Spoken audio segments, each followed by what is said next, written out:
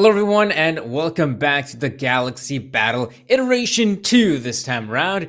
My name is Sir Danny and of course I hope you will enjoy today's broadcast as we do have some really Counter-Strike served up on the table. And from the get-go, let's take a look at the playoff bracket, how things have been going thus far. So, well, I'd say that's been kind of upset city here at the quarterfinals. You take a look at some of these matches, Monty Gen getting the better of Gen 1. That's an upset. Royal securing the victory against Mouse NXT. I'd say that's a bit of an upset as well. TNL, I did not expect them to win against BC Games. So yeah, upsets across the board. And now we still have one more quarterfinal matchup remaining. That's going to be Drillas versus Nine Academy. So Nine Academy, I'd say they've had a difficult run of form ever since this roster was established with the likes of Esperanto, Sturzik.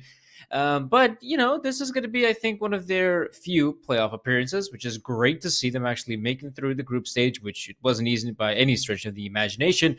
And as we can see, guys, veto time. So Nine Academy going for that Anubis pick. Drillas, I'd say fair enough. It makes sense for them to go for the Mirage pick, still a roster that has also undergone some changes. Probably not as big as they've only replaced just the one player, as they used to have Amsalem in their mix. Now they will have a player in the form of Scenari, who used to play, I believe, in Gildan Eagles. But now enough playing. Let's see some action here. Over the B side of things, it is a very fast commitment. Good early kills for the T's, but the CT is able to reply with some quick kills of their own. And look at Sky go. 4 kills to his name. And that will be the victory for Nine Academy. Great one. Solid individual performance. 4 kills for Sky. What more can you ask for?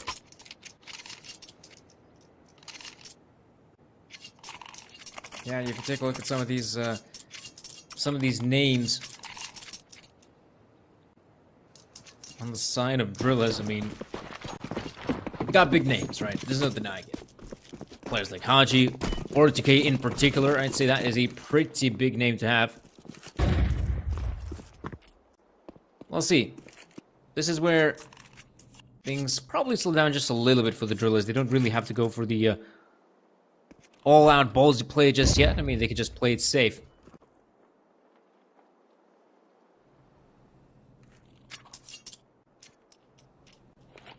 And now, success. Go their way. Well, that's going to be a first good little pickup. Woro getting his, and Esperanto will not be overwhelmed by the pistols. He's doing a fantastic job on all sides. And just like that, I think we have ourselves a winner.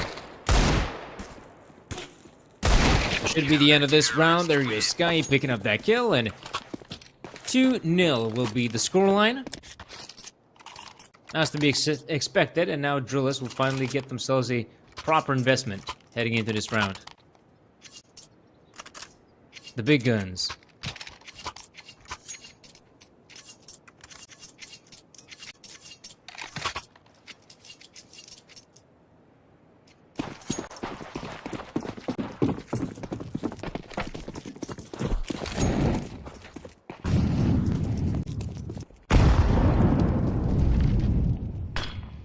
So mid-control could be part of the Drillas agenda.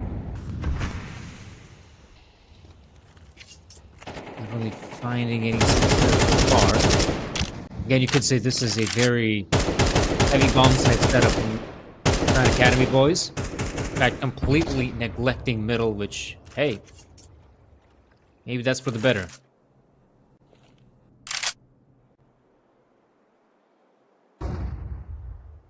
This is where we should start seeing some of that aggression coming out from Krem. Nice 2-man setup.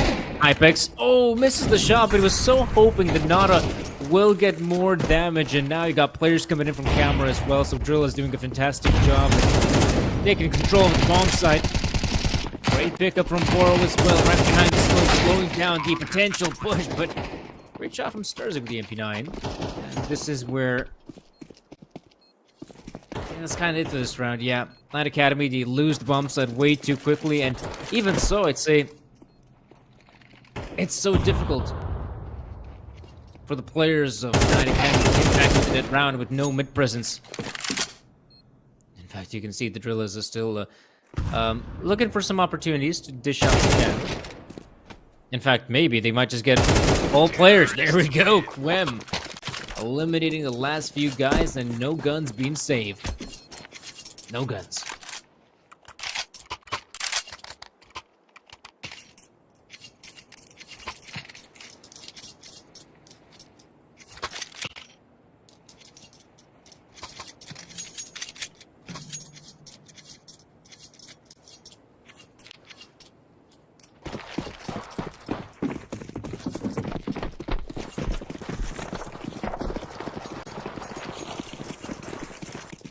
Right about now, yeah. Knight Academy just going for the simple little fashion eco. That's to be expected. I mean, maybe Fragment 2 would be nice. We'll see if this aim would take place, but oh man, the bullets of the AKs are just too strong to handle. It looks like the round will come to an abrupt end. Just like that. Drillers can be happy that they have not lost a single player, which is going to be great for the economy moving forward.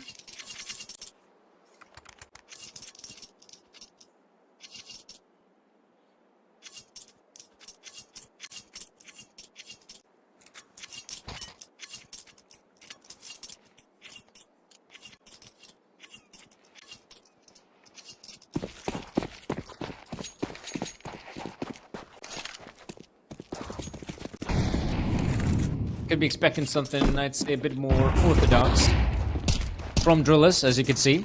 This time, 2 players beat Bombsight, 2 guys in mid, and 1 in 8. This is what you kind of expect on a map like Anubis.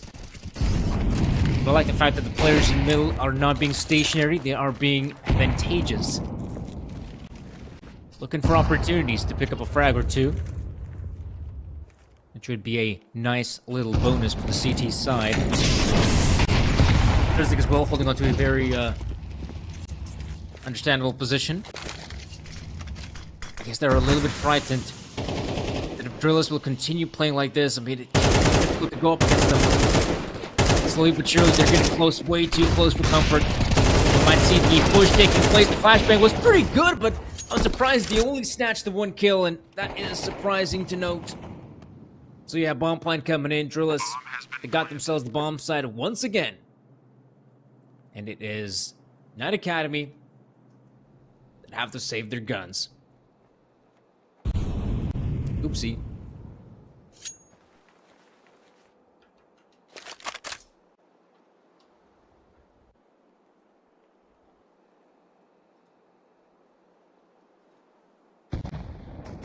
Now, how about that?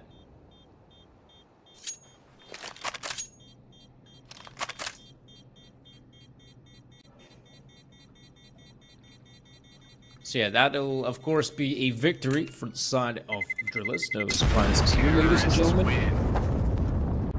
Guess the one saving grace Knight Academy end up saving the 2 guns, but they can't really spread the wealth. Sadly, it's in the hands of the bourgeoisie, Note and Sky, and they're not willing to, you know, give up that wealth, give up that status. They'll play with the guns they have, and Knight Academy will have the other players just going for a, I'd say, a partial investment. That is, get some of those upgraded pistols. Hypex is not going for it because he wants to save some more cash for the big green. I do feel like the sniper rifle on Anubis, it's a gun definitely worth having. You can be quite useful on it, and quite proactive with it as well. It's definitely one of those maps in which I feel like the CT op makes a lot of sense. T-set opping here, coming out from World Decay. We are seeing a kind of concentrated mid setup from Knight Academy, which in a round like this might as well maximize your chances by having more players together, close by one another.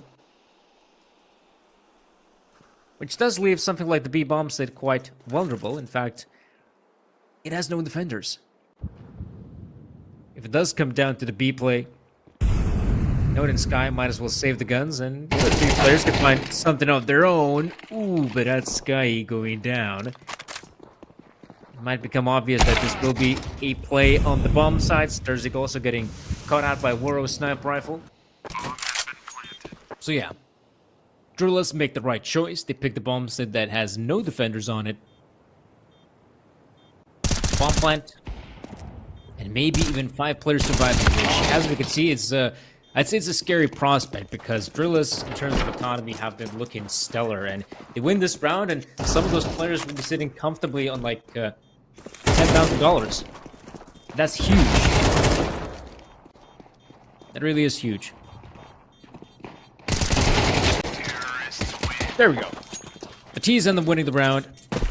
Loads of money for Drillers. And now 9 Academy, this is where I feel like a tactical pause would be a nice little addition. You know, just to have that discussion. Get a better understanding of how to approach Anubis. I do feel like their setups have been relatively okay. It's just that when it comes down to defending against the onslaught of Drillers, that's where it becomes difficult.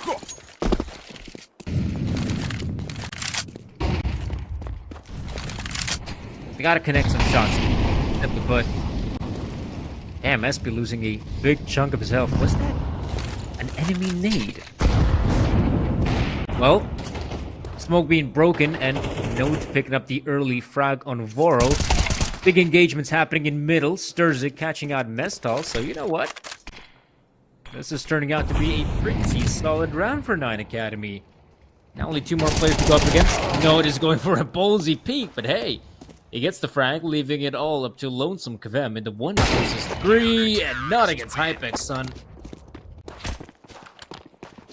9 Academy snatched that one away, and I think the CT side will be pretty happy about it. It feels like they needed it, and I'm glad to see they have it.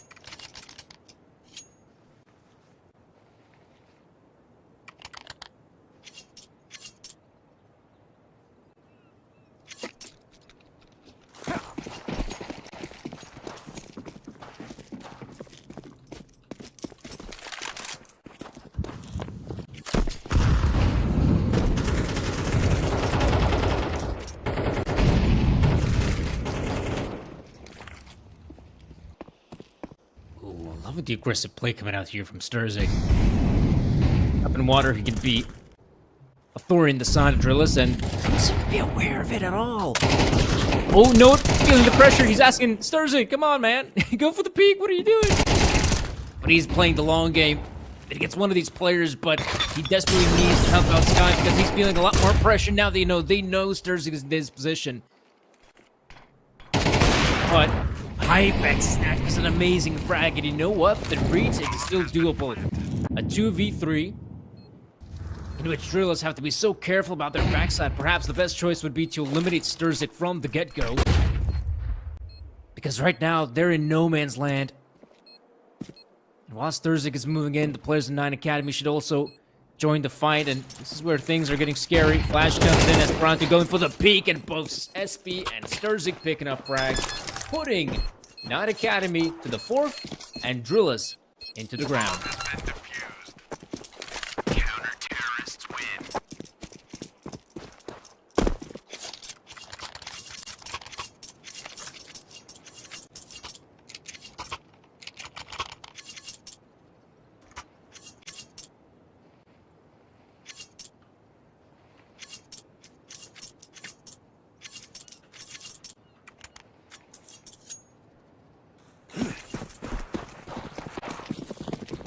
Right then. Like I said earlier, Drillers has been doing a pretty good job at keeping up their economy the way it's been. And it's no surprise they still have loads of money to boot. Loads of it. Like for them, money is not an issue. And now we're down to what you could call a kind of standard setup. On Anubis. But oh man, Sky, yep, he sees a lot of players and he does not want to contest that one at all. So they got some really good presence. They might even push camera at this point. Meanwhile, this is the sort of push and pull play you expect on Anubis. Sure, some aggression mid. But the CTs can also show their teeth.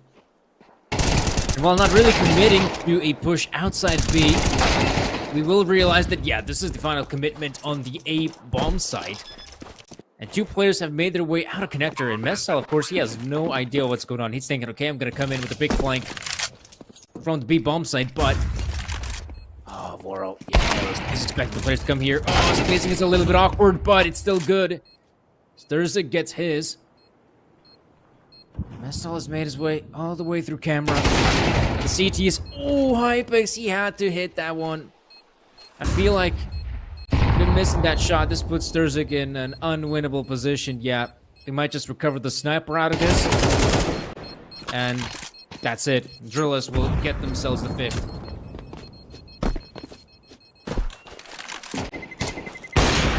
Terrorists win. Oh, Sturzik feeling the pressure. Aye! Can't even save the big green.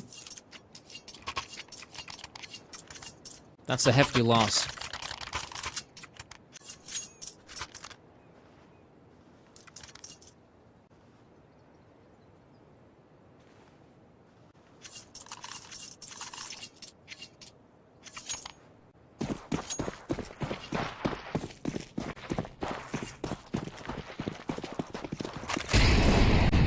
It's good to see that 9 Academy still can muster some kind of purchase. So we are starting to run low on these rounds on the first half. Right about now. Right, Mescal picking up a second frag, which puts Drillers in a much more winnable position than beforehand. And yeah, it feels like the force spy has taken place, but it felt like 9 Academy didn't have the set play in mind. They just wanted to allow their individuals to go for these peaks, look for some opportunities. Problem is, though, just nothing goes their way. They get outgunned. And for the next round, well, it's back to the drawing board.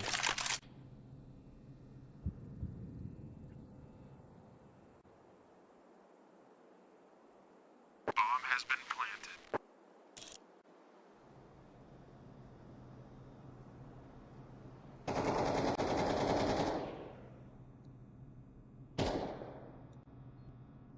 So yeah, Hypex, if you can actually save the sniper rifle, that'd be quite nice.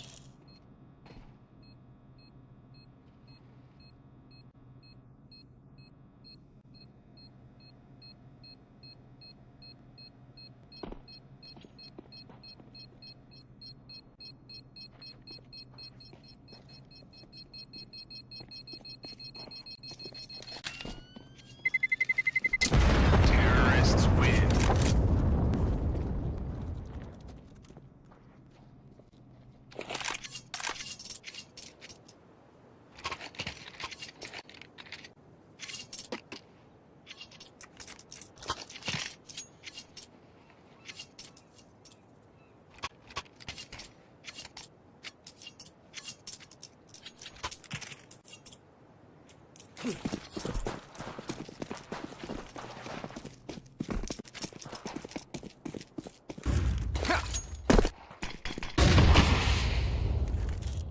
So yeah, not really going for some kind of huge purchase here, 9 Academy, just basically relying on the pistols and also Hypex sniper rifle. It's just that no opportunities present themselves just yet. You could perhaps see a push in water, and Hypex though is looking towards B long, outside B, so he will not see these players make the cross. I feel like he's got to be a bit more proactive in this round. Just about now he's gonna push out B connector, which could grant him a kill or two, but also, oh, it's a bit awkward. Sky gets the better of one of these guys. That's an AK retrieved. No chimes in, all right. That's pretty slick. 2 big frags, guns acquired. Winnable position for 9 Academy. I'll say this. The B players, they gotta get at least 1 headshot. If they fail, I don't really see this retake happening. 1 headshot, 1 kill. Perhaps even a few more. It's risky business. SP perhaps expecting the players to make their way through here. Oh, gets the better of 1. A few more players. There's SP with a 5-7, and now Lonesome Hypex All you gotta do is just play it safe. Yeah, he will get the frag on Waro, so a big pickup for Nine Academy. Huge round with some big implications. Had a potential to even equalize the scoreline, which at one point, I mean, for them, the best case scenario was perhaps a pretty drastic 7-5 scoreline, but now it could be a 6-6.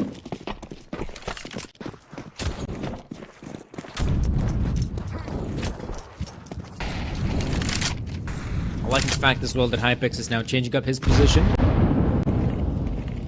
I'd say he got too comfortable playing every single round on B. Bit of a hyperbole from my part. But you want to see that change up. I think it's happening at just the nick of time. Waro, no smoke and B connector from the Drillers.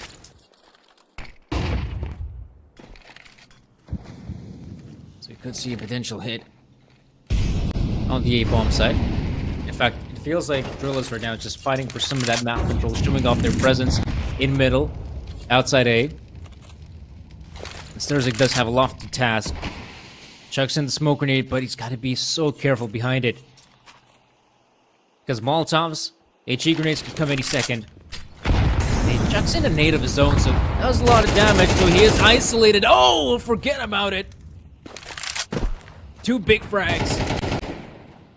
And Drillers, they want to execute on the P-bomb side, but they're the ones being executed.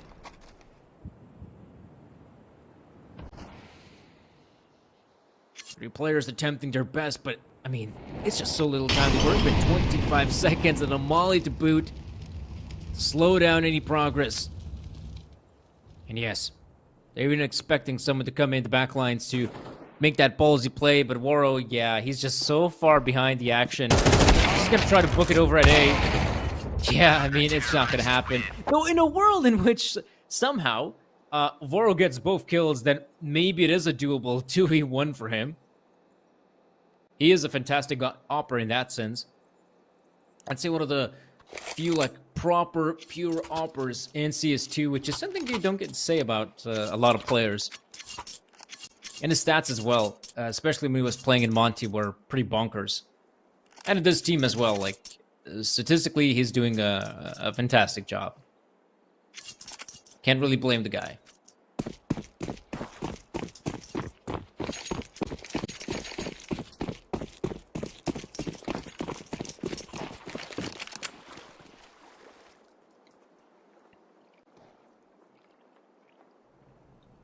Let's see, Waro holding on to his position, looking, okay, that's a big one for him. But Hypex, with his position alone, he basically forces the rotation towards the B bomb site, but now look at this. Scenario is aware of what's going on. Try to tap away, but there's Esperanto quick enough to refrag of his own. Kven with the response, and now a 3v2 that's not looking too good for the CT's note. Ooh, perhaps he's going out of bounds, but yeah, he reconsiders his options. Plays it safe. 3 T players sticking together, which is exactly what you want to see. Oh, wow, that is the big headshot. And now 2v2, the kid is on, but they gotta find that frag quick enough. Oh no, will they be quick enough? Sturzik gets that, and Quem, oh, it's a difficult battle of the pistols. Luckily, there's no time. Sturzik has done it, and Quem has surrendered. A big pickup for 9 Academy. Forcing Drillers to go, I'd say, on the eco. Yeah, I think this is actually Scenari's first official match after 4 or so months, I believe. Wait, when did he actually play his last official? Yeah, you could say that was basically 4 months ago. It was at the XP Game Fest 2024 in Kosovo.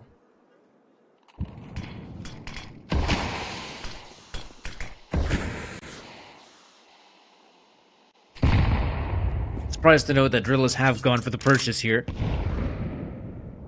I feel like in those first early rounds, you could really feel a big skill difference. But now, at Academy, getting into their groove. Play here from D-Connector. I mean, it's pretty good. Sure, the Drillers lose a bunch of HP, but they got a man advantage. At this point, sticking together would be the better choice. Speedo expecting the aggression to come through. Gets the frag on one of these players, expecting way more to come his way. And I'd say sticking together, yeah. Recover the bomb. Don't give any chances for the remaining CT players. And Sky chucks in smoke, but yeah, he's expecting someone to push on through. And yeah, the bomb plan is looking good for Knight Academy. Definitely expected the CTs to not play it safe. They will not save their guns. Or maybe? No, I think they're just waiting for the smoke to fade and then pounce. This is so risky. The T's are in some really solid positions. They should not they should not be able to mess this one up. Sky now waiting for players to come his way. Great pickup there by Worrell. There's another response, and Worrell, who is incredibly low at HP, will back away. Save the Scout for the next round, but this force buy, it's a failure. It gives Knight Academy a great chance to not only pick up round, an 8th round for them, but also a potential 9th. Terrorists win.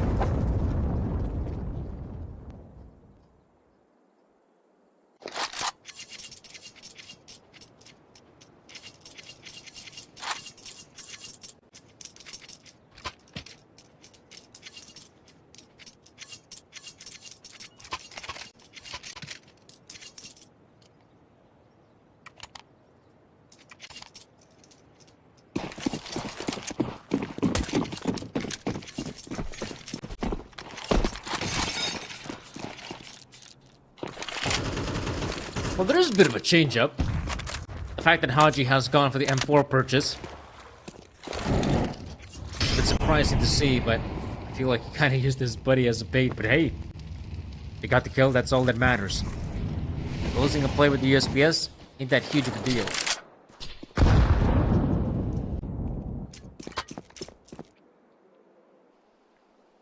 Now, this is one of those scary rounds where Knight Academy have to make a right decision where they want to commit. SB spotting out one of those players, and they're now in a good position to cut off any rotations, but SB not aware of the flank incoming. It's way too quick, and War with a very swift response. And Molly in camera doesn't really line in too deep enough. They give some vision for the CTs, but the problem is, players with USBs are dropping dead, and Haji, yeah, he's gonna come in, but he's late to the party. And no more guests allowed. Knight Academy, again, big pickup. Good start in this second half. But this is where Drillers got to put their foot down.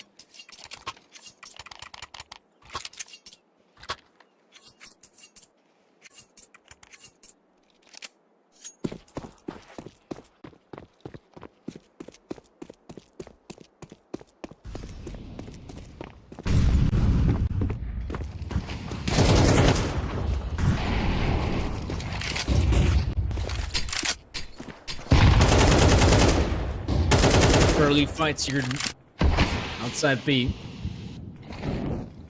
Of course, the CTs don't have a lot of utility heading into this round.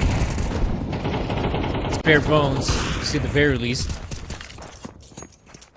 Which means they'll have to play the numbers game. In fact, if someone from Knight Academy would consider to fake the B bomb site with just a couple smokes, that would, at the very least, force those free players to maintain their positions. Because they're playing so passively in bomb sites. And yeah, like I said, it's all about the numbers game. Some of those players were being pushed towards the A bomb site. We're seeing a third player moving in, but mid, it's firmly in the hands of the T's. And you can see Sky will put himself in a very good position from here on out. The ZTs are completely unaware of a player in this position. Now, will he be rewarded? Oh, he must have seen one. Sees his gun barrel, an easy pickup for him. Where else could be the player if not in connector? Ooh, a bit awkward. He gets caught out with the Molotov. Oh, going for the safe plant. Maybe would have been a better choice, but the bomb plant still comes through. It's all to SB and Hypex. No kit on the side of Drillers though, which makes matters just a bit more complicated. His few-man setup should be good enough. SB knows the positioning of the final player and dispatches of him. Sends him back home. 10-6. Man, this is looking like a really solid map for 9 Academy. Whereas the tech pause has come through. I'm not really sure who's the one struggling. Maybe it's Sky because he is yet to buy anything up.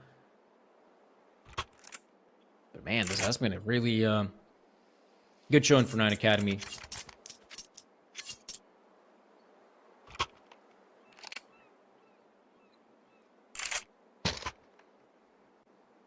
Yeah, this is where things are starting to get...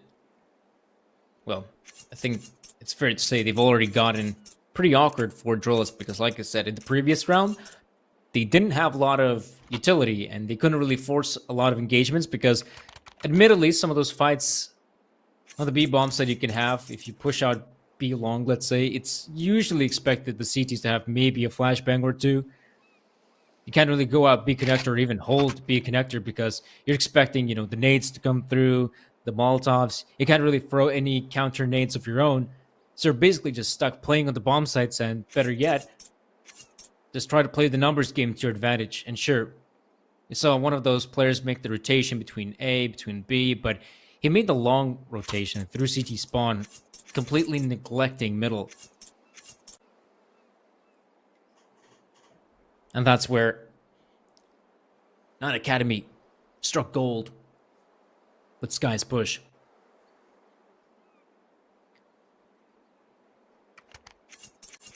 And of course, guys, for those who are tuning into our broadcast, this is in fact the very first best of 3 of the day, the quarterfinal matchup, Drillers versus 9 Academy. In Galaxy Battle 2, we don't have any lower bracket matchups, upper bracket matchups. It's all just single elim. You win, you win. You lose, you out. Goodbye. So yeah. Drillers have been invited to the quarters, whereas 9 Academy had to play the group stage. In fact, they managed to secure, fair enough. I'd say their most notable win was against Gamer Legion Academy, though also they didn't really play against Gen 1, who finished first in the group, just because 9 Academy had an alleged conflict with another event.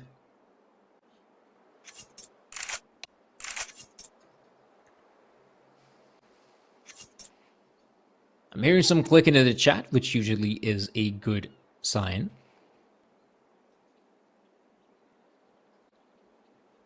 That we should be able to get things going. And I do believe these are some of the first officials Drillers are playing. Well, they definitely have one official lined up. That's going to be 1 month from now, and that is the RMR matchup against Lin Vision, of all teams.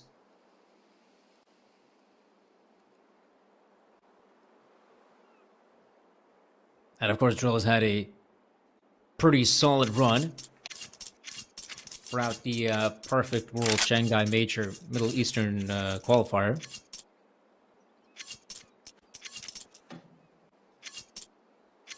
Yeah, there we go. Looks like whatever tech pauses we had or had to face are now gone.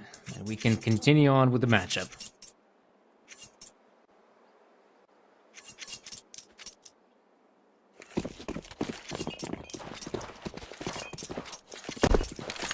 So Drillers, after losing the previous round, they're still going for another force by man. I don't know if it's the right choice. I feel like with these constant force buys, they're digging their own grave, and you just don't want to see it. But we'll say this happening. I think Kvem has got just a bit of an angle on Hypex. He can't really fire off the shot. In fact, What's going on? Sturzik, Sky. In fact, Sky wins the fight against Clem. It might just commit towards the B-bomb side with his two big scalps. We got Woro and Haji, both on the B side. Capable players. They got aim on their side. And they find any success. Haji picks up the first, the second big frag. Woro with the response, and Woro gets himself another. There we go. That's what I'm talking about. You're gonna hit the B bomb side when you got Woro and Haji on the same side? Man, that is difficult. That really is.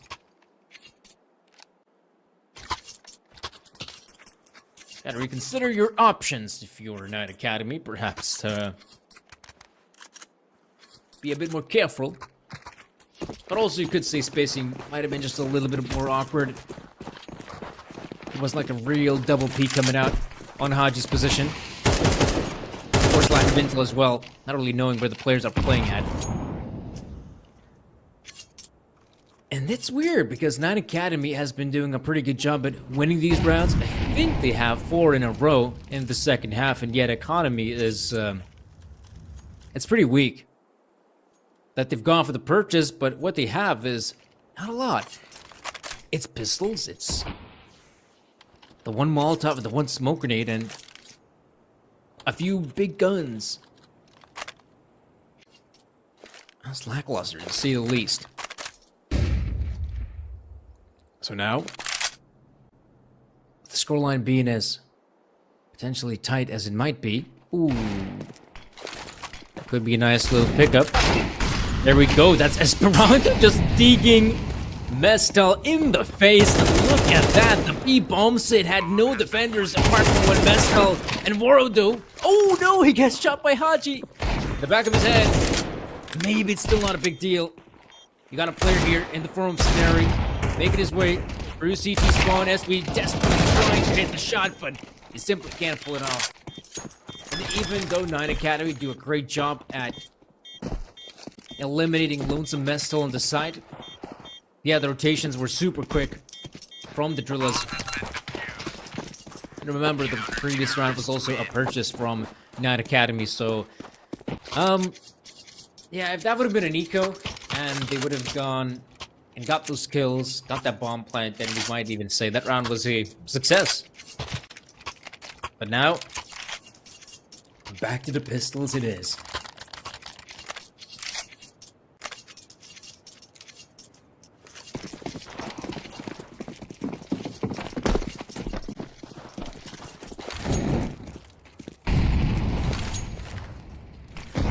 How about that?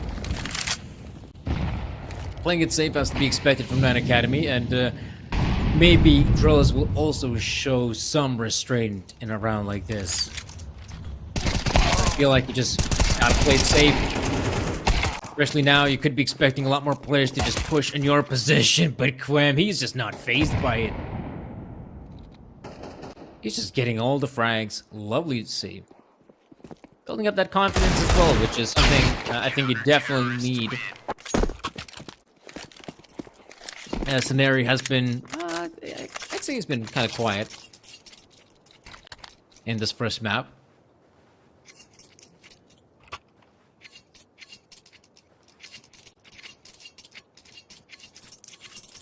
Now, I'm not sure if it's entirely bad or good thing. I would maybe believe it's more of a good thing, but the winner of this best of 3 will play their next matchup basically right after against the boys of TNL, the semi-final matchup of Galaxy 2.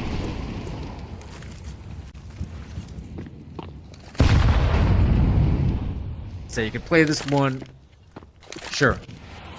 You might have a difficult time securing that victory, but you got a great chance to warm up, heal the game, get prepped.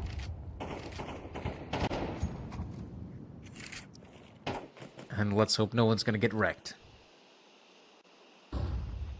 But someone will. Someone will have to take the lose in this best of 3. Oh, I might see some of those early mid fights. That's a big scalp to take. That's War out of the equation. Quem still holding his position. He did a great job at getting that one, but Sky did not know which angle to face. Sturzik's position is also key, but sadly he will not be activated and find any frags. They can at least be careful and focus more on camera and heaven. This could be a retake. No, that's already a big scout take. Lonesome Hypex goes down as Sturzik. His position is compromised. Both players. Oh, they're coming for him. Jeez, that was super close. He knows it. Oh, he knows it. Almost gets Haji as well. And sure, bad manners? Maybe, but the fact that Drillers win that round in such a close fashion. If anything, Drillers would be the ones face palming after losing such a easy and winnable round. So what's next? Well, it is of course a half buy from Nine Academy. Not enough money to go with a full-on purchase, and it's sad to see that a team that had a pretty good advantage, I think it might have been a 10-6 lead at one point, has been equalized. I guess it just goes to show to the kind of strength Drillers have. I wouldn't be surprised if this team gets the majority of their rounds on the city side.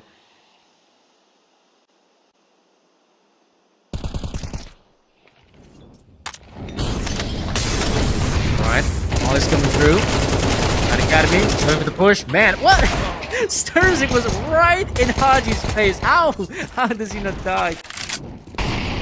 Well, he does. Eventually, it happens. Just trying to tap away. No luck, my friend. 11-10. Surprised to note as well that neither team has gone for any tactical pauses. Just kind of playing it as it goes.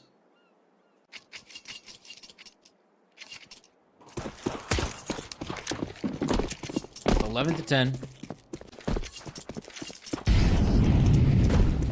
Granted, I feel like Nine Academy could find some success in a round like this if they're maybe quick enough. I feel like that's the game plan for them, to just be super quick at the B-bomb site, perhaps make sure the Drillers, if they will play the same positions, Nine Academy know when gotta aim. There we go.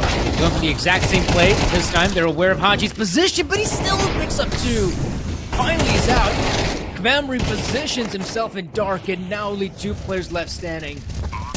It's a ballsy play from Nine Academy, but I respect it. I get what they were doing. Oh. Yeah, we saw that scenario. There's no running away from the shame. But it's obvious that Nine Academy have the bomb set under their domain, and Drillers, they really want to attempt the retake. I mean, they've just wasted 20 seconds doing nothing. Yeah, I think, guys, you just got to save at this point. Save the guns. Luckily, you've been doing a pretty good job at winning these rounds without losing too many players. So, economically speaking, they will reinvest.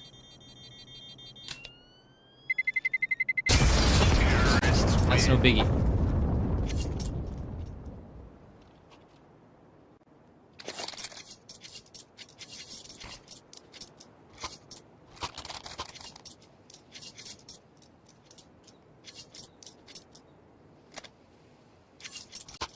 How about this? Ah, there we go. As I was saying, attack pause. That's what you want to see. A tactical one from Nine Academy. I mean, this is as close as it probably can get at this point. It's a really close affair between the two teams. Neither, I would say, has a substantial edge over the other. Though Drillers' track record these past couple rounds, these past 5 rounds, has been pretty good. You can't take that away from them. My big question is, what's next up for Nine Academy? What is the game plan? I feel like going for the same hit on the B-bomb side, maybe it's Maybe it's a bit too much. But hey, what are the odds the team will expect you hit the same bomb set for the third time in a row, right?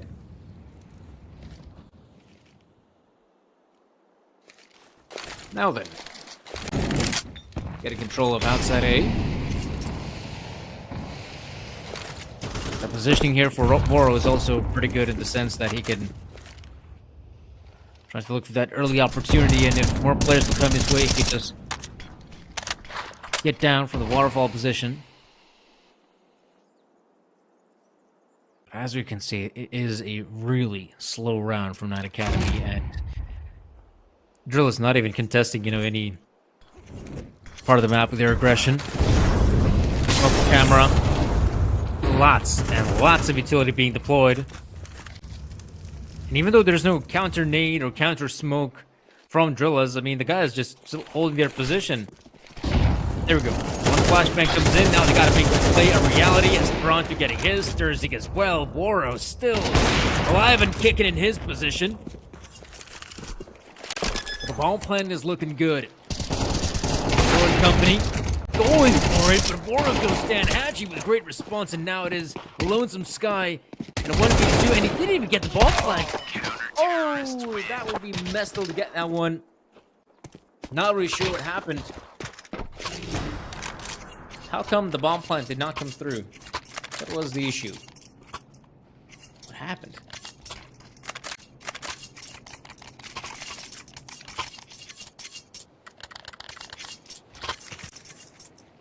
Okay. 11-12.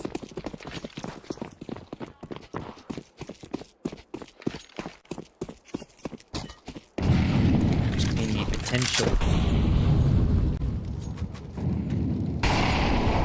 Some potential at a Knight Academy. Man, oh man. They have what it takes to put us into overtime. Molly's coming through. Oh, that's a big pickup from Sturzig. Hadji returning back to the pizza position. Sky gets fragged with Kvam, and have they actually done it? Can they put us into overtime? Well, it might be, but no. There's Voro picking up a frag. That's a low HP Sturzig in connector, who's incredibly low on HP, but Hypex comes through. And now two players left standing in the form of Voro. Snary. That's a big nade. There we go. Sturzig got the picture. Molotov for the default position as well. So a 2v2 is looking good right now for Drillas. Oh, they should expect the boost in that position, but no, they still believe someone might make their way out of connector, and I think someone also didn't hit their smoke. That's a bit awkward, but that scenario with the frag, and now it's all up to Hypex in a 1v2. 30 seconds remaining. That's not a lot of time, but that's a player out in the open. That could have been a great shot, but now, oh man, he's just running low on HP and running low on ideas. Can they lose this round? Probably not. Drillas will get the better of Knight Academy in a very neck-and-neck affair. That was super close, and probably as close as it possibly can be. So, of course, congrats for Drillas to secure that first map of the best of three, but that was in no way, shape, or form a convincing victory. So, guys, what's up next? Well, that's going to be the second map of the best of three. But before that, a quick break, and we'll be right back with that second map.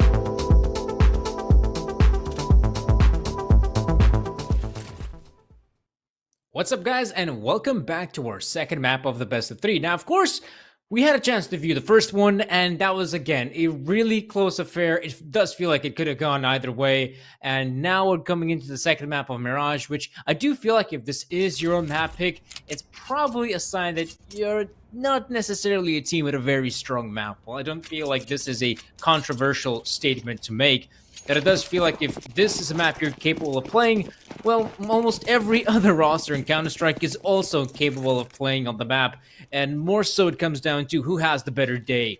And right now, I feel like Nine Academy will be a little bit devastated after their loss on Anubis, but hey, Mirage, it's a new day, it's a new map, and it's another chance to get your face kicked in. Woro and Haji, Woro as well picking up a massive frag entering the A-bomb site. That's it. I feel like the round is practically over at this point, unless some big mistakes come through, but maybe not. Hypex, great pickup on one. He can just tap away, but Doolies will get the better of him. Drillers, 1-0 start on Mirage.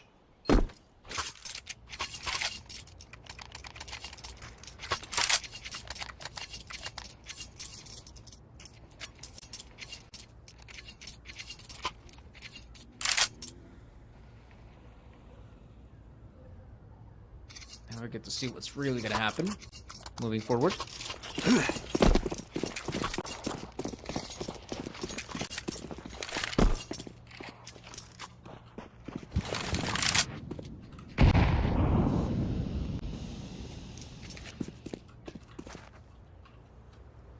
How about this? This is where we get to see a bit of a stack coming out there from Nine Academy in the window position, which, fair enough, sometimes works out. At one point in CSGO, it has become so common to see these stacks in your gameplay that what you do is just chuck in early HE grenades to make sure the players stacking just go down one by one. Or even better, chuck in a Molotov. That also works surprisingly well. But again, it was kind of partial investment, so you were not expecting much out of the CT side. This, however, is a different moment. This is where you kind of expect to see them perform, find some level of success. Now then, and kind of a standard setup for Nine Academy. Nothing too drastic, I would say, at this point. So mid control is the name of the game for Drillers. In fact, they have the bomb carrier in that position as well, so they might, in my opinion, try to go for a fast, short exec. That's an option.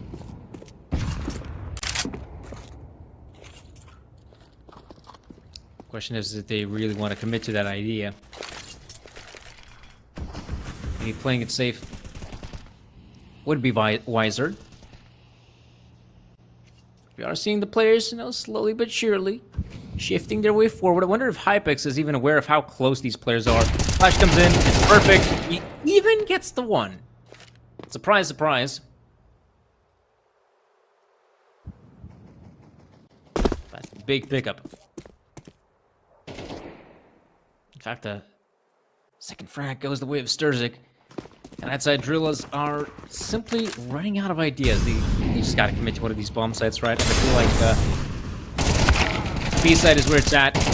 Oh, some success being found, but it is down to the 2v2. SP running into the flame. Oh no! Nine Academy. I felt like they're in a pretty good position to win that one, right? Things were looking up. And then what happened? Then what happened, right?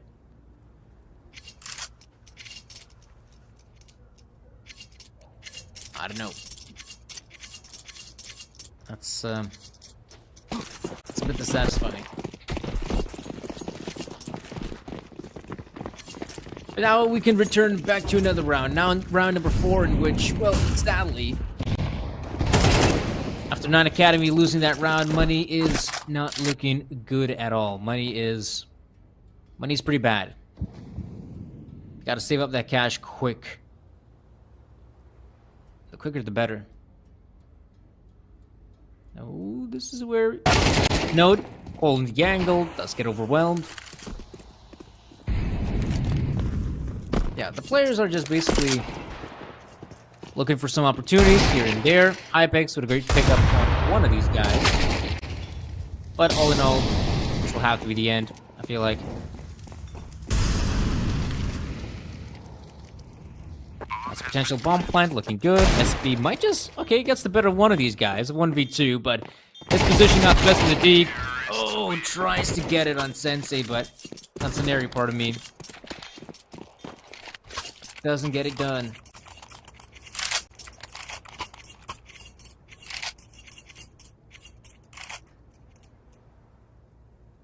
So now what's left? Now is a chance for Nine Academy to finally get back into the game. Because I feel like they've been missing out on much. They've been missing out on a lot. And now you want to see them play, finally, to their strength.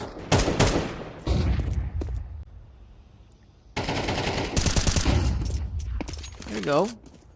A bit of an exchange there in terms of bullets in mid, but nothing great, I'd say.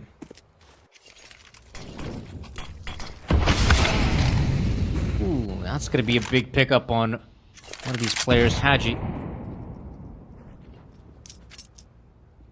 I feel like if you're on the side of Drillers, you probably just group up and hit one of the bomb sites at this point, and it's no wonder the bomb site they've chosen is, in fact, the B side of things. It'll be a commitment. Oh, but it's Note on the other side. Fine work indeed. No struggle at all dealing with the players. And now, this round it has basically come to an end. This will have to be the end for the lonesome guys of Drillers, as Lonesome War Decay is just, hugging this wall, hoping for the best, and will die right before the timer. So first, let's not hope the last pickup for Nine Academy on the CT side of Mirage.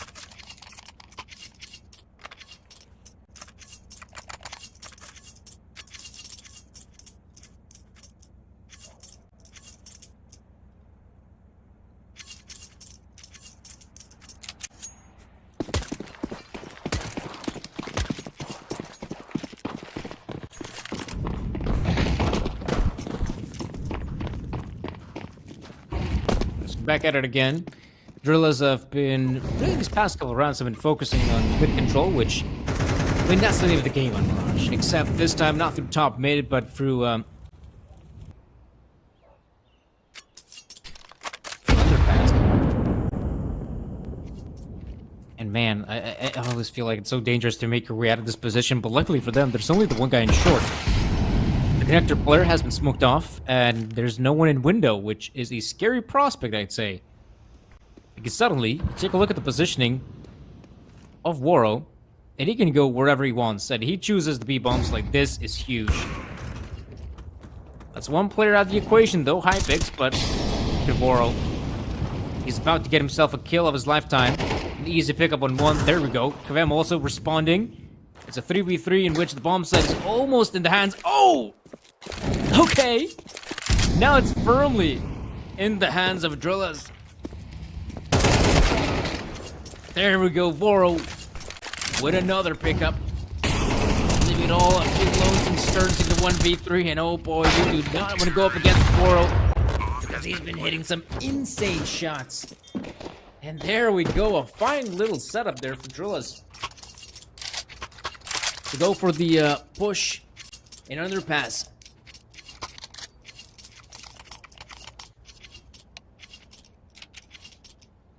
Alright, so looks like we're going to get a bit of a pause here. Fair enough.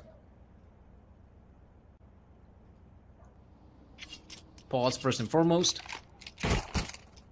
Then we'll see some action, I presume. So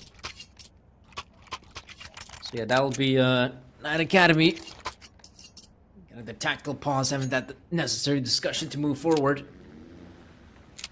Which I feel like it's probably the scary thing about this entire matchup, that they decided to kind of turtle up a bit closer towards the bomb sites. But I feel like if you really want to catch the drillers off guard, I think you yourself has to show some kind of level of aggression.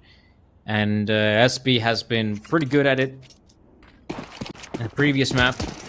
Here it feels like he's been quite the quiet gentleman.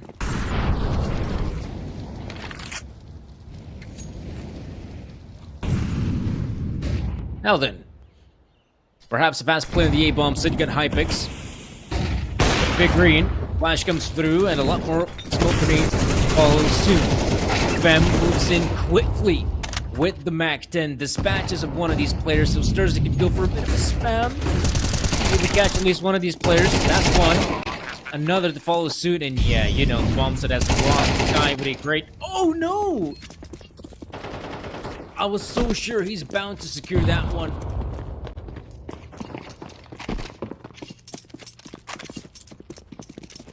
So yeah.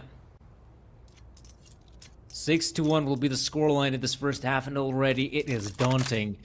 I think if you're drillers, you gotta give yourself a pat on the back.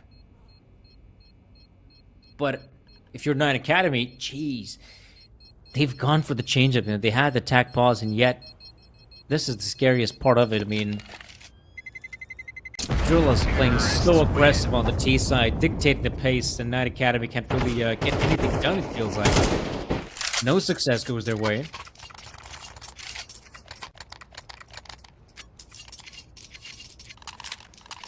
At that momentum, I think it's snowballing out of control, man.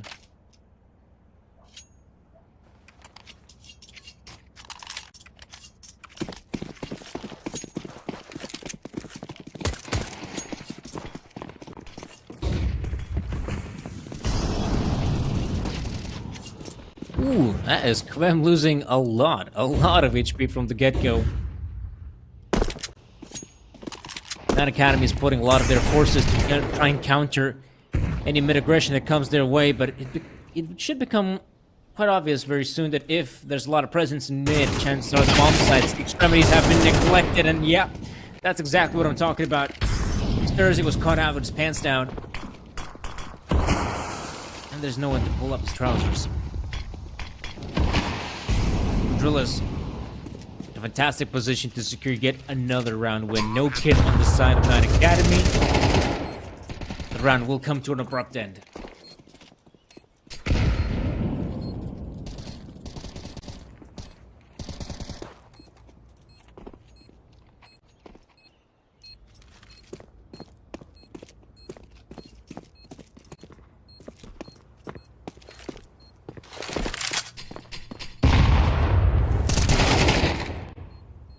Okay. A few more kills. The Drillers will wipe out every single remaining CT player.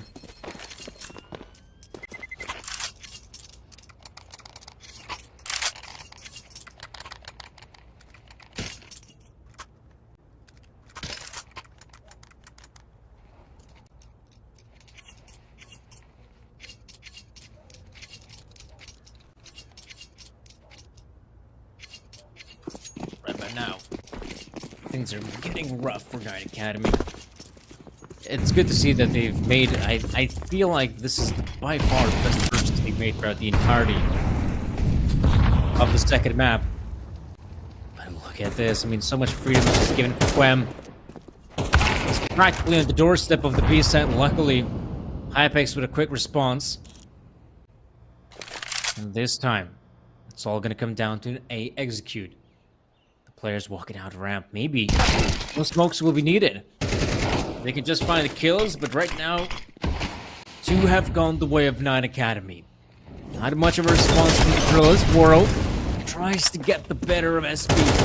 Now it's only two players left standing. Make it lonesome, Haji. In fact, finally, something goes the way of Nine Academy. It's a victory. It's a second round for them. In a sea of yellow, we see some blips of purpleness.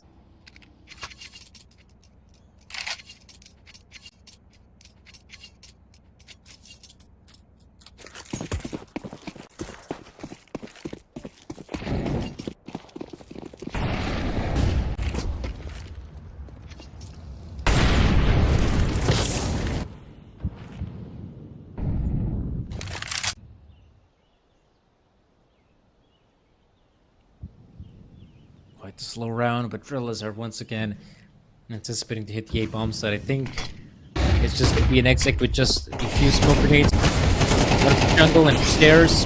Bill Sturzig able to catch one of these guys. Bomb site, though, is looking pretty good. Might be able to get the bomb plant at the very least, but there's no denying it. The CTs are putting themselves in some really winnable positions, but you can still mess it up. Mestal is incredibly... Hey. Oh, he even gets one kill out of that position. That's already big. Warun Haji trying to play to their strengths. Oh, that is just amazing. Woro taps away, gets SP. Time is running low. They still have lots of time to work to get the defuse in, but do they remember where the ball's been planted? No! That's a huge mistake, Hypex. He's gonna get it. Oh, what the hell? Oh, man, Willis. How did they lose that one? Well, I think we know why. They just didn't know where the bomb was planted. Jeepers. And, yikes.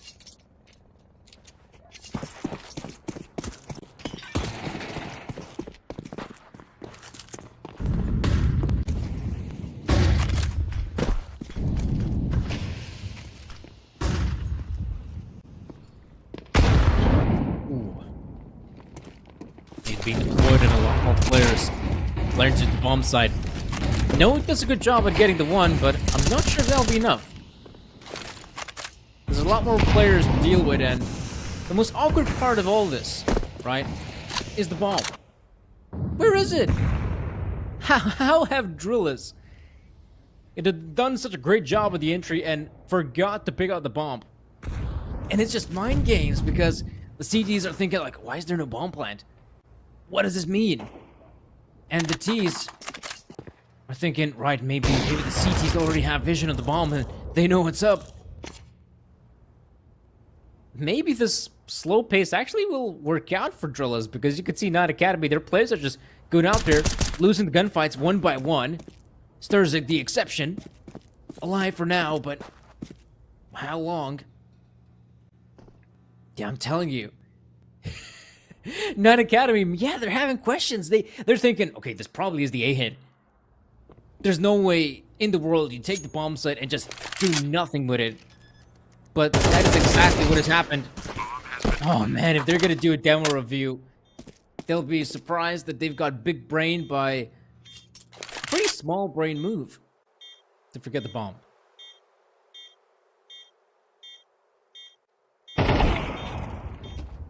Pick up there for Hypex.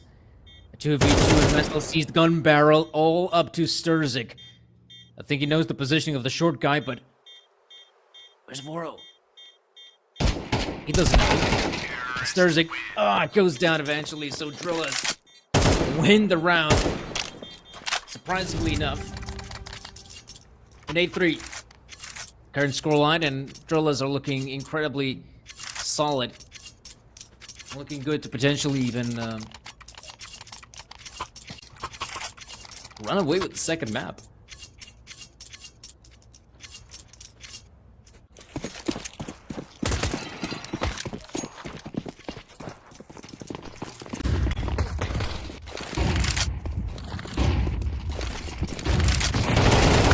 Ooh, early aggression from Night Academy. I like the change-up. I feel like they should have made a lot more plays like that because it's paying off. For the moment. Now it's a 1v2. And note, not aware of the player's position, so just like that, Drillers get a fantastic 9-3 lead. Though, as always, I feel like the 9-3 scoreline is pretty deceiving in Counter-Strike. I feel like it is indeed a very deceiving scoreline because you might be thinking, oh, it's a huge, huge advantage. But you lose a couple rounds, you lose the pistol, lose a couple gun rounds, and suddenly, it's a potential 9-9 scoreline.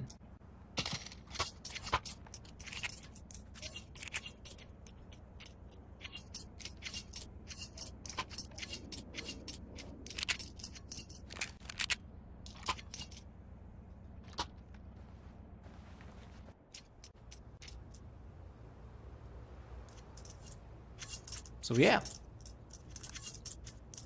Attack boss coming out. This is where I feel like if you're in the 9 Academy, you win the pistol, that's great. You lose it, and it's kinda GG. Right? I feel like that's kinda GG. You gotta win it. You don't want to mess it up.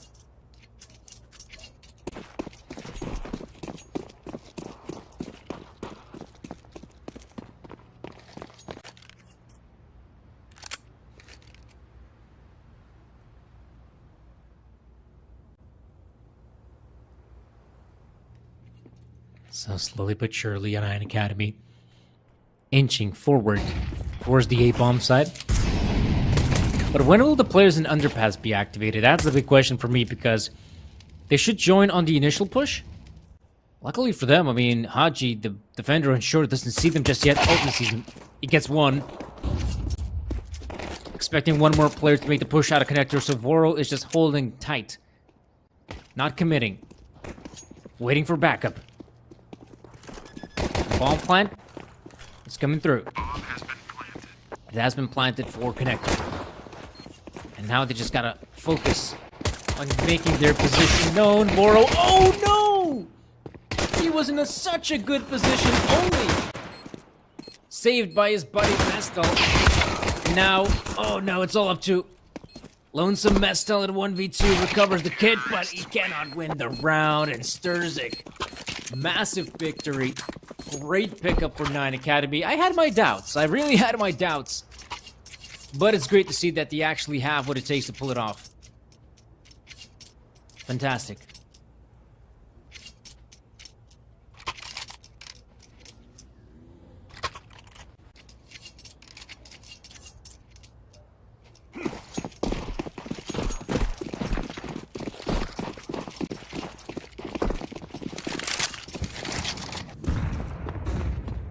Right now, Drillers, instead of, just playing it slow, knowing that they have a big lead in front of them, they decide, you know what, force by time.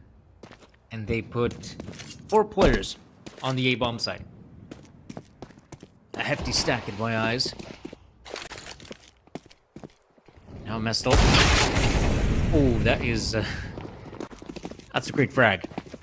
And remember, he was the lonesome defender. He was the only guy on the B-bomb side. So sure, if it were to come down to a hit on A, Drillers have a much better chance. But, it's always a gamble to go for a stack like that. You can't really know what to expect. And here, Drillers, they absolutely know that, hey, if we save the pistols we have here, the MP9, the Scout, I mean, we could just bring him into the next round. Like, that's a sick deal. Note is, however, on the hunt, and that's something Drillers should be very, very aware of. Wow, how it... What was that? Haji, man. Baiting. Baiting his teammate.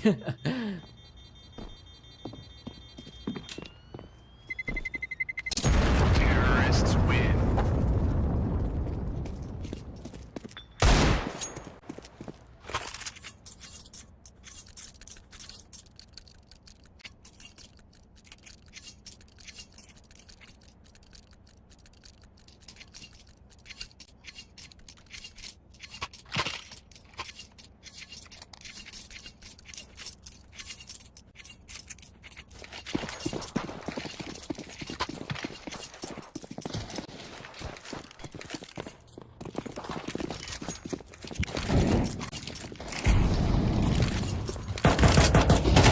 Top net play from 9 Academy. Clearing out the angles, looking for some opportunities, but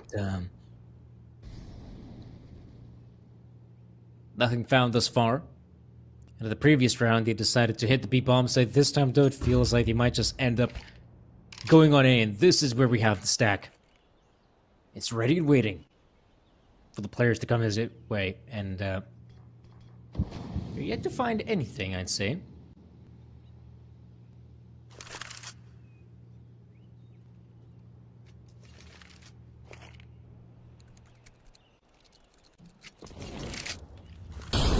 should see a commitment here happening on the bomb side. There we go. This should be the push, not Academy. Cannot stall any longer, but if they push with the smoke grenades, man, it could be devastating. You gotta wait just a little bit longer, but oh no, they can't wait too much. Because you got Mestel. Oh, he only gets the one. Maybe that'll be enough. Damage inflicted in 37 seconds remaining. They can recuperate themselves and try once again. I mean, really, they just have to at this point rotate back towards big bombs. It's impossible, but Hachi, he dies. I'd say way too quickly, and now, oh, he gets only the one and not Academy. Whew. They could be happy for securing that one, but that was in no way, shape, or form an amazing win, I feel like. That should have been cleaner. It wasn't. So we'll see. 9-6. Guns for everyone.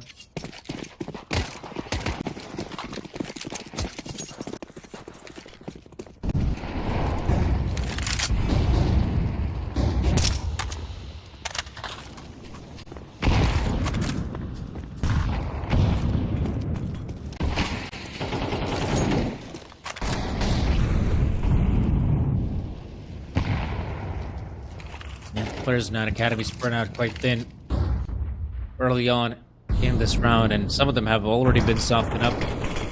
Grenade usage, spams coming through as well.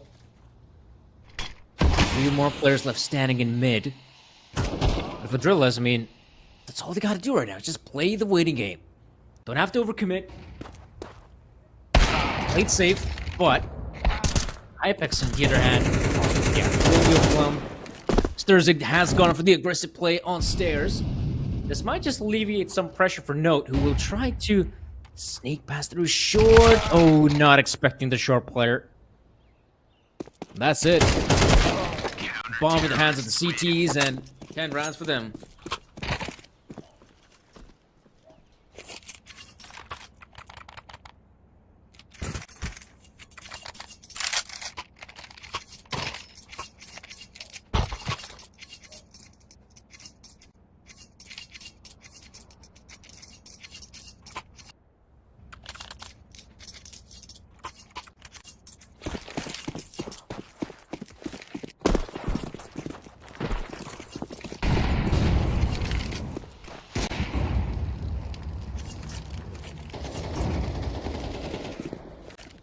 Ooh, a fast play out of ramp. Haven't seen that out of Night Academy. But hey, it's a good start. They get the 1 frag. For a player in connector, Gwen boots down. Hachi just tapping away. And where does Voro get that kill? From jungle, of course. Oh man, and things were looking so good for Night Academy, and now it's back to nothing. Back to saving guns and expecting the best, hoping for the best.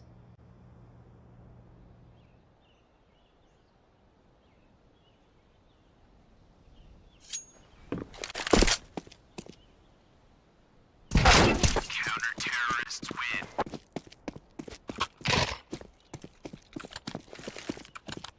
So, I think they'll be quite happy about this victory. Drillers 11-6, and you can see that leaves a big dent on 9 Academy. So what's gonna happen next? Well, probably, yeah, just get some of those pistols out of the way, and I feel like that's all they can get it around like this.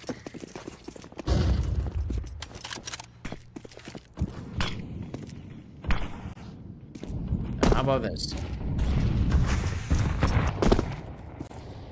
This will be a really good situation if they can somehow secure the frag on Scenari, maybe even get a bomb plant, because the base is too big. They can't deal with him that quickly. That bomb plant is looking good, like I said.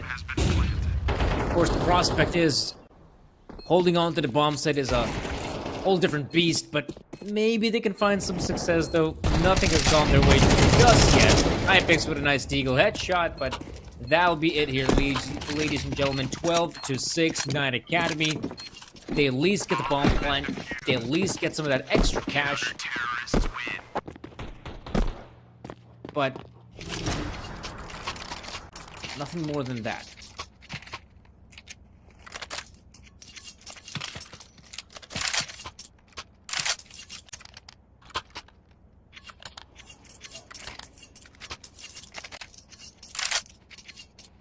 So, what do we see here? 12-6 scoreline in which this could be the end of the days for Nine Academy if they don't find success. And early on, Nate's been deployed, but not much been found, and Kvem has taken matters into his own hand. There is a player in... He's right. Not aware of SP, but don't worry. Haji gets them both. He's got a crack game. Now it is a commitment, the final commitment of the B-bombs. They leave it all up to Lonesome Stirs. Even though 1 versus 3 surely gets the one. Fantastic. But a 1v2? No, not gonna happen. That'll be a victory for Drill as they eliminate 9 Academy from Galaxy Battle 2. And yeah, that was an impressive victory. There's no denying it. Second map was looking all good for Drillus. That first one, admittedly, could have been even 9 Academy's win. I mean, that map was all over the place. At the very end, it just came down to a final good few frags. And now, guys, this means, yeah, we're going to have our second best of 3 coming up. It will be TNL versus the winner of this matchup, which is, of course, Drillus. And that will happen, I believe, in a couple of hours. So, guys, be sure to give the stream a follow. Stay here if you want. And we'll be sure to see you next time. Have a good one, folks. We'll be right back.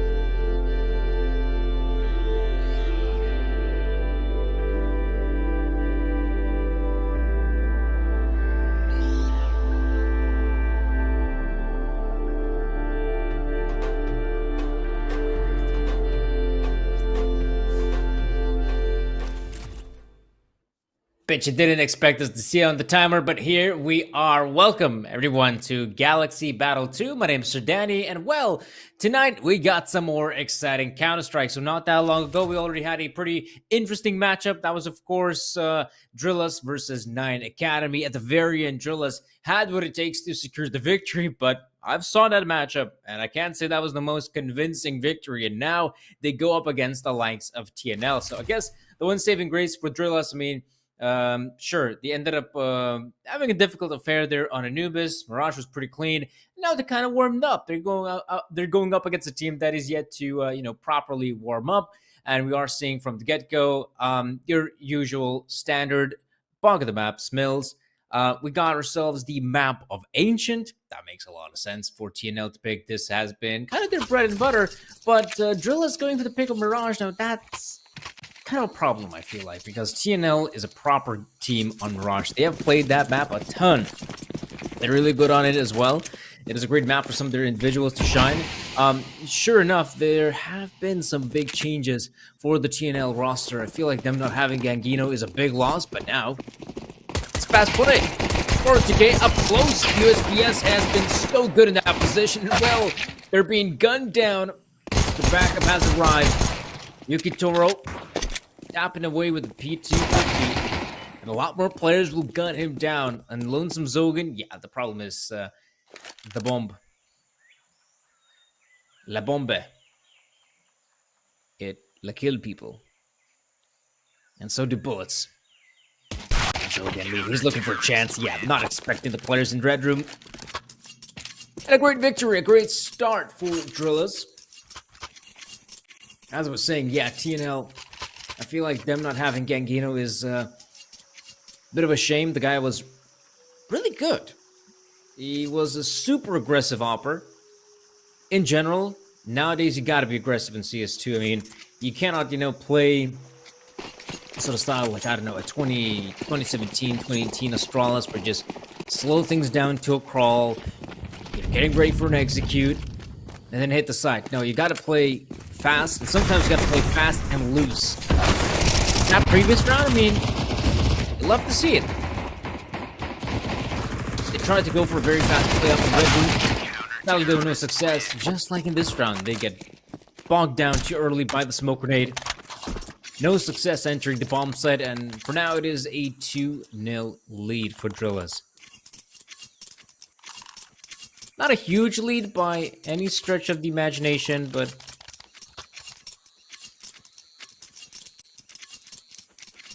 a good start, I think, is necessary for the team.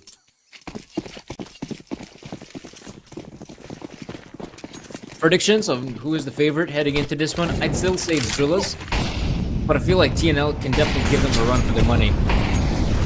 Especially on this map of Ancient.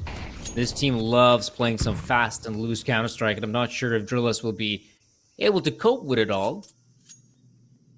And sure, they got lower mid and elbow control. The main push is happening over at A, and Mestel, he's out in the open. Luckily for him, he dispatches Stomac. And no more players come his way. Another deep smoke in elbow. I feel like this is where TNL got to regroup. They've lost so much map control. And their best bet would be try to stick together, I feel like. Maybe have a player like Yuki Toro on the lurk. I think is going to be an important piece of the puzzle. And will the Drillers, in fact, play aggressive here? And look at this. They still have a flashbang here in Haji, but not sure if that will prompt Scenari to peek. Nope. Players haven't spotted. He's going for a bit of a spam. That is Kvem picking up one big frag. And there we go. Scenari reveals his position. Some good timing. Looking solid for Drillers. And another round goes their way. Great pickup. Lovely to see. I really enjoyed that deep setup they had in middle. Usually it is enough to have two players to hold on middle. One player focuses towards lane, or heaven. The other guy focuses on elbow. And if you're able to take mid control without utilizing your early smoke grenades, like that's big. I believe someone must have missed their smoke. There are two smokes close elbow. Peculiar choice. And if we are talking about peculiar choices, we got Clint Eastwood in the server. Onyx going for a bit of a spree with Tech 9. TNL, I mean, fair enough. With just pistols, picking up 2 frags, maybe another one by Onyx. Tech 9 in hand. Armor to work with. Oh, he made a jump across. That's sick. We go for more. Okay, picks up the frag on Haji. But that will not be enough. 3-0. Has to be, oh, pardon me, 4-0 already. Yeah, TNL feeling the pressure, take the tack pause. I absolutely understand it. I think that makes a lot of sense.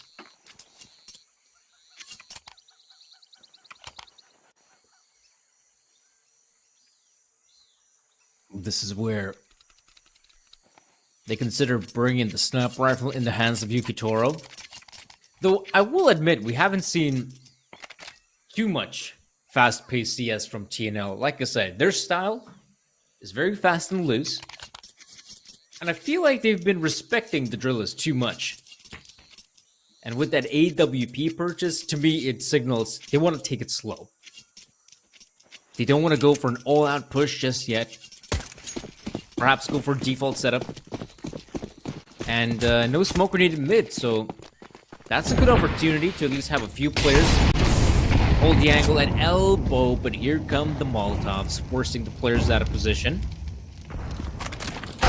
Doro looking for a chance, and he gets it on Kvem. Great pickup. An early frag goes the way of TNL. Maybe another one, thanks to Cairn. Sogan getting his. All right, the default setup is working wonders for them. The expectation? Oh man, how is Haji still alive?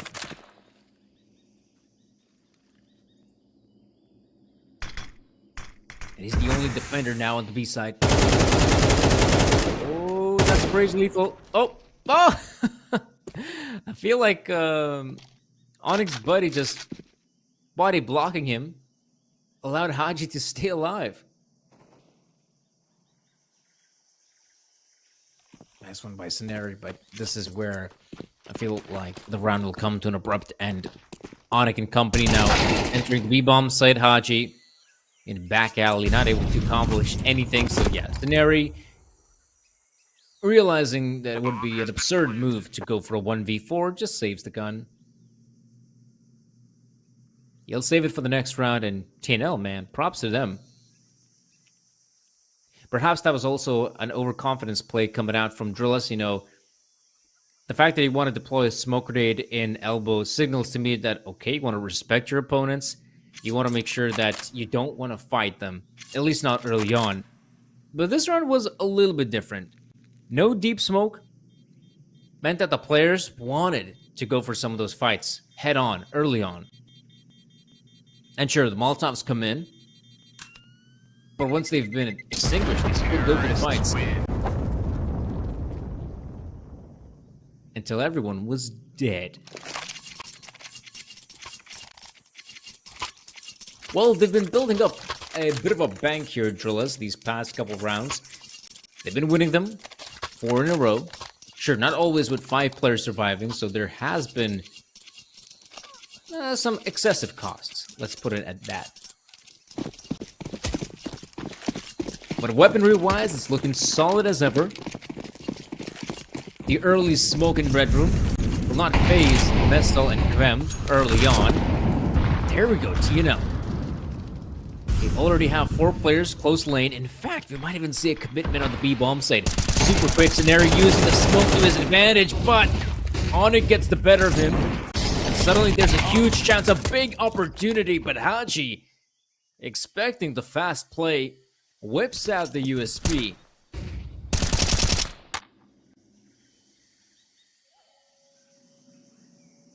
Yukitoro and Karen are left standing. Not sure if they want to enjoy the sights here at Ancient. I feel like it should be mega damp. I'm not a big fan of damp weather. I'd prefer something cold and perhaps with a bit of a breeze.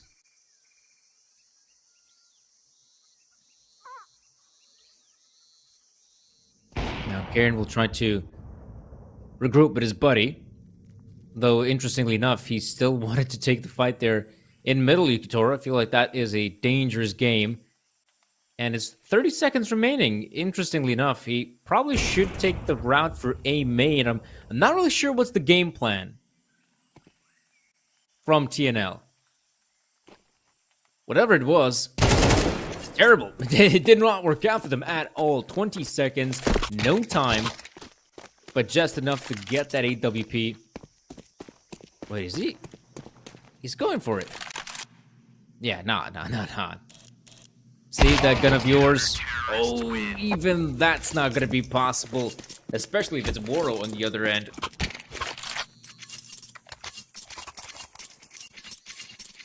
So 5-1. Drillers, I'd say, but a very important victory. As we saw, economy for them wasn't in the best shape. Getting this win is crucial. But hey, props to TNL, to be honest. I feel like they did a good choice, to try to change up the pace, move quickly on the B side. I feel like with just a few more players, that could have been enough to secure the bomb side. This time, we might see some fast mid-play coming out. It is good initially, but Drilla still take the lead. They have more manpower. And got more hearts ticking. Now, Nestor is in a very awkward position. He's also the lonesome defender behind Donut. Okay, actually, uses the smoke to evade. Oh no! Onyx, he saw the shadow. He knew there was a second player. And most importantly, he's got a present. A C4 plastic explosive.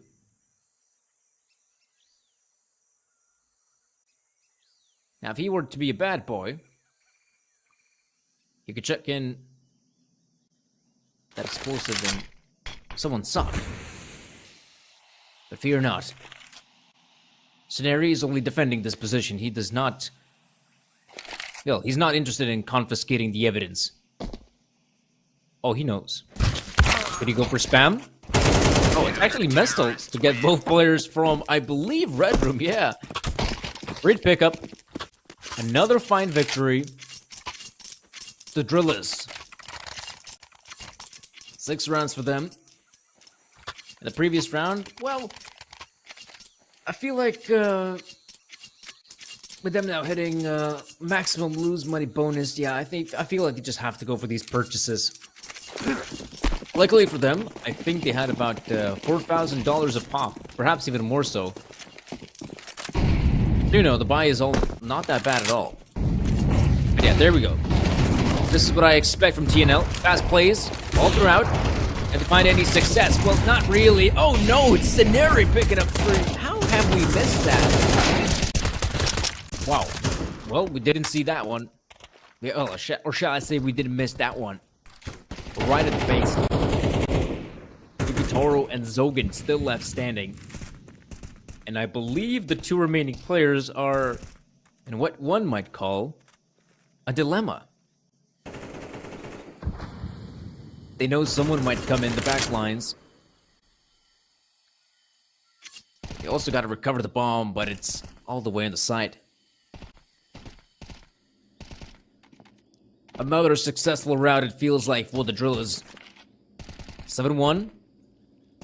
Looking inevitable, unless Zogan can find an opening in cave, but opportunities are just not presenting themselves in Guam. Great pickup on the player. The Galil is not enough, and oh man, Drillers. Fantastic work, TNL. And I like the fact that we see the change-up. Again, that fast style of play. It was something that worked out for TNL in the past, but now this time they get shut down by Lonesome Scenari, and props to Drillers for the utility usage as well. not holding their positions, just basically chucking in Molotovs, HE grenades, and that was, I feel like, a huge part of their success. It's very hard to be rushed like that. Kvem gets the better of one, and Mestel has been quite silent here in the A-pumps. Hasn't had a lot of opportunities, but now a bunch of them appear, and he's able to snatch a few more players. Onic, low on HP. Desperate. Can't survive this one. 8-1.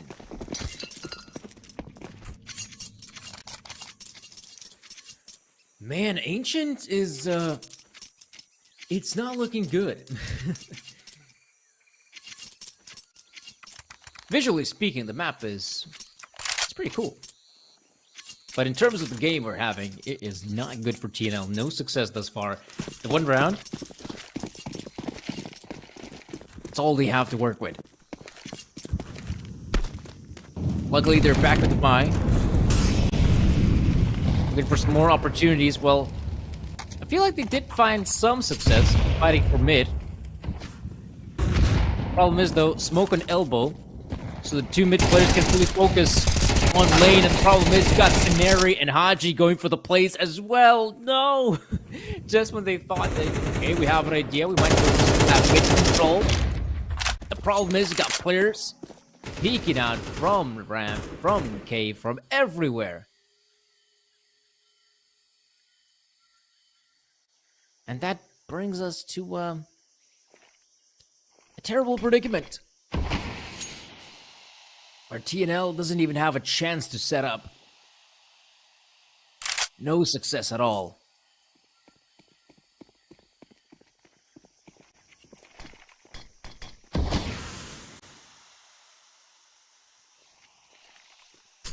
Maybe he can get an exit.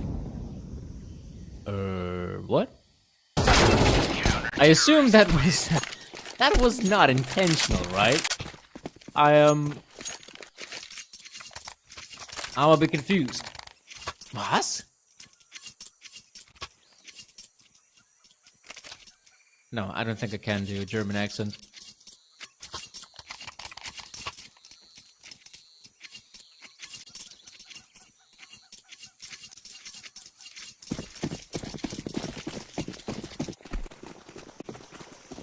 Nine-1.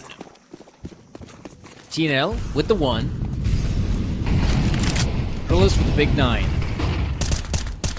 And it's no wonder, I mean, Drillas have been winning round after round after round, and what you end up seeing is just more shenanigans of, playing aggressive, pushing, not really giving a damn.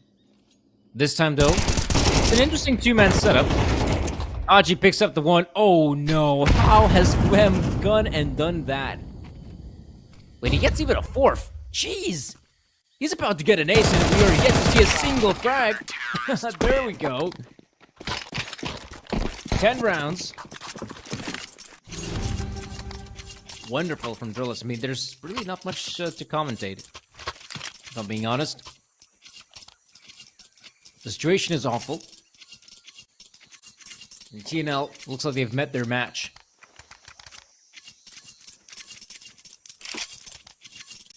I feel like at this point you just gotta start looking forward towards Mirage, and I feel like for them that's not a bad shout. Mirage is still a pretty decent map for TNL. You can definitely play it. You can find some success on it as well, especially if you end up losing the first map in a big margin. Probably your opponents disrespect you on that second map and not realize how good you can be on it. Alright, there we go. Some new good frags. TNL. You got Zogan opening things up. This might just be it. Next round. Yeah, I feel like that's going to be the case. There we go. 10-2. That's not a great scoreline, right? That is not a great scoreline. I think they're a little bit dissatisfied of how things have turned out, but hey, maybe winning the one round will be just enough to, give some sail in your wins. Oh, give some sail in your wins. Give some win in your sails. You have to pick up the pistol. Then maybe a gun round. And now we're talking. Now we're cooking. Cooking some of that Ukrainian borscht. Great stuff. Me, big fan of borscht.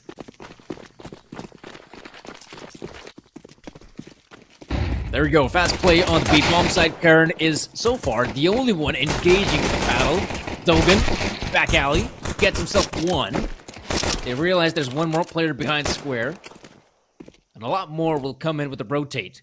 So, no bomb plant, which is, I think, like, a very peculiar choice, because you got Kverm, who could have very easily secured a bomb plant, but he's just going for the fights. Oh, man, he wins them. He's winning them. Come on now, guys. Get that bomb planted. There we go. Standard stuff. But Yukitoro still has a chance. If the players will just face him one by one, that's still doable. He's got a kit to work with. And plenty of HP. There's definitely a chance, and yeah, he doesn't have to rush it. He just wait for some mistakes. There we go, one player peeking out, being softened up.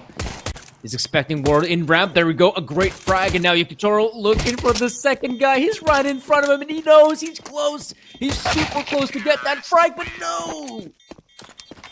Yukitoro commits seppuku. And that's a victory for Drillers.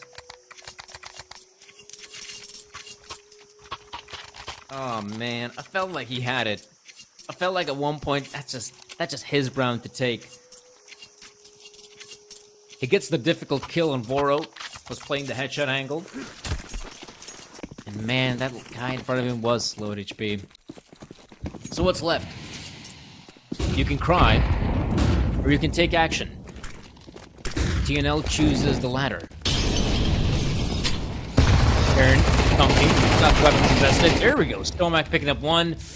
Ay.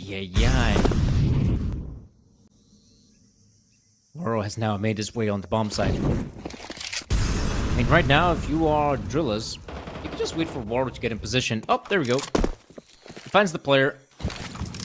He can just stay in CT spawn. In this round, I feel like it's over. That's a bomb plant. And that's looking like a round win. 12-2 will be the scoreline moving forward, and I feel like there's not much to talk about.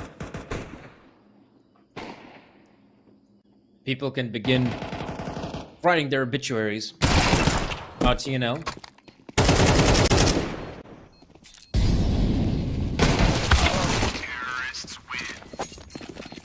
Yup. 12-2. That's a lot of twos. And 3 L's. 2 for Drillers, 1 for L. TNL.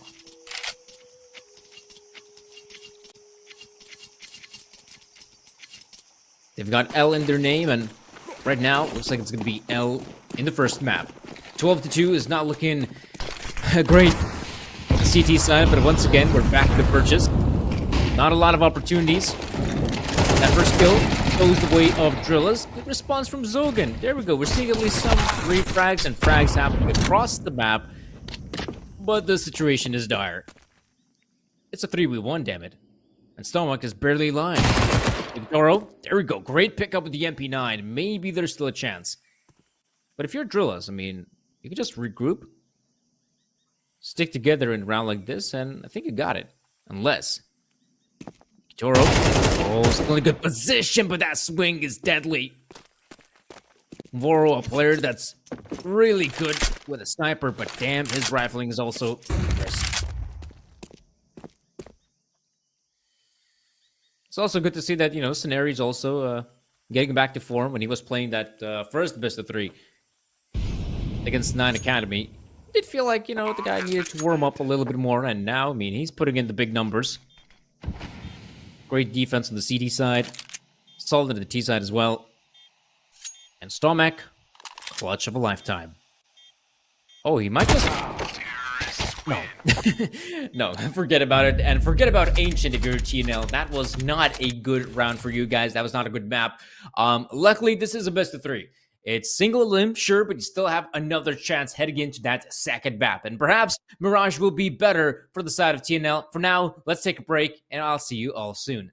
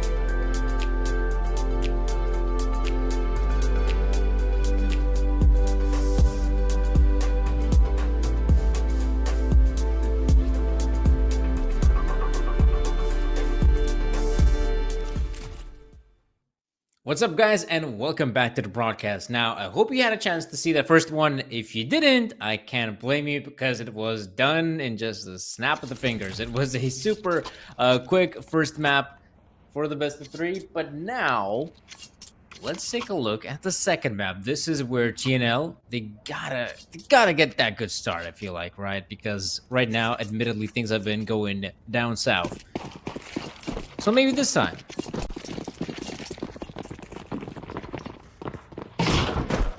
Safety side, no need to focus on the tactics as much. Just hit your shots and that could be enough. Could be nasty surprise for Zogan. A lot more players. Oh no. Not looking too good for him. Many more are entering the B bomb side. Zogan gets overwhelmed. No chance for him. Though Stomach and company are on the side. Maybe they can actually get something done here. Look at Stomach looking for those chances, getting himself one. 2v2 is good for TNL. Oh, make it a 1v2, all up to Voro 2K. This is by far the most winnable round TNL has had in ages. And they're gonna get it. There we go, TNL. Nice to see that.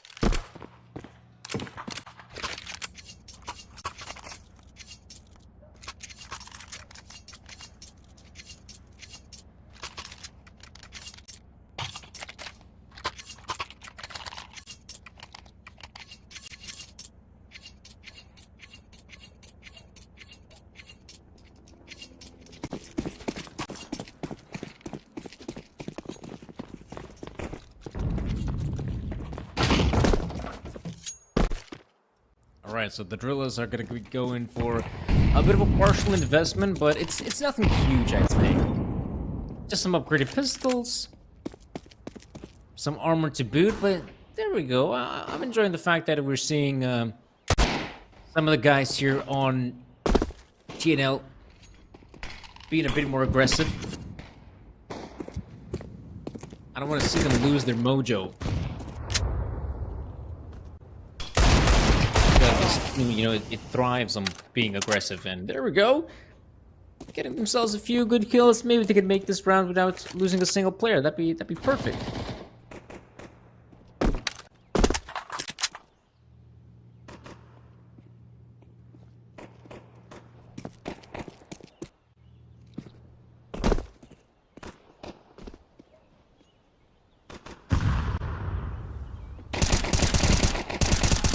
All right. There we go. Final exit on the A-bomb side, no success. Victory for TNL.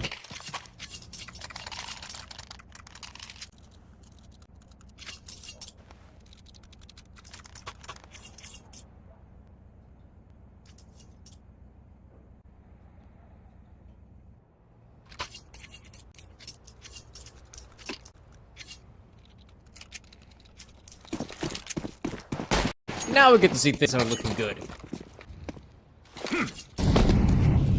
Drillers, the proper investment. Lacking in terms of utility just a little bit, but it ain't nothing huge. Right now, mid control is looking to be almost acquired. Karn is standing in their way, and maybe this is a bit of a mistake. They collected the A-bomb so completely. That's a double peek. That's a bomb set almost in the hands of Drillers. That's a bomb planted coming through. Stomach not expecting the player up in short.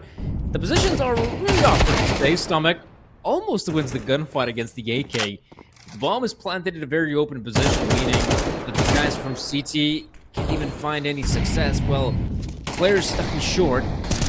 It's all going to come down to whether Yukitoro and company can find any frags in CT spawn. 20 seconds have passed, and Scenari is just taking the fight to them. Yeah, this will have to be the end.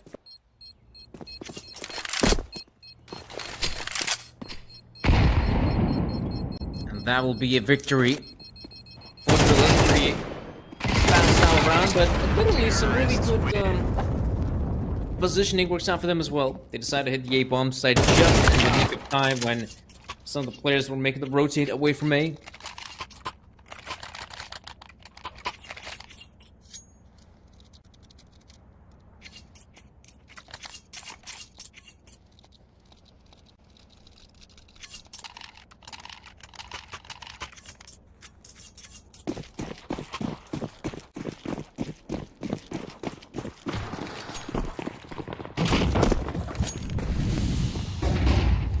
once again, we're seeing the mid-exec happening from Drillers. Though this time it's not going to be, I feel like, an all-out fast play to secure middle. They can take their sweet time. Every single player has spread out quite thin, looking for opportunities of their own, and I feel like Worrell might get the better of Karen in that position. That is a really well-timed nade. We'll drop the player to about 50 points though, but nothing serious. Still alive and kicking. Right about now, you can see there's some pressure mounting in short. Stomach, I believe, is giving the intel to his teammates. With mid being compromised, TNL has to be super careful about short. And they gotta be careful of connector. That is a great pickup by Stomek. Ooh, Zogan struggling with the spray. Oh! Wow, Haji, a second frag for him! And Drillas, with so many frags being acquired over at A, it feels like this has to be the final play, but remember, the bomb was making its way towards B. And Onyx, yeah, he's surprised. I'm surprised too, man. I did not expect to see that. This is where Lonesome Yukitoro, unwinnable. Unwinnable. 30 players. In fact, they're out on the hunt. They just don't even care about the bomb. They just want to make sure the op will not remain for the upcoming round, and that is a great pickup for Drillas. Again, like Haji's entry ability is sometimes it's just so insane how good he is.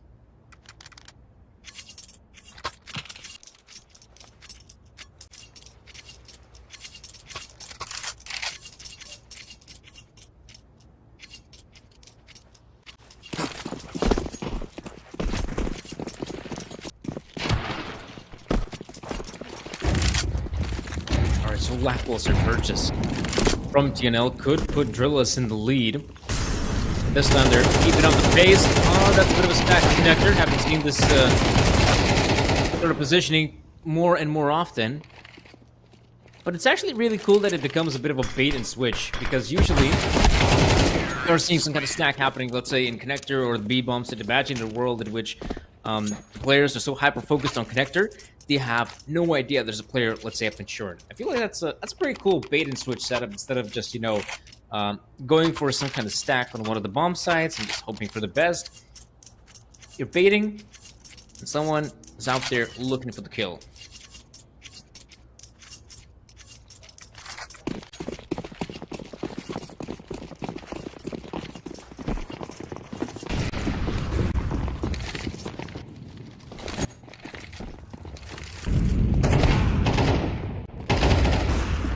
Right?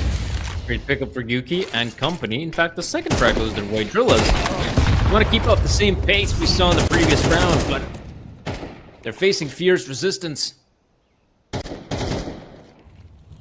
Two players standing. Right, but one of them is Haji, and the other is Worrell, and if there's anyone who can win a 2v5, it's these guys. Suddenly they have a lot more breathing room.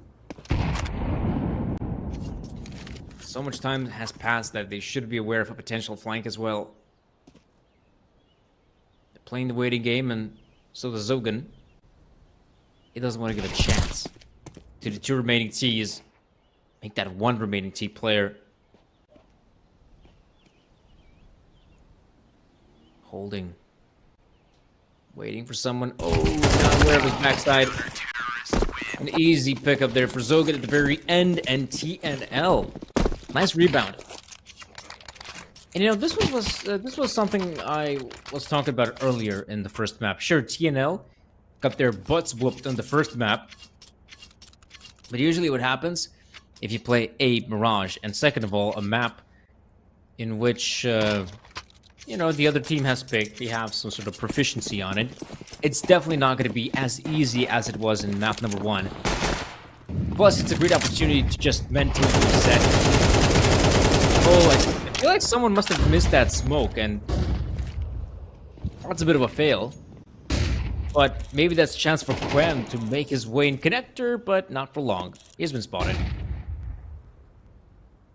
Oh, there we go. Zogan is aware of potential apartments. Maybe that kill is gonna activate him. Oh, or that short smoke even better. He swings out, wins the fight against Karen. Oh no, this is problematic. It's super problematic for TNL because right now, no intel on the A-bomb, so they believe this has to be a hit on the A side. That's why they're being incredibly careful, shifting their way forward, believing this is the A side, and about to realize a big mistake has just occurred. The bomb's gonna get planted over at A, and oh man, Haji's positioning. They're expecting the guy to be here. And it looks like they still think it's A. Ay. There's no chance. Yeah, there's no chance for Zogan, and they probably know it. The victory will go the way of Drillas. Despite the fact them finding some early success, some good frags for TNL, Haji's entry on the A bomb site is what changed everything. Once they lose info on A, it becomes really difficult to, well, not rotate towards A. They had to make it. Terrorists win.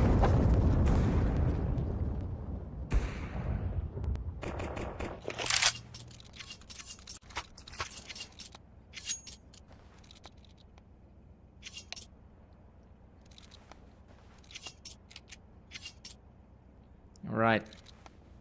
So we're getting a pause, which I feel like we haven't had a lot of pauses in the first map of the best of 3, but now TNL, they know the stakes are high.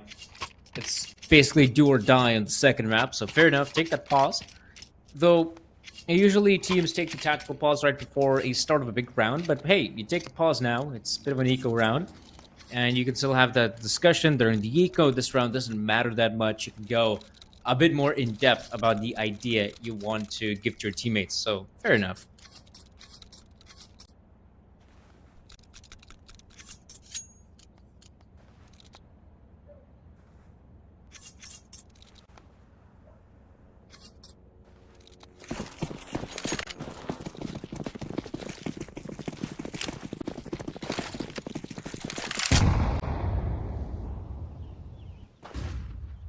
Okay, here we see a bit of a ramp push going on.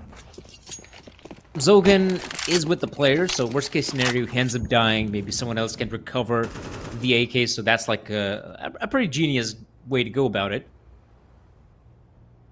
I feel like you should never allow the player with the AK to just go up there by his lonesome. Gotta be conscious. Environmentally conscious, in fact. Make sure no gun is used in vain. There we go. That's a good little boost. We'll spot out the player. Oh, that's a huge pickup for Zogan. Now, if you're Drillas, you just want to isolate the player. You do not want to find him. Go anywhere else but ladder room.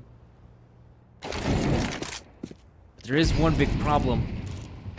Still have to recover the bomb. It is in a precarious position. Moro, oh, he did not buy head armor, it feels like. That was an easy pick for him. Yukitoro getting his. Oh no, this round is slipping. And look at his stomach with the op. And just like that, TNL able to bounce back with an impressive performance from Zogan.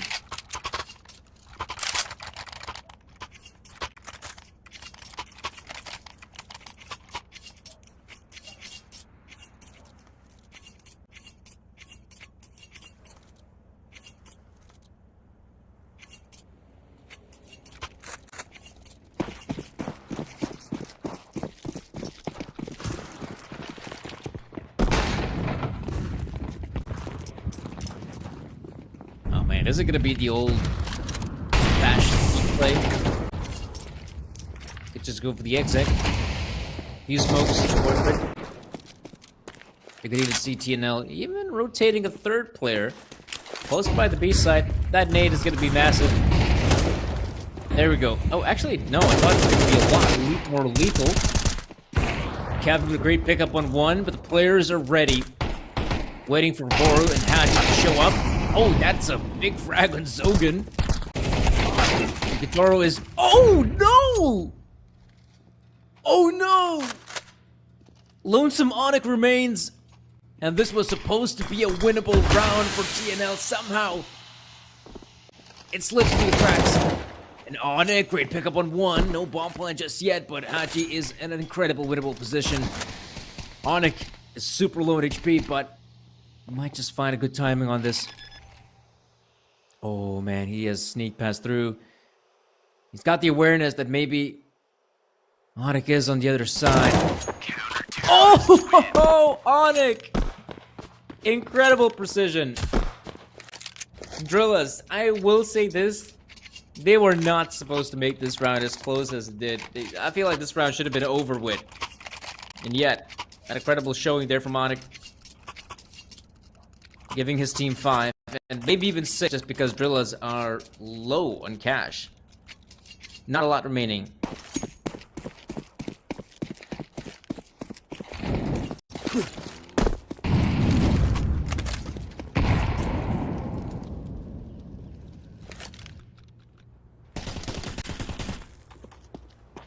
Alright, so just some upgraded pistols, though. I'll say this, though. Absolutely, the pistols from Drillas being really, really good.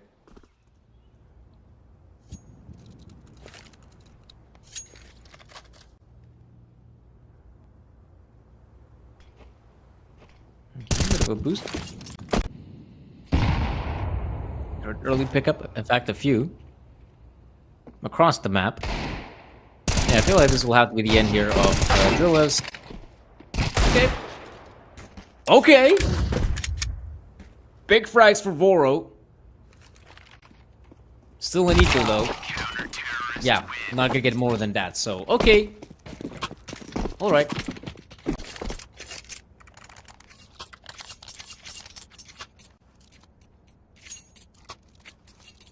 So 6-4, I'd say it's not a bad scoreline. Imagine a world where we could see even a couple more rounds for TNL. I feel like they suddenly have a very winnable chance.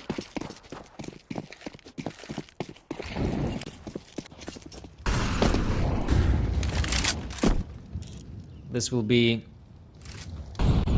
like a difficult situation. As right now, just gonna go for some dry peaks. Okay, these smokes have it deployed. Ooh, Scenario, no success with the AK spray, and this time, this round is coming to an abrupt end. Unless Hachi and Voro again take matters into their own hands. Oh, not this time. Onyx in a prime position. In fact, Voro in a almost unwinnable 1v3. Alright, great pickup from Voro. He's looking for more opportunities to play right in front of him, but he doesn't have what it takes to win it, so.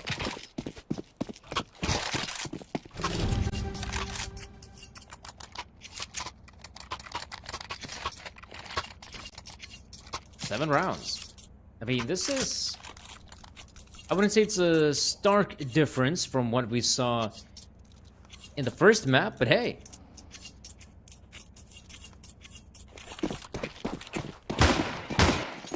Slowly but surely it's starting to get a lot more interesting, a lot more competitive.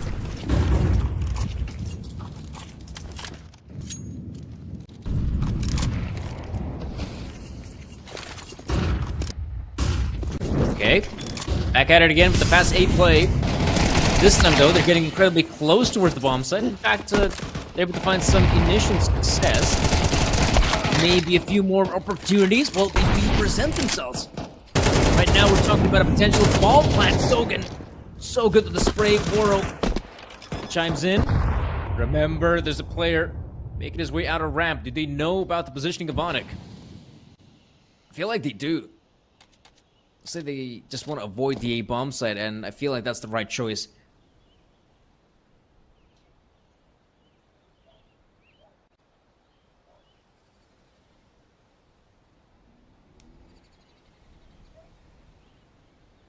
Bomb being planted. Bomb has been planted. Onyx will begin to realize what's... Yeah. It will be victory.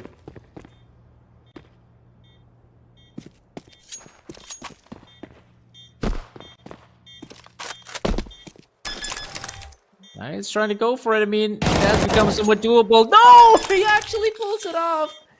No way, Onic! I can't believe that has just happened. That's a big one. And they know it, and they deserve it. TNL, massive round for them. They could be so happy about their achievement, their accomplishment in this round. I felt like it's over, and... Alright, he gets the one. You're thinking, oh, alright. But the second? Damn. Maybe that's it. Maybe that's exactly what the doctor ordered. Maybe that's how you get back into this.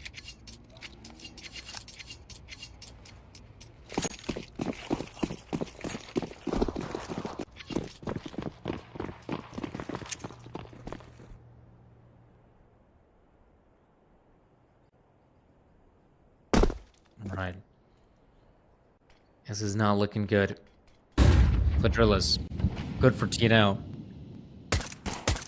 Back again, a push on the A-bomb side where they will face some resistance, though I feel like TNL is in a pretty good position to secure the bomb plant, at the very least. Ooh, that's some awkward timing on the push. Right now, the CTs, they're able to bounce back just a little bit. Still a kid on their side. Another great pickup for Kvem. Moro. Now they have dispatched the player in Sandwich. It's obvious Yukitoro's final position is in fact short. They have the kid on their side, and yeah, they just cannot pull this off. So, victory goes the way of Drillas. And one thing that's been quite common throughout the second map, it does feel like Voro and Haji have been putting up the big numbers. Kvem, relatively close by them. But damn, Sceneri and Mestel have been just absent in the second map.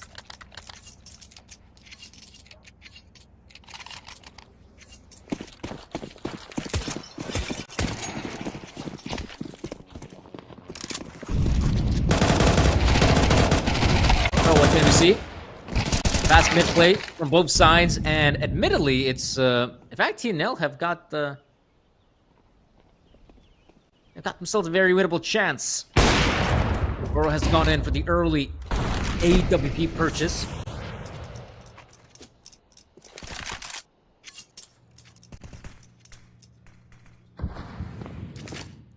We'll see about this one. Minceneri has made the aggressive play, so at least they have full intel that nothing's happening over at A, and this is huge. He might just be able to catch the player here in the form of Onic, who has now turned his back on T-Spawn. He wants to advance further. And I'm not sure if he's capable of hearing footsteps, but right about now it will be the A play, so you know what? Things are looking up for TNL. Even though Sceneri is still coming in with the big flank, but problem for them is the bomb plant. It's gonna happen. And Sceneri, yeah, he's just out of it. And Mestel and Voro, I mean, again, what can they do if not save their guns? That is the most optimal choice to make, I feel like. And they should.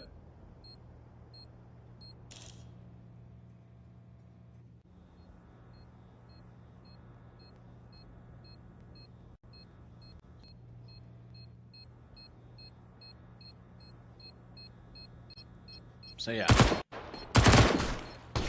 that will be a victory for TNL. And hey, maybe they still have what it takes to put us on a third, because things are looking up. Things are really looking up. Terrorists win.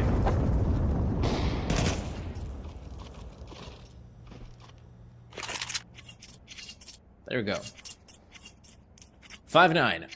And Drillas have to go for, feels like a double eco, in fact. Maybe the full eco here and then the purchase, but man, it's gonna be weak.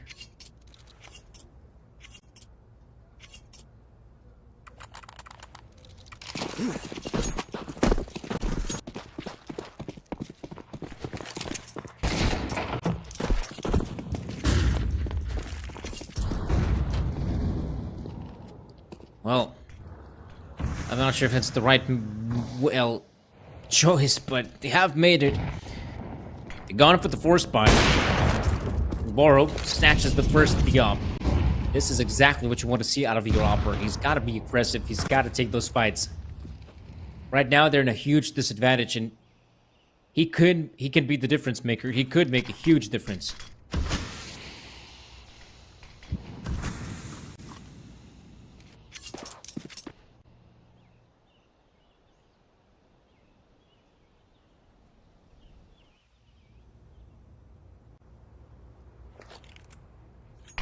Slowly but surely, the TNL players shifting their way towards B, but there's Boro once again. They try to stop them dead in their tracks. Well, he's done his job. Now it's time for the other players to step up as well.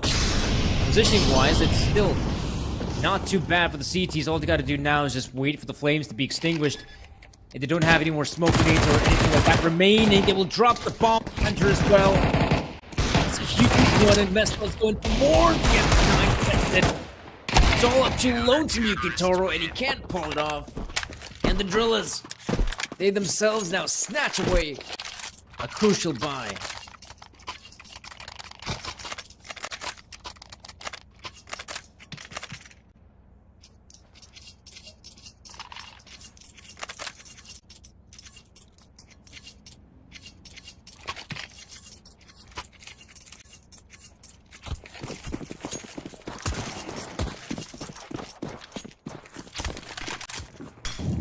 How about that? They'll try to reply with a force spy of their own, it feels like.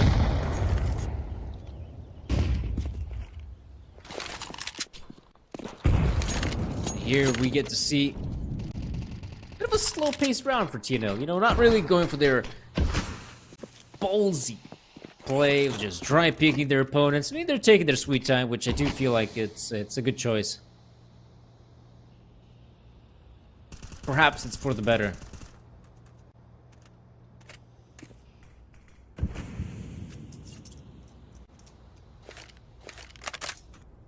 Right about now, it feels like they will just commit on the A-bomb sent via connector. Could be good, but I do feel like it's such a tight choke point.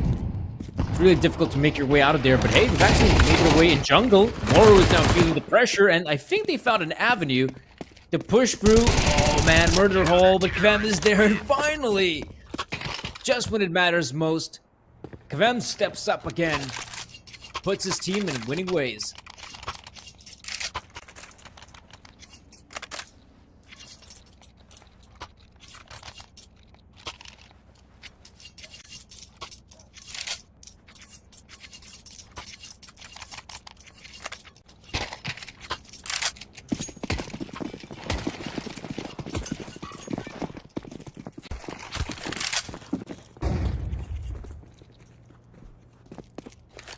Here we get to see Drillers in a very winnable round. I mean, all they have to go up against just mere eco. Should they struggle? I don't feel so. Nope. Kvem picking up 4 massive frags for him. I feel like it would have been nice to see if someone like Scenario could have gone the limelight. You know, even getting those eco frags, you know how big it is.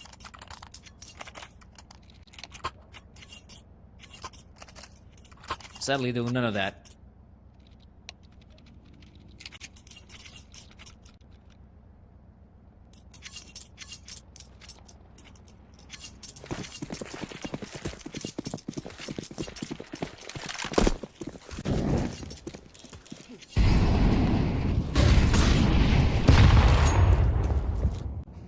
Potential push towards the B-bomb site from TNL. Gathering up their forces, and you can see Mestel starting to feel the pressure, will back away. Backup is close. Haji. Oh, but that's also Mestel taking the hit. Kvem has made the Swift rotate, but I fear that it's not swift enough.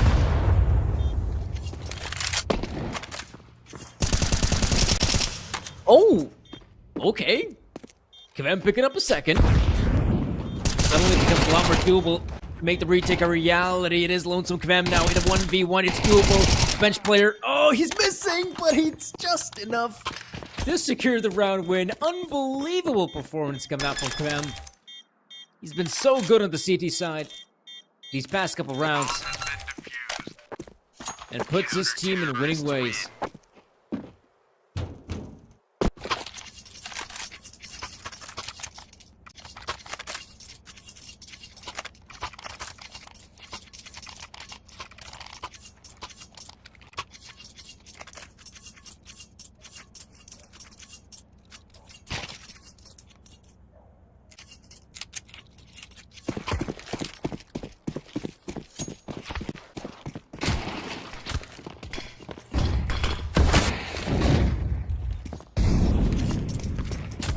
of the players from TNL once again lining up for a potential hit on the B-bomb side. I mean, they were pretty close in securing victory.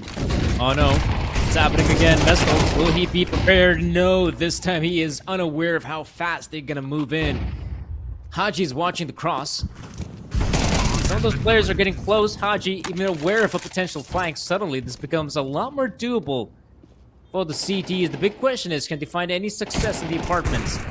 Yes, Workvam holds the angle. Oh, but he doesn't win again, Yuki. There's only a big chance, a big opportunity for TNL to close it out. Scenari's backing away, and so does Haji with Avoro. So TNL, this time they do it.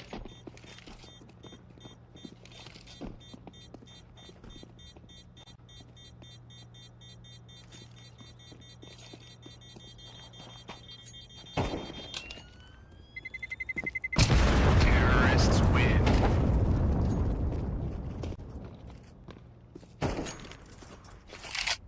Gun saved. That's one saving grace, and I think they're going to be quite happy that with the guns being saved, it's not too bad.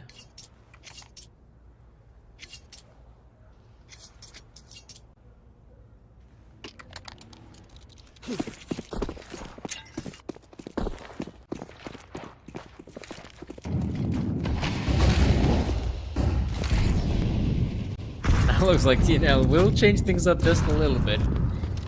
Past couple rounds they've tried hitting the B-bombs, but I don't think we've seen a lot of hits on A. And even though I thought initially they're setting it up for it, but not now. Mid take in middle. Onyx burning to a crisp, but luckily he's got his teammate to back him up. Not for long. It's 4v4, and initially it felt like TNL want to hit the A bomb site, but now they're turning back to middle. But I feel like they have to be just a little bit quicker about it. But that kill really changes the tide. How the players just individually holding their position. Scenario has been, I feel like, one of the weaker players on Mirage. Whereas everyone on TNL is fragging out.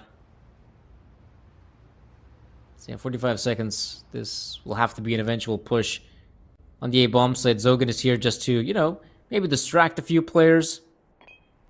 But yeah, it will soon become obvious that nothing's happening over at B.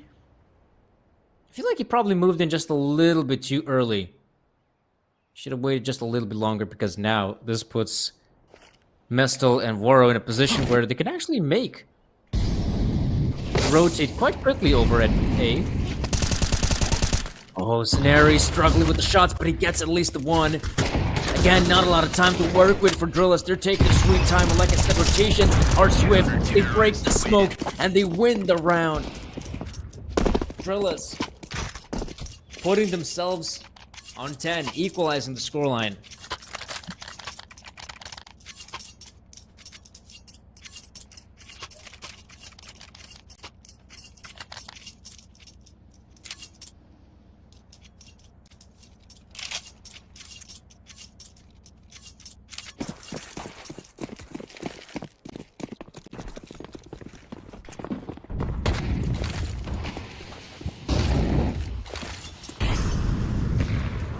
Turning back to the 2-1-2 setup. I mean, they have found success in the B-bomb side, so you can't blame TNL for trying to hit this part of the map once again. This time, Mestel is taking more precautions. Instead of going for the straight-up aim duels. Oh, I say that. He does jump on the van. Does get some intel that probably they've backed away. Meanwhile, Onyx, look at his position. Like, it's huge. It's a great position to be at.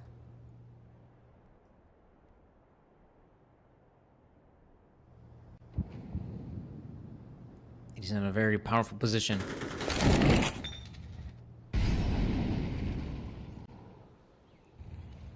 Ooh, what's going on here? Kvam actually finds the potential flank. Oh no, it's falling apart once again. Sure, he loses a big chunk of his health, but don't worry about it. It's a victory nonetheless, and man, TNL, no success at B. The flank doesn't go their way. So 11-10.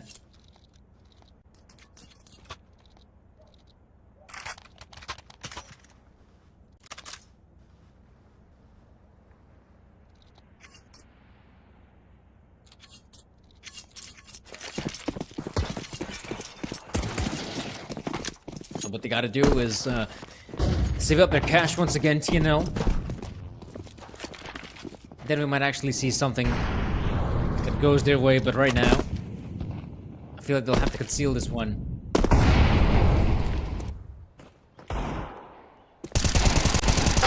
Alright, that should be an easy pickup for Quem. Gets himself 2, which is fair enough. A few more players. Still, remember that AK-47 from Zoget is still at play. So maybe they can actually get something out of it. Oh, not anymore.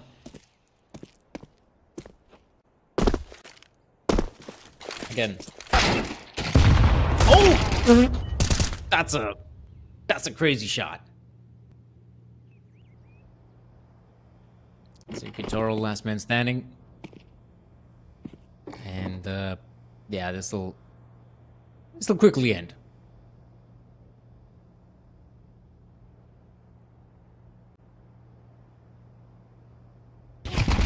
Okay. Yeah, he tried to go into the peak, but eventually it will be Drillas with a 12-10 scoreline. And even though things were looking up for TNL in the first half, admittedly, the second half has been problematic to say the least. It's a sea of purple. TNL. What more can he do? Well, they have been using some tactical pauses in the past. I'm surprised that in the second half, we haven't really seen that many tech pauses, but maybe they're also running out of ideas how to go up against the Drillas. Double up setup as well. Let's not forget. Drillas are taking it seriously. They want to close things out. Ooh, Haji. Better run for your life, son. Oh no! He somehow survives the nade as well. And Voro poised and ready for the players to make a mistake. Go down in ruin. If they can find any success like this, would be huge. But can they, though? Right now, TNL with their backs against the wall. Oh, and it's not looking easier from here on out. Kavan with a great pickup. So it'll come down to whether Karen can actually find the opening. Okay, he gets it. Scenario has been quite silent throughout the entirety of the second map. And he'll have to come up huge, and he simply can't do it. Maybe. TNL will put us on 11. A great pickup from Haji. Close, in fact. What we can see this round is, yeah, it's ending. And it's going only one way.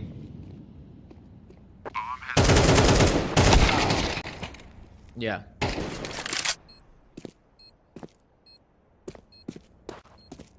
Looks like some of the equipment will be saved in the form of Krem's ZWP, but that's about it.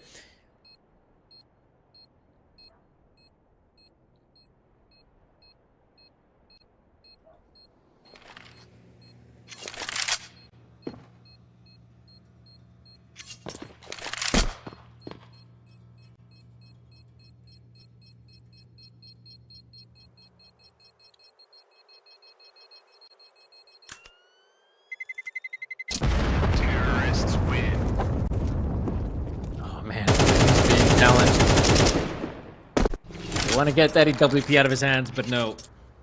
One snap rifle will remain, and luckily for Drillas, I mean, yeah, they've gone for a very expensive buy, but like I said, things have been going pretty good for them in terms of economy. Again, imagine this throughout the entirety of that second half. Up until the previous round, they just only lose 2 rounds. That's it. They've only lost 2 rounds. Apart from that, the road has been paved with success. And will TNL return back to the old way of pushing B, maybe. We have a few players here. Mestal is there to help him out. And yeah, I mean, he's already with a very good long-range position. He could just hold it. And he should also be aware that he just killed the bomb carrier, which is big. And if anyone wants to recover that bomb, chances are they're going to have to cross those steps. Laurel being conscious. Oh, that's a big one. Nade deployed, and Scenari, sure, he's struggling, but at least big damage inflicted. Oh, not aware of the player making the jump. A second frag for Zogan. Haji's yet to reveal himself. He's in an amazing position. And right now, even though TNL might be thinking, okay, we have this, we're looking so good, it's looking as good as ever, they can still mess this up. Right now, the bomb is dropped on side. Haji needs to survive, and 2 players left standing, both on super low HP. And Kvem watching the cross, hoping they might just go across it, but not yet. Whips off the M4. You should be expecting him to make his way into CT spawn. This is still a winnable round for TNL, despite the fact those players are incredibly low at HP. Look at this as well. He's got the molly and HE. The big question is, where does he chuck in the molly? Backside? Nope. The player is playing safe in the apartments in Palace. Bam has to check so many angles, and yeah, it's stressful. He's still got a smoke to work with as well, so again, this is still doable for him. Oh, but the timing is awful. And Yuki Toro gets the round win, and we're going to overtime.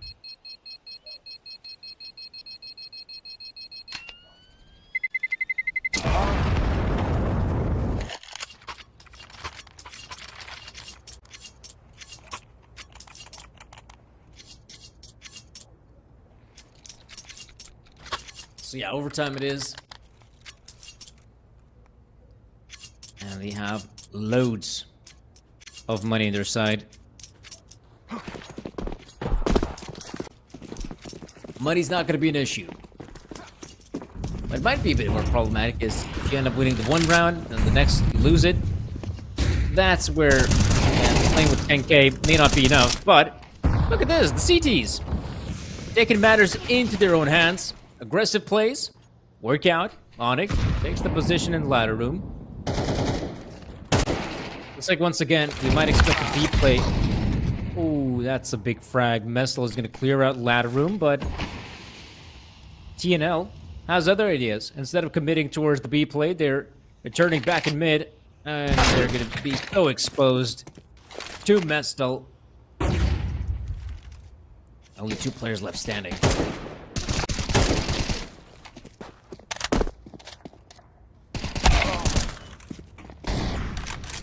Yeah.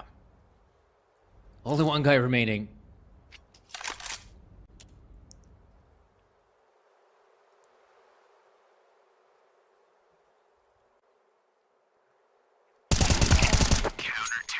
Right. They dispatched the last guy as well.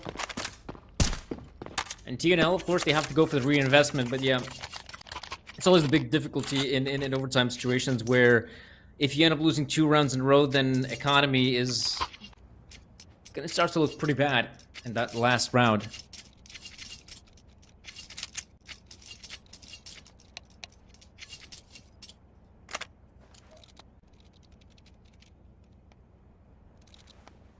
So attack pause coming in from TNL. It's been, I feel like, a long time since we've seen one.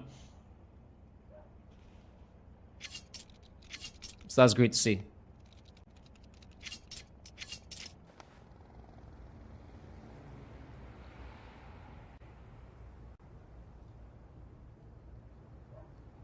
Okay.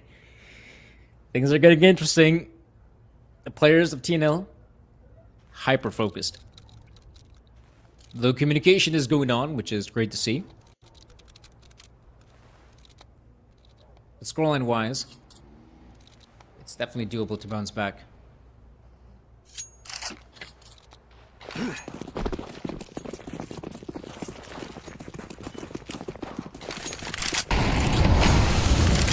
Alright, it's fast play, at least from Zogan, who makes the push through the smoke. Reply from his teammates, Scenari. Oh, gets the player with the last bullet, it feels like. And once again, 20 seconds have passed, and it's already an advantageous position for the drillers.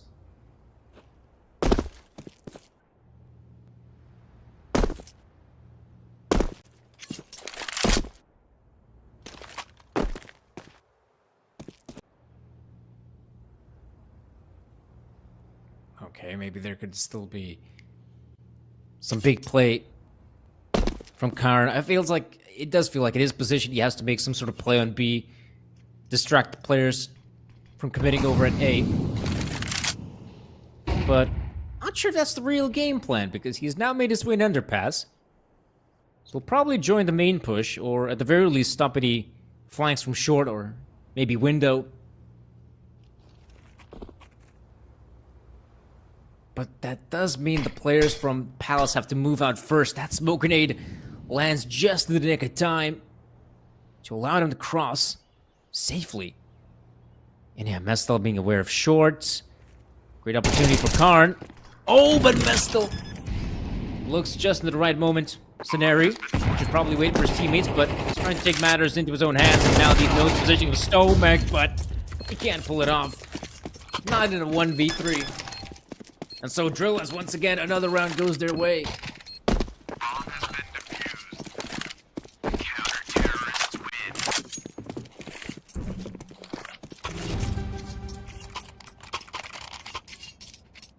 win. But it's actually good to see that TNL did get the bomb plant, which means economically it's not that bad for them, you know. Because they got the bomb plants, they have just what it takes to go for the purchase. And it's pretty beefy as well for some of these players, you know. Utility, guns. That's great. The question is, can they actually pick up the round win? That is necessary.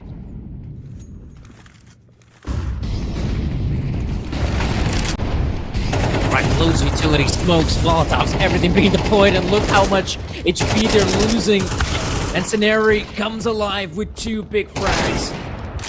A lot more could go their way, but there's the response. Onyx and Karen. Maybe they've actually done it. Maybe they could pick up this round, especially with that kill on Boro. 3v2. Still in Kvem sticking together.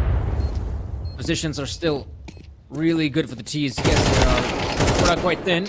Oh, but missing the shot. And finally, TNL, they bounce back at least with 1 in overtime. And I mean, 1 is still more than 0, which they could be happy about it. And I feel like they will, you know, CT side. I feel like it's still going to be a lot better for them.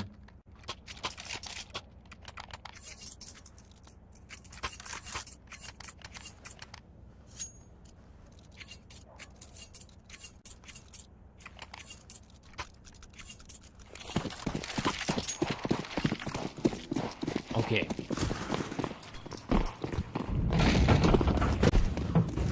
TNL CT side, now they've got to focus on making plays. First one, ooh, goes their way.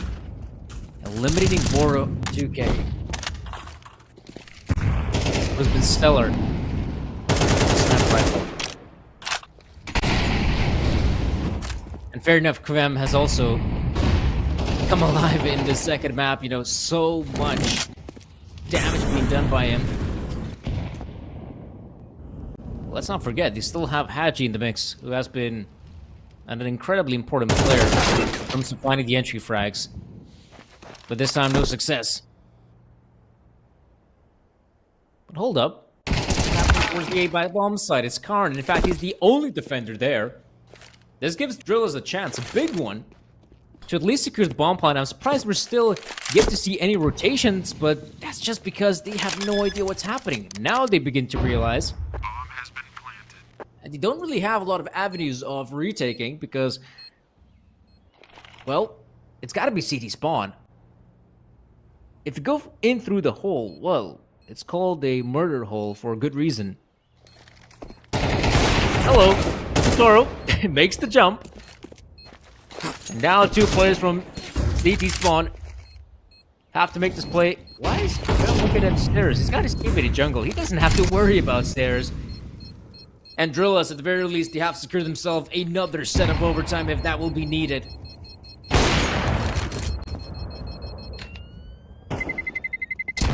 Terrorists win. Oh! Can he save? No, he cannot. Which, I mean, it's not that big of a deal. Money's still good for the CT side. They'll reinvest.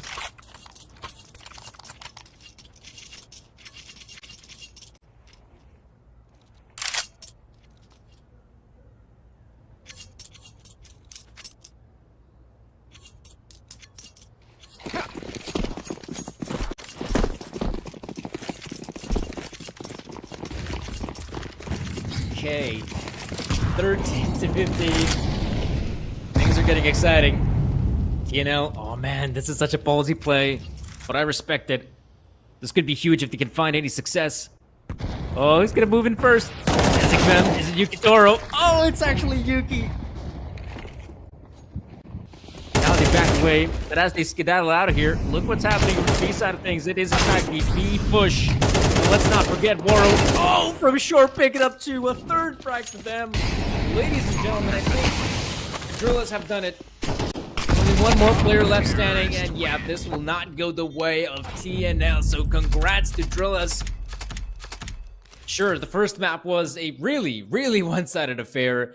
On the second one, it's great to see that TNL had what it takes to make it competitive, almost winning it, in all fairness. They were super close to doing it, but now it will be Drillus in the grand final of Galaxy Battle 2, so props to them. They've been looking solid. Great victory today against Night Academy, against TNL. And of course, there will be still one more semifinal matchup remaining. That will be Monty Gen versus Royals, but I'm not going to be doing that one. That's going to be Twist. So guys, thank you all for watching. I hope you enjoyed some exciting Counter-Strike we had for you guys. We're going to a break and see you all next time. Have a good one, folks.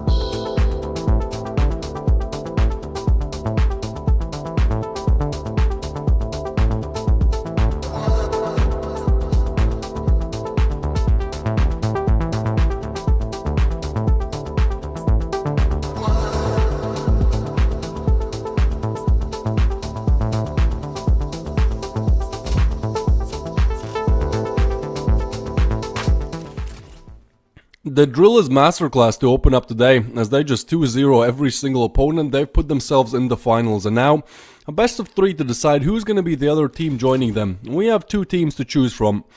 It's going to be either Monty Gen or Royals up in this next upcoming matchup. But yeah, just look at this. Drillers dominance. I mean, they've been looking so good recently, just winning almost every single opponent. 9 Academy 2-0, TNL 2-0. So Monty Gen up against Royals now. We'll see how this matchup goes. Ultimately, I think Monty Gen have the advantage, but Royals, they did win out Mouse NXT, which is no easy feat to do. So let's see the map, Vito. Let's see where that puts us, really. It will be Nuke. I've seen a lot of Nuke today. Now my first best of 3 that I cast, and it certainly seems like won't be my last Nuke game at least. Vertigo will be picked as well, and then Decider on Dust too. So we shall see how things go, if we do get that Dust too. But for now, Nuke and then Vertigo. I love to see Vertigo, we would rarely see it really. So that should be fun. In terms of how both these teams are looking stats wise, well, let me actually take a quick look. So for Monty Gen, Vertigo is their best map. That's what I thought. Yeah, it's Nuke and Vertigo, so it's literally 2 of Monty's best maps. I mean, this should be an easy conversion for them, I think. The thing that might make it more difficult is the fact that Monty are playing with a stand-in. You know, Kriths instead of Lean, because Lean has some in real life issues. So, yeah, maybe it might be a bit more difficult, but I ultimately think that Monty, the primed victors of this game. Royals, previously called Chats, they actually won Galaxy Battle 1, so the advance they were the same. Oh my god, okay, never mind. It's gonna be the 4-piece from Urson to start things off. The pistol goes their way. And that ramp aggression just doesn't work out at all.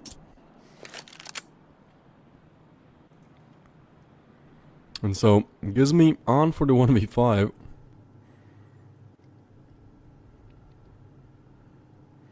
Honestly, just a kill out of here would be good. He gets a little bit of tag-up action. But now they know exactly where he is. They're actually not helping. What is... Okay, now they're coming to help. And so he will be overwhelmed. He will be run down. Although 1 kill put on the board, that's not nearly enough. As Royals will advance to the first round on the board.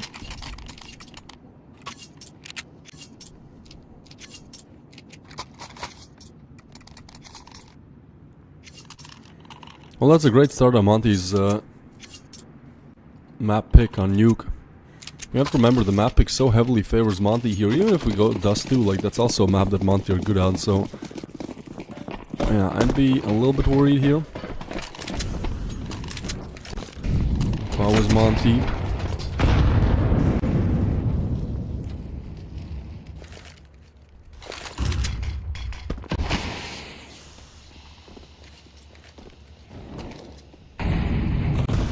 Early util laid down, doors open, but was I'll be looking to blow the smoke open as well.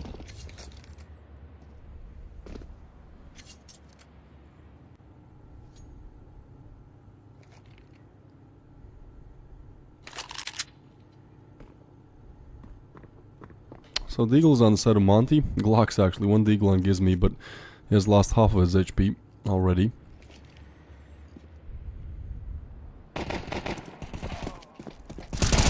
And this goes the way it should go here. Urson with the trip, he's gotten 7 frags in 2 rounds. My guy is just getting those. Oh my god, that's... The whole team sees that as well, right? Like Ryu goes down there, like 4 guys are spectating, so... That's gonna be 2 on the board for Royals. Certainly a bit of a tilter for Monty to open things up, but they're certainly not a team to tilt too much. Which is commendable, given that they have quite a young roster.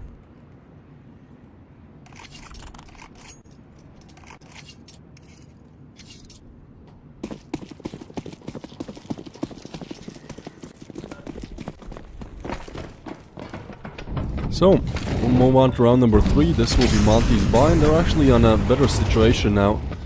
As Gizmy will get the opening frag. So 4v5 now.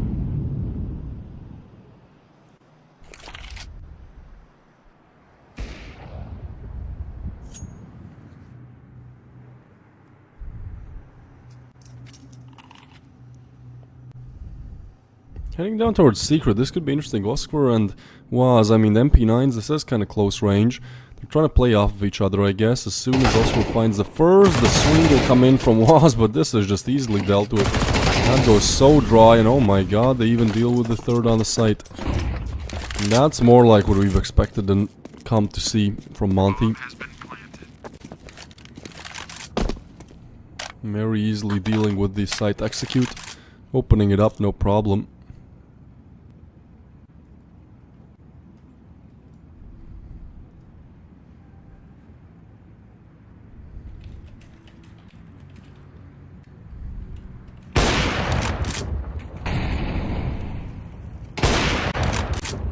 With some shots hit by Swaggy, he gets a double.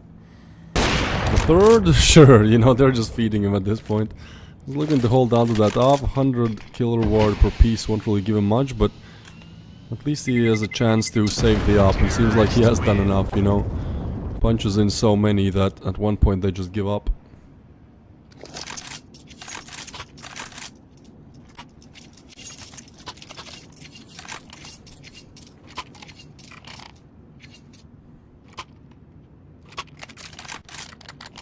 Well then, guess what? We're still to decide who takes Nuker very early on in the game, and honestly, Monty now are starting to do a little bit better.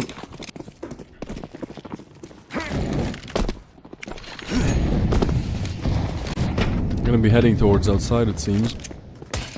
Smokes down, not too bad. Urston already ready for this push towards lower. This push towards perhaps Secret.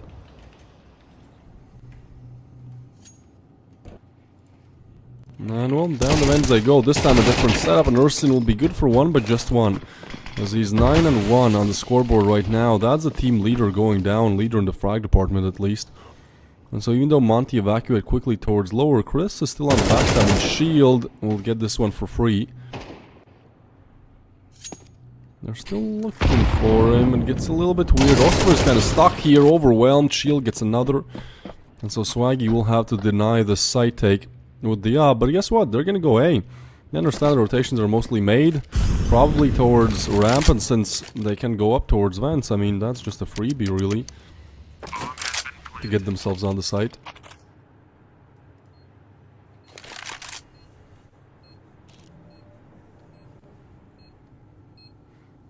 So Swaggy's up, looking to save it again. And the swing in, actually Swaggy gets one, and that kind of opens up the chance to go for the retake here, but they're not going to be expecting Shield. He has done so well in this round, with 3 on the board, and he gets the 4th as well. Huge round for Shield there. I actually want to check how the HLTV ratings are looking like. So Shield has 1.03. Lean, who's not playing right now, kind of similar, 1.04. Ryu could be the difference. Yeah, oh boy, he is. Ryu's individual aim is just mechanic, robotic. We saw that yesterday as well. 1.17 rating on Ryu. Then Gizmi is 1.02. And FNL 0.98. So really just one big star player on the team. It's Ryu. But the whole team is just gelling very well together. And honestly, the top frag isn't always exactly Ryu.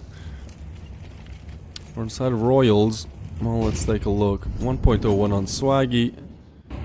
0.86 on Shateri, that's not good. Urson, yeah, he's gonna be on 1.12. I mean, with the way how he's opened up, I would have guessed it to be high. 0.98 on Was, and then Oscar on 0.90. Actually surprises me because Swaggy has been getting a lot of good shots.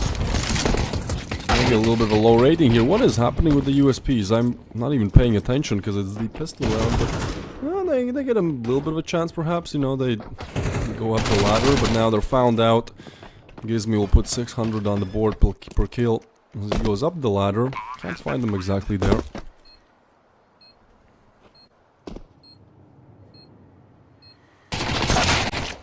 Shateri is going to be looking for Gizmi. I mean, that'll be punished, and I think Was ultimately just looking to hold on to that AK. Maybe if he can take a weapon away, but I think saving is the best thing to do here.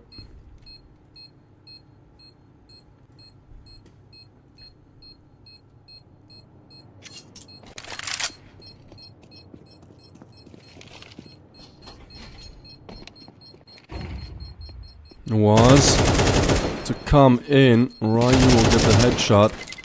Terrorists win. And Gizmi will get the refrag right back.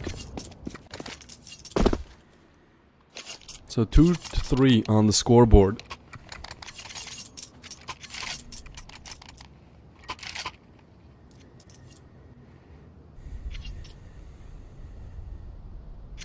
One round advantage for Monty Gen.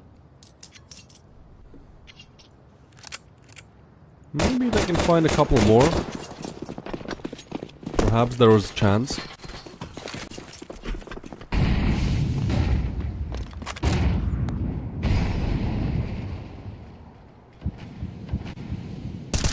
It's a 3-round streak now, but this position is just nasty from Urson. I mean, it's just hard to clear. It often goes overlooked, and especially when you go for a fast attack, it will be a fast shutdown on FNL.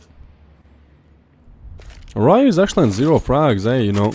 With how well Monty are starting to do now, if the star performer shows up as well, I think it's just gonna be game.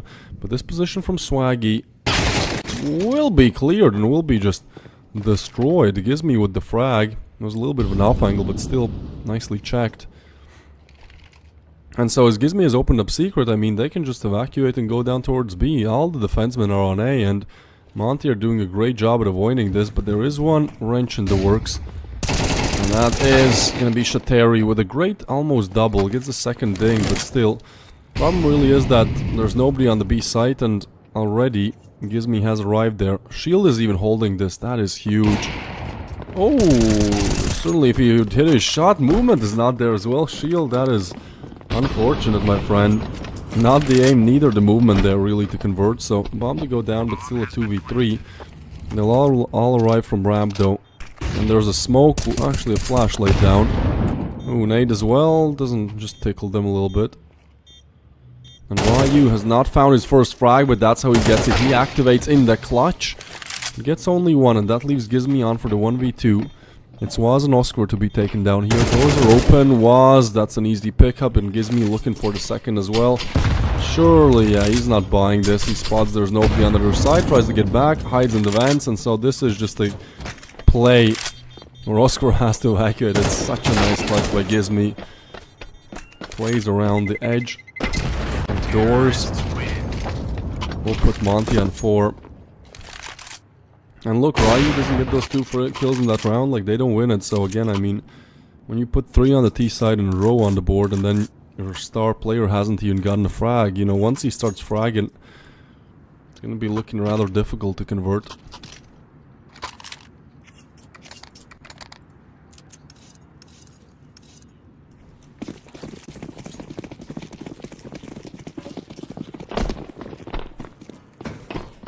So going up towards vents, looking for a frag here or there, and FNL will find one on Waz. Oscar still trying to stay on site, and we'll spray one down. Gizmi with another one taken down, but a 3v4 now. And the Desert Eagle tilted, I think it really displays how Urson is feeling right now, how the whole Royals is feeling right now, because they start off so good, but they still might have a chance in this. A 2v4, but Shield is good with the refrag, and so Swaki again. For the 3rd time, we'll try to just save the op.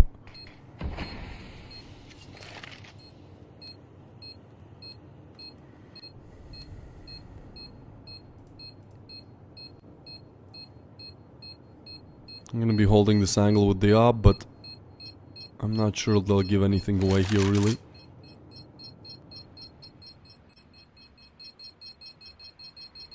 So I'm gonna be retreating back. 5th on the board for Monty Gen. Well done.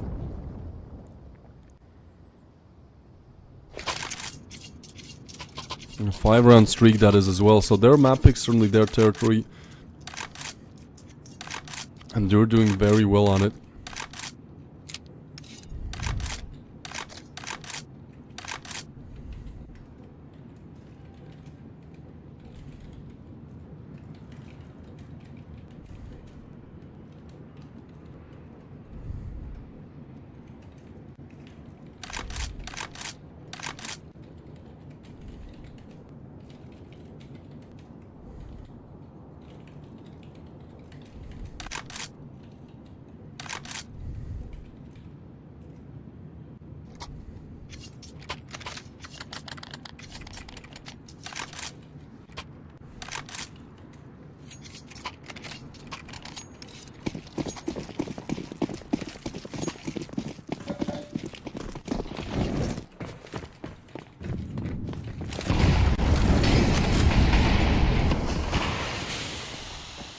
Alright then, round number 8.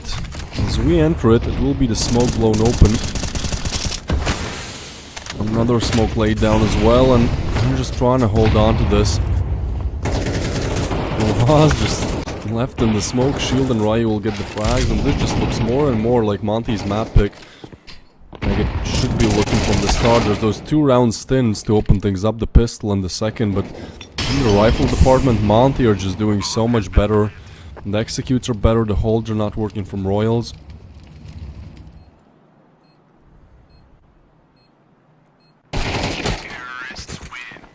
Shield will get the frag on Swaggy. And that is now 6 in a row for Monty. And what worries me more is that even if this nuke ends quickly, even if this nuke is, you know, going Monty's way, sure it's their pick, whatnot. What worries me more that after this is Vertigo, and Vertigo is actually Monty's best map. Stats-wise, they have a 78.6% win rate on 11 wins, 3 losses. They've even done a 13-0 up against Cyber Show. So I'd be a tad bit worried. Tad bit maybe being a bit of an under exaggeration. Royals, I mean, I don't even know what to tell them. I guess just try your best on nuke and then Vertigo, you just gotta win it. Yeah, not the best motivational coach right there, but things certainly not looking how they wanted them to look. And will be the push, Urston with the 1. Oh, but this time Royals, they have heard me it seems. Oscar gets a double spray down, Shield gets taken down as well, so it's only Kriths left alive, and finally Royals get a chance to convert their first actual rifle round. Monty's 6-round streak seems to have stopped rather soon. As Kriths moves in, he is looking to find a frag, a player somewhere, some way. But they're holding it. Yeah, that's a good hold. Shateri to find it, Swaggy to lit it up. 3 more rounds to go, perhaps a chance for Royals to at least bounce back, put some considerable rounds on the CD side. Because I don't think the T side is gonna get any easier. Although, I've seen recently that like Nuke gets more and more T-sided.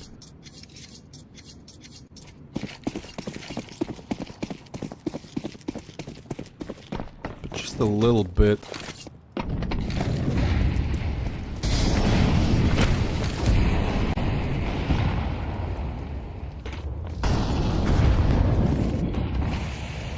Well, smoke will be laid down, however. And so, looking to perhaps hold down towards outside. Not sure exactly what the plan is here. That's a battle-scarred M4 if I've ever seen one.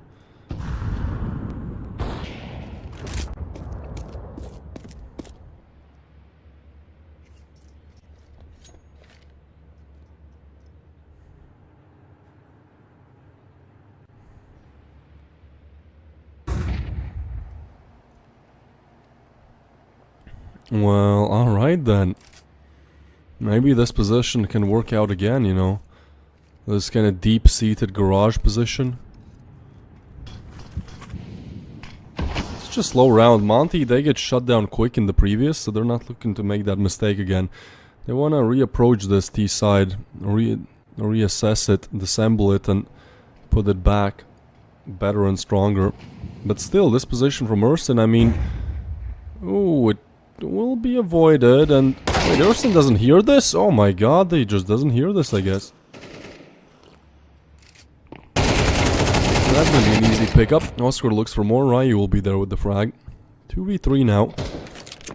But 10 seconds to go, so you gotta plant. And I do have that A site, so they will go for the plant. Swaggy trying to evacuate, has the USP slips out to the... Oh, but... I don't know, that was a weird decision making, I guess. I guess he was worried he doesn't hit the... I don't know, maybe the info about gives me low and he thought that would be the Heaven player. But ultimately, he loses a $5,000 weapon because chooses to play with the default pistol. The push comes in, nice shot from Waz, but yeah, Ryu will not be looking to give that one away, just instantly denies it. Allows Monty to get the 7th here.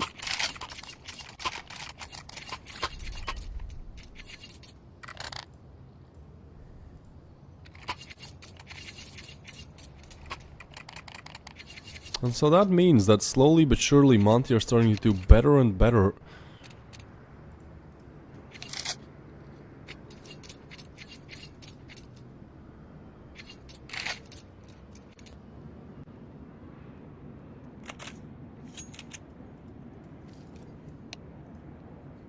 Tech pause and play as well. So we'll be looking to return soon. In the meanwhile, I think chance for Royalists really understand what's at stake here. I mean, this is your ticket to the final. Sure, you make it to the semis, you already secure, what is it, 1k if you remain 3rd or 4th, but in first place is 5k. That's, according to my maths, at least 5 times more money. And all you have to do really is convert this game. Even if you remain 2nd, that's 3k, that's 3 times more, you know? Like, if you're purely looking at the kind of money situation, then that's still a lot. A big change, especially for these tier 2, tier 3 teams. Like, you're certainly looking to put some cash on the board.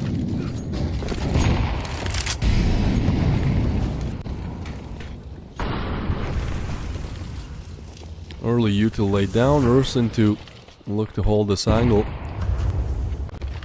I love the face cams. I see like there's so little face cams, and the ones that do have face cams have like you know, just their arms showing, so that's cool. Smoke will come in. Looking towards outside. Check out this face cam from FNL. It's just beautiful, glorious. Either way, 2 more rounds to go in this half, and Monty are just looking to advance 9, close out their map pick ASAP, and then sure, things might change on Nuke. No, sorry, on Vertigo. But, Monty are doing very well, at least right now, for playing with a stand-in. Lean is out, Kriths is in, and without their coach. Like, they just know what they're doing. Kriths, Shield, and FNL all to get frags, and this just makes it a 2v5. Scary to get the frag, but the insta-refrag won't be exactly insta, but will be there. As Kriths get forced out of the Molly, Oscar will get the frag, and a 1v3 for Oscar, who's left alive. We'll get a double. 1v4. Alright, Oscar, what else do you have? Shield's up, this time won't miss. Shield has missed a couple of shots, but honestly, you know, even money easy does. And ultimately 10 to 5 is still amazing, especially on the T side.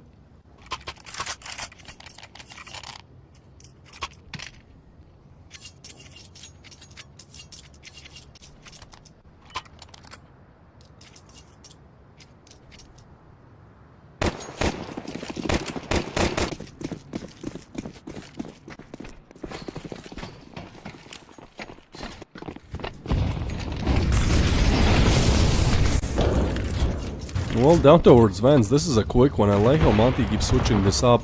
The Shield gets the frag, Oscar will get the refrag, a little bit of a weird timing. Kriths has to be worried about it, and Oscar will actually get the double. But still, this is the bomb planted. The very quick approach towards Vans is what really seals the deal for the plant. Now, to seal the deal for the whole 9 rounds, yeah, you need a Nidus retake, but I think good positions. Oh, head glitch angle. Weird. FNL will go with the peak. They try to double up, but now they know where Gizmy is. He's on low HP, so we'll lay down the nade, try to get away. There is an op on the other side. This gets real weird. Oh my god, but Swaggy spots it, and so at least Royals get this last round. It's the long defuse as well. Jeez, none of them had kits heading into the last round. Oscar, whoa, really? I mean, they're gonna defuse, but Oscar had like $500 there. He could have bought one. That is just an oversight, if you ask me. Especially last round and a half.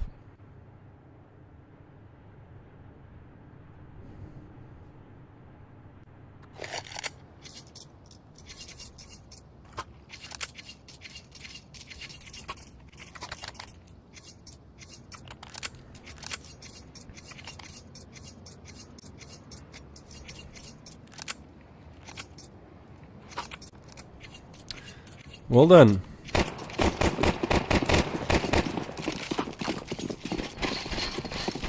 Maybe the second half looks different, although I doubt it.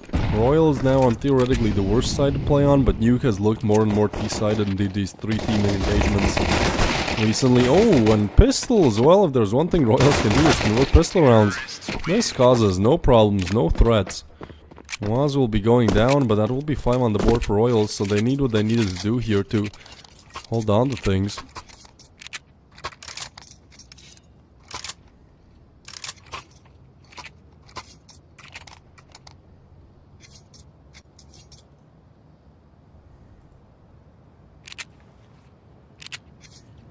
Well, maybe there is a little bit left to squeeze out of this one.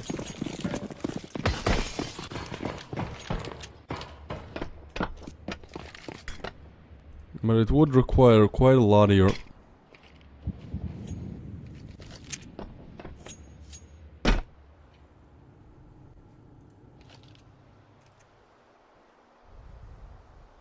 The USPs on side of Monty, certainly just looking to get to that next round, get this one done with.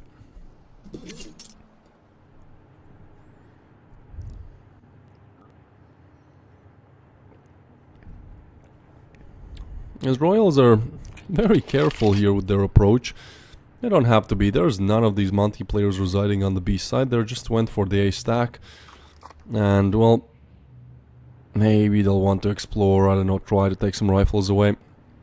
For now, we can confidently say that the 6th is put on the board by Royals, and we shall see how the rifles go. That sort of things will get interesting.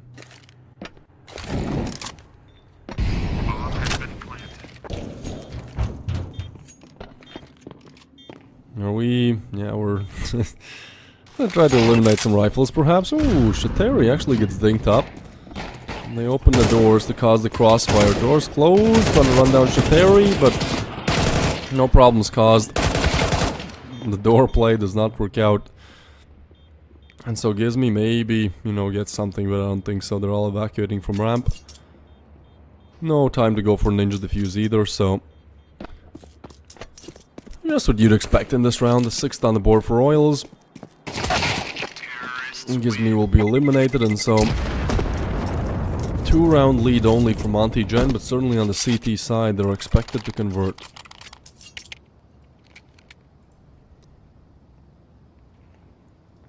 Let me check how they do. Yeah, they have a 56% win rate on the CT side. On Nuke, like this, simply...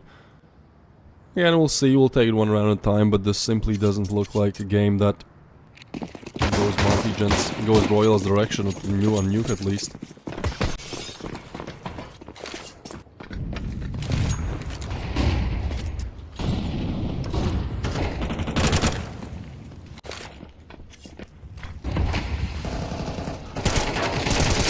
Gizmi will get the frag through the smoke. That's a big opener. Oscar now down.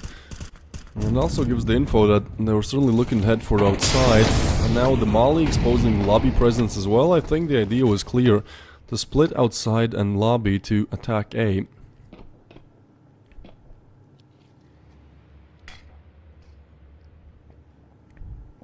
But now as that plan is given out, plan number B comes into play. And that is to head towards ramp. Shield on the other side, but they both line up. Take him down. It's a nice swing. And down the vents we go. Yeah, Monty are calling this correctly. The outside player now spotted, but Waz still gets the frag, and with Ryu now spotted as well. Royals have plenty of time to just go towards A here. That seems to be the play. They still have that player towards upper. I mean, the outside player surviving just gives them a big advantage, and so Monty probably just looking to save here. I mean, you want to go up the vents? Oh, well, yeah, don't want to. Chris takes a peep. Finds nothing, goes away.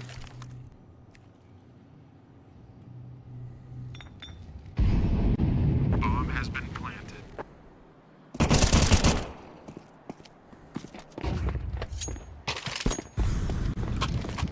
Fanel will get the frag, so still they could go for this retake. Seems like they will choose to. With that opener frag, this makes it a 3v3. But I think they're really careful about this. As soon as they lose the player, they might not anymore, but 1v3 for Urson, and they have to push through the smoke. They swing together, aim not there. Urson could have done better, but unfortunately not able to. So, without even a kit, they'll be able to stick it and convert. And that's honestly a huge round for Monty. Like, they were already looking deflated. They're looking to evacuate and just save. But I think this not only gives them life in this round, it also just completely changes the scoreboard. Instead of an 8-7, a close game, we get a 9-6, where if Royals lose this round, they're pushed back to pistols.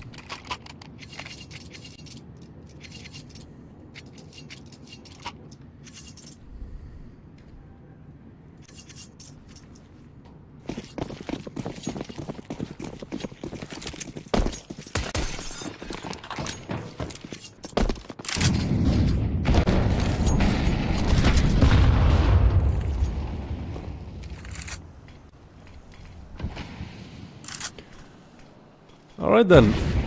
Towards outside we go. Monty, Jen on 9. Gizmy will get the frag. And now they're just looking to get to those double digits, and with that also take the 11th with them, really. This would spell disaster in a quite a big way here. Try to push out. It will be weird, but it will be Shateri finding the frag. 2v5 now, and not really much left to do. Although Ursin finds 1, 2, 3 is not there, but that's a crazy attempt by Ursin. He was almost ready to go for this. I mean, Shield is lucky to be alive there. If it was a little bit lower, would have went down. That's a huge attempt. Unfortunately, it doesn't come through.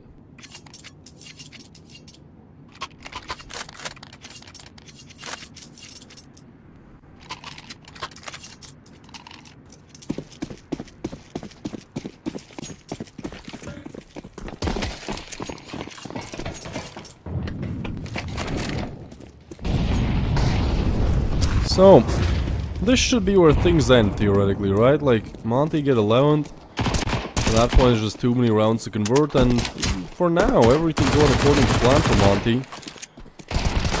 And again, this is a great showing on you, given that Lean is not playing, Kriths is the stand-in, their coach is not available. Like, this is big.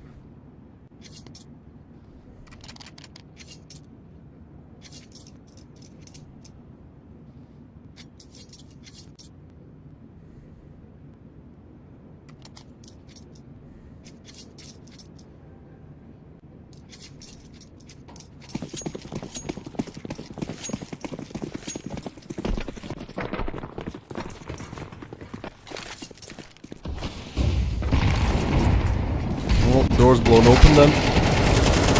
Shateri with the frag, Shateri with the double. This aggression was the call from Monty, but honestly it goes for 2 for 2. If anything, we just get a very close round to 2v2 very early on.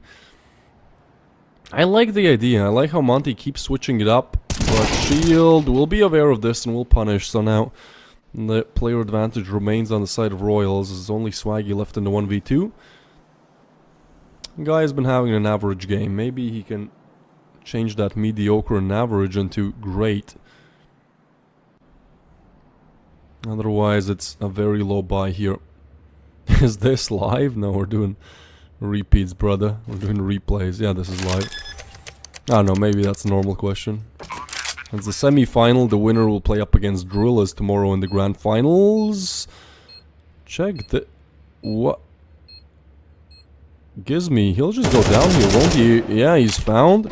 That's the first on the board, and I mean, Royals are trying to rely heavily on clutches, but it could somewhat work out. Swaggy repositions, and so with half the time ticked off, Shield has to move quick. There is a molly. We'll just be looking to stick this. Actually just taps this, but Swaggy is not budging. Oh, it's a beautiful play. Pros never fake. Should have held it. Would have been Shield's round. I mean, hindsight is 2020, but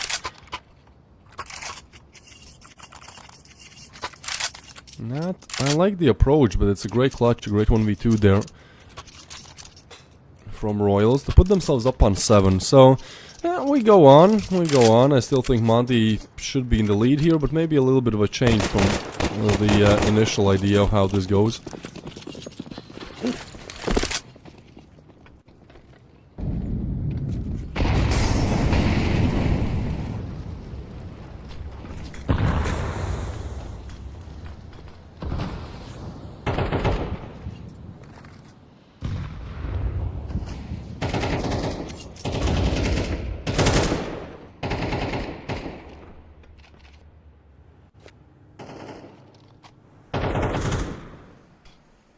Was on the other side.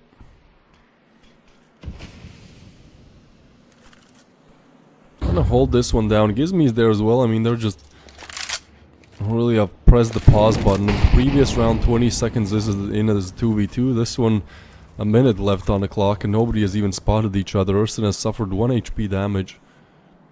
Who is Kriths? He's a stand-in. Lean couldn't make it. He had some in real life issues or something. Just, I don't know. Production told me he couldn't make it, so Kriths is a stand-in. And honestly, Monty are doing very well with that stand, and they also don't have their coach available at this time, so... You know, two factors that should make this a more difficult game, but for now they're holding on. Gizmi is so aware of this push through the molly. Oh my god, they still punish, and Swaggy gets away with it. The push through the molly somehow works out, but now they look to go back. They understand rotations might already be there. Urson meanwhile finds one towards upper, so it's only Kriths really to defend the A side. Now this is a lot of noise. Ooh, Kriths will have to do it all. They swing into him and they will punish. Royals looking to crack the 8th one on the board as well. And even if you start good, I mean, now with 8 on the board, I feel like this is really where you need that coach to, you know, guide you through this, how to close this game out.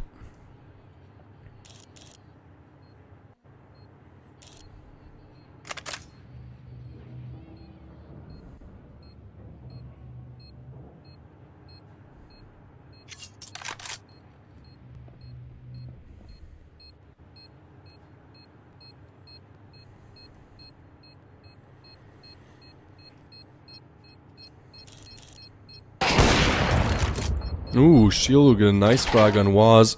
Looking for more, but I mean, they will try to run him down. There is FNL to arrive with help, and he actually does great to help, but ultimately everyone going down, except for Swaggy.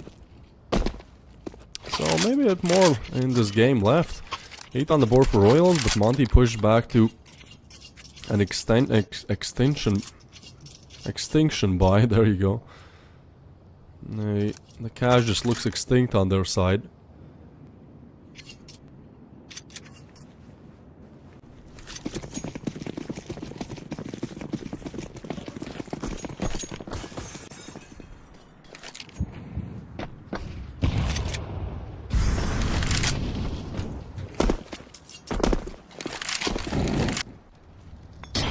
The USPs on Monty Gen. Well, they're somewhat walking into the trap. I mean, there's Ryu on their side, but I wouldn't exactly call it a trap. So, he's spotted now and he will go down.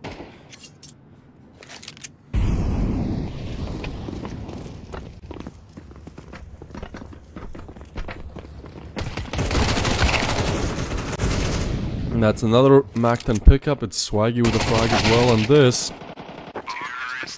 just seems like it's gonna go the way of Royals for now. They've done very well to string these 3 rounds together. All starts off with that 1v2 clutch coming in from... Who was it? I think it was Swaggy, right?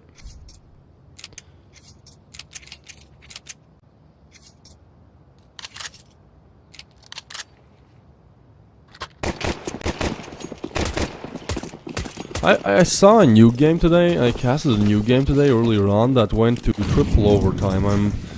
You know, we're far from it, but I'm starting to get a little bit worried for young Monty Gen here. Maybe I shouldn't be, especially after Gizmi lays down that double. This is gonna be looking like finally a round that Monty will convert. This ramp engagement will go the way of Shateri, however, and that also means that now B is up for taking. They drop down. This is surely spotted, but ooh, Kriths is lucky there to remain alive. Gizmi, this time aim not really there. They'll try to swing him, the ding, but a 3v3 after all. Sure, low HP, but so is it on Kriths and Ryu. And with the bomb now down, I mean, you don't really have the cash to go for this if you're Monty as well. You gotta bank on getting the opener frag, and if you don't, that's it. That's over.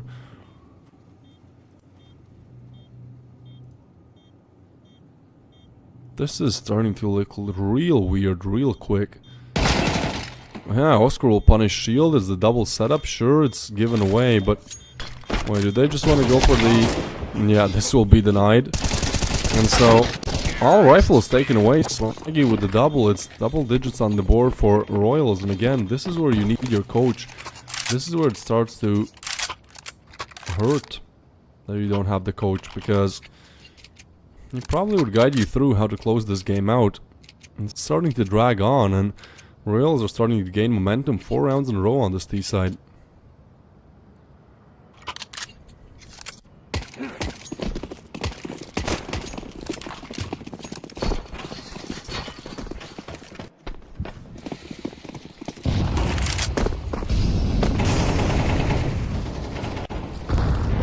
So again, just pistols, and they lose this. This is Royals equalizing. This is No telling how the game goes. Big advantage that they had is just completely squandered.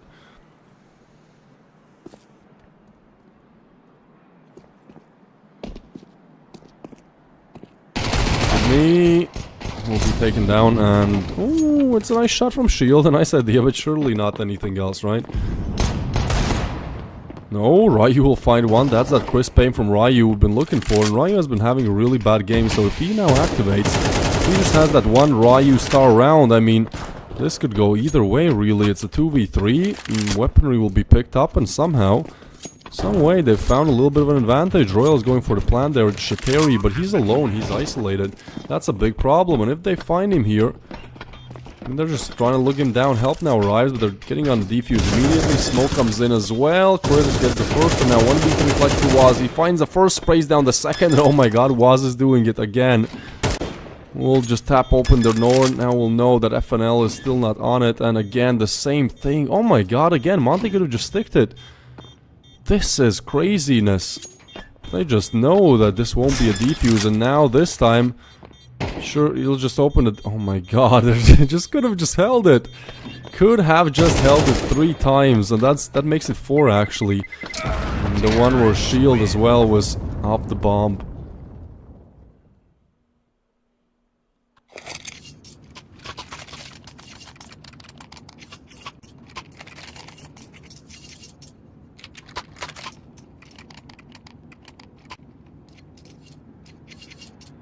Is it Orith or Chris? Brother, I have like 720p quality on my end, but actually when you say that C might be an O, my bad. I'll try to keep an eye out. I think it's... well, let's see when we spectate him. The letters are a little bit bigger then. Well, either way, yeah. I was playing for Viperio.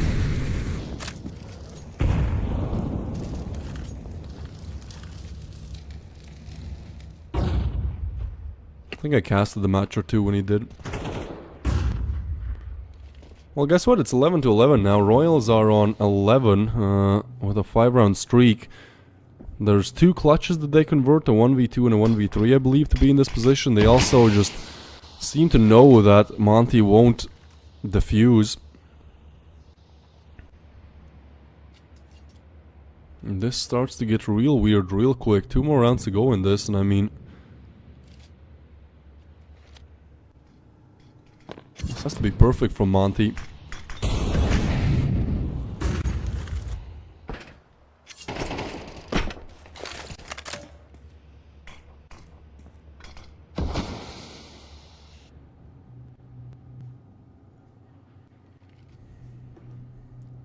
Towards outside we go.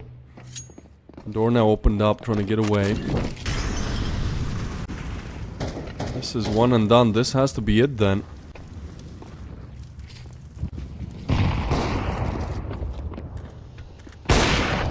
Ooh, shot missed there. Not able to connect. This gets real weird. I'm getting some lag on my end as well, so sorry if I missed something. But it will be Monty to convert after all. I got a hella frozen screen. I don't know if it's me or production, but this ain't good, brother. Will be 12 on the board for Monty. It will mean that they at least get a chance to close out here.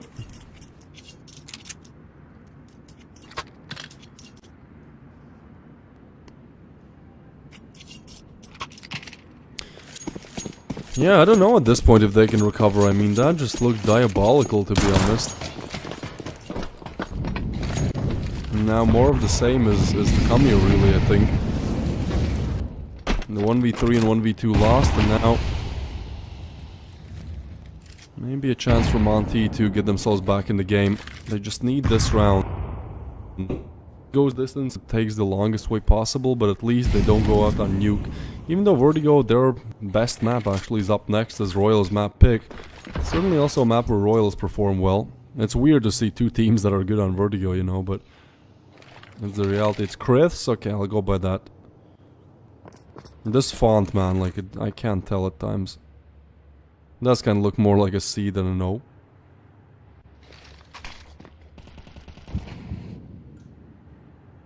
Well, it's certainly a slow round. I mean, nobody wants to make this mistake here, so I know what's at line here. The finals are on the line here. You get the finals, you triple your cash reward already, and that's if you lose the final. A shield with a big shot, but was with big refrags. A 3v3, and they go down towards lower. There's no help. There's nobody who could deny this. And Kriths is certainly heard heading down towards secret. The shield clears out angles as well. It will be this head glitch. First engagement most likely. Oh, Waz will just punish Disney. I mean, yeah, they're going to be watching this, and it seems like we will be going to overtime here. They're not going to be able to decide this right here, right now. Overwhelmed. Kriths falls as well as shield is left in a 1v3. There's simply no time. There's no business to convert this. Terrorists win.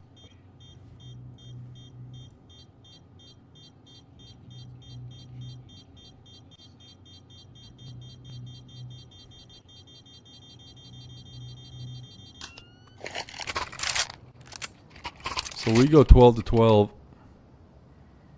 2 FPS. Was it lagging for you guys as well? That would confirm it that it's not on my side. I sound like Moist Critical. I'm especially making a deep voice when I talk. I know that I watched Moist. Like, this is a throwback. I watched him back in like 2016-17 when he was on like 1 million subs or something. And then I kind of stopped. I think I grew out of it. But cool guy, has some funny videos. And I remember he said in one of his videos he was like 16, 17, he was worried he would like artificially make his voice deeper. Not artificially, just like go, oh, hello guys, welcome back to a new video. It's just like a funny thing you do when you're a teen and you know your voice is just dropped and you're like, oh, I gotta make myself deeper to sound cooler. Shield will get the frag on Swaggy. And as Swaggy falls, it will be Royals to have lost the player, but their D-side has looked so good here. Monty have just found little to work with here.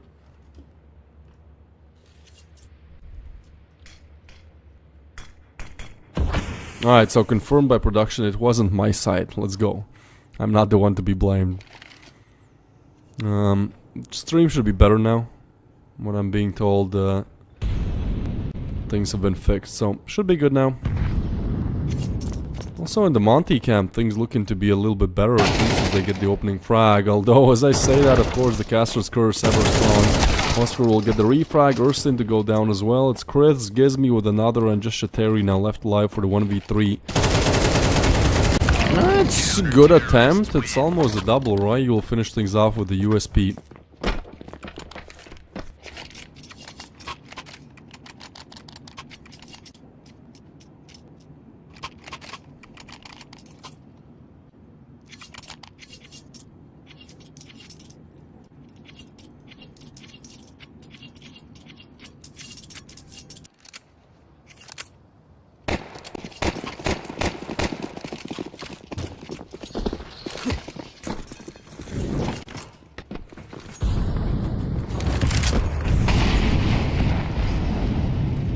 Alright then, on we go. Monty Gen have found 13. Let's see if they can find 50. Oh, wait, have those chips always been there? I just noticed those chips on the stool there.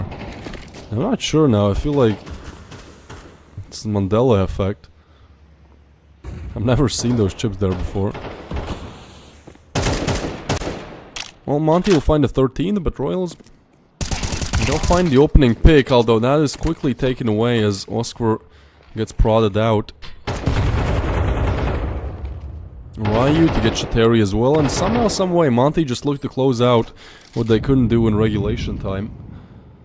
This match have certainly dragged on for a little bit longer than expected, but that frag was crucial by Shield as Waz gets another. Kriths is now spotted as well. Overwhelmed, the Dink is there, and oh my god, I can't believe it. They turn a 3v4 into a 3v1. And FNL to do it all, really. I mean, in a very bad situation here. They're even holding him. They know exactly where he's coming from. Waz will swing in, but the op will punish. And I don't want to point fingers and blame, but Shield, I mean, he gets that frag, this round is over.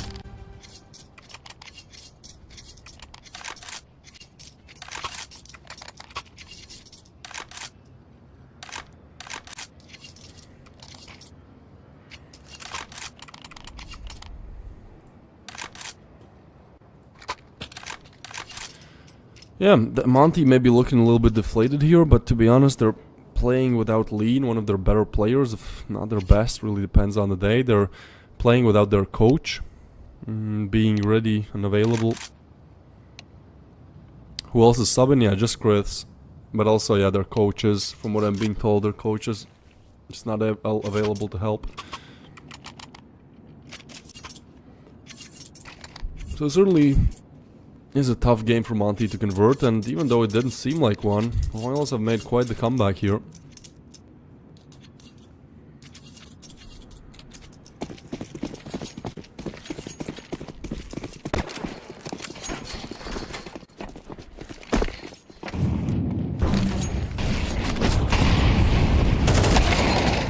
Oh, big push towards ramp aggression, and it works out. Shield will get the frag on Ursin. Swaggy was Oscar and Shateri, the 4 names perhaps thrown in the mix here to try and refrag.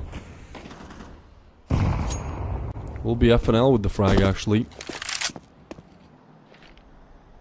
So, can you do it?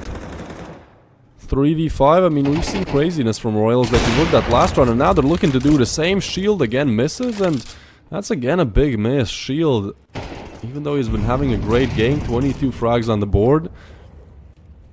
And actually the top fragger of the whole server, I think. No, Oscar is actually the one. But still the second highest fragger, but those misses already cost 1 round. The second won't be cost, as Shield just goes for the no-scope, shows that his aim is still on point. And now actually equals Oscar in the kill department. But Monty, we'll see that. We will see how that T side looks like. I mean, ultimately they did get more rounds on the T than CT.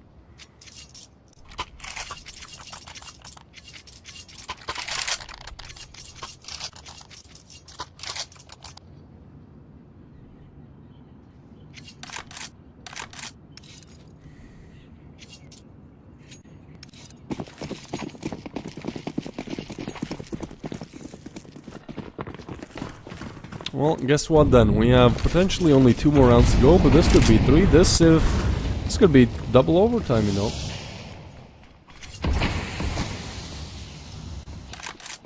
I think a lot of it depends on this round. Like, if Monty are able to reach 15 there, it'll be difficult to come back from it. Shield and FNL will do a great job to at least put the right foot forward towards it.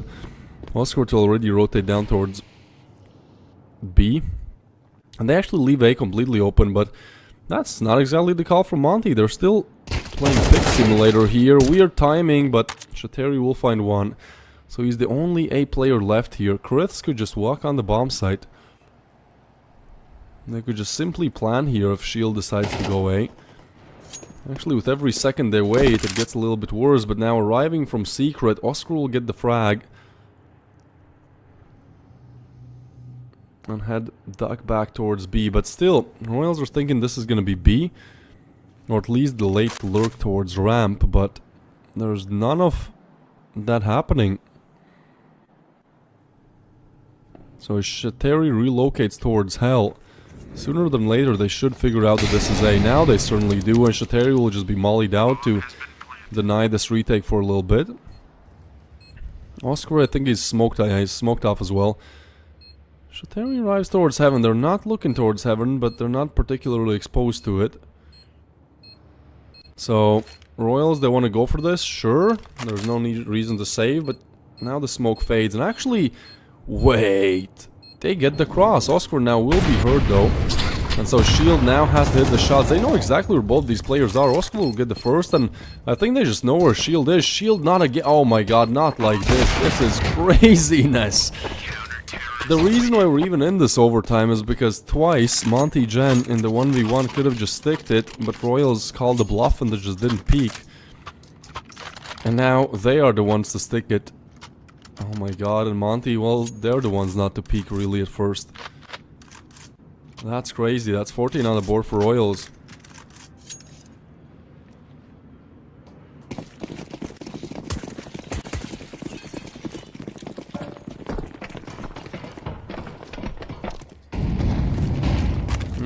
Why do I feel like this could be double overtime here? Things are just gearing up that direction. Ooh, but I guess Monty, at least for this round, is looking so strong. Just W key in and plant the bomb.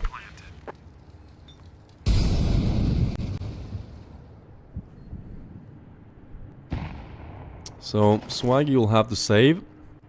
Hasn't been having the worst game, hasn't been having the best. It's kind of positive in the kill department. Has died, I think, one of the least times on the server, but also has killed one of the least times.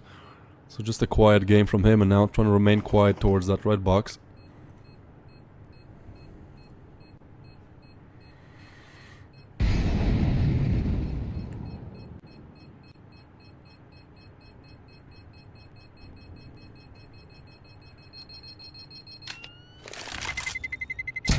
Terrorists win.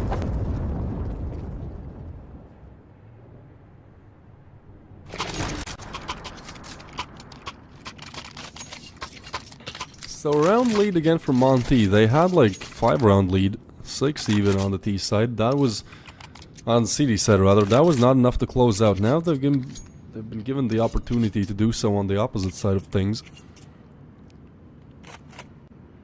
An attack pause. All right. I mean, there's no coach to talk with since he's not available for this game. But maybe together as a team they can figure out where to take this.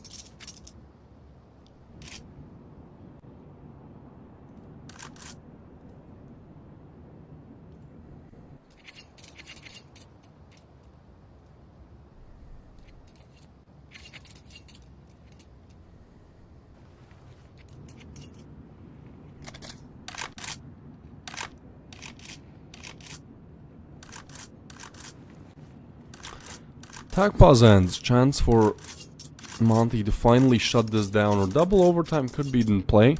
Royals have done well to force it once. Now, twice? We'll see. Certainly think it's possible. I think this is kind of a coin flip 50-50 round, isn't it? When Monty aggressive towards outside, Ryu suffers some early util damage. It's some nice... They're just going for the same thing, just aggression towards outside. They send Ryu down towards Secret. And he's expecting somebody to peek maybe. There's nobody on the other side, so they'll join the rest of the queue. They'll head down towards lower, but Oscar arrives. And that smoke will just deny things, so now they might have to go back. Things get a little bit weird. Because Oscar is guarding it, Waz now arrives as well, and now Monty's position is almost perfectly known. They know where those utilities come from. So,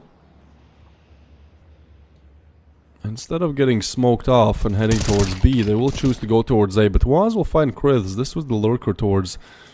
Well, if they went B to deny the event drop, obviously, but... Towards 7 they go, but I mean, Royals kind of have the read on this, like... Especially with the noises made, they know where Monty are coming from. And so, on site, Ursin has to do it all. Weird timing. Ooh, they find one, but they find the other one as well. And now, Gizmi will retreat back from heaven, but still, you gotta crack open this B bomb site 2v4 style. Because the other player is on heaven. Oh, that hurts. It's Swaggy with the pickup, and seems like we'll need double overtime here to decide what's going on. Although Shield picks up one, it's still a 2v3, it's still a difficult one to clutch out. Gizmi arrives, he is being held, is being expected, still he gets the frag, and now Shield can just go up vents, they can just plan. They've faked this out enough to where Royals are going to be arriving with the backstab, but Gizmi is aware of this. They swing into him, actually. They were so aware of this play, so Shield has to do it all. The 1v2 for Dreams to clutch things out. That's a great reposition. I think Gizmi might have heard both, so... Honestly, this is a great position for Shield to play in. He gets the first immediately, knows about the second as well, but that will be the headshot from Swaggy, and so we go on. Double overtime will be in play. We'll need a couple more than that to decide who wins this.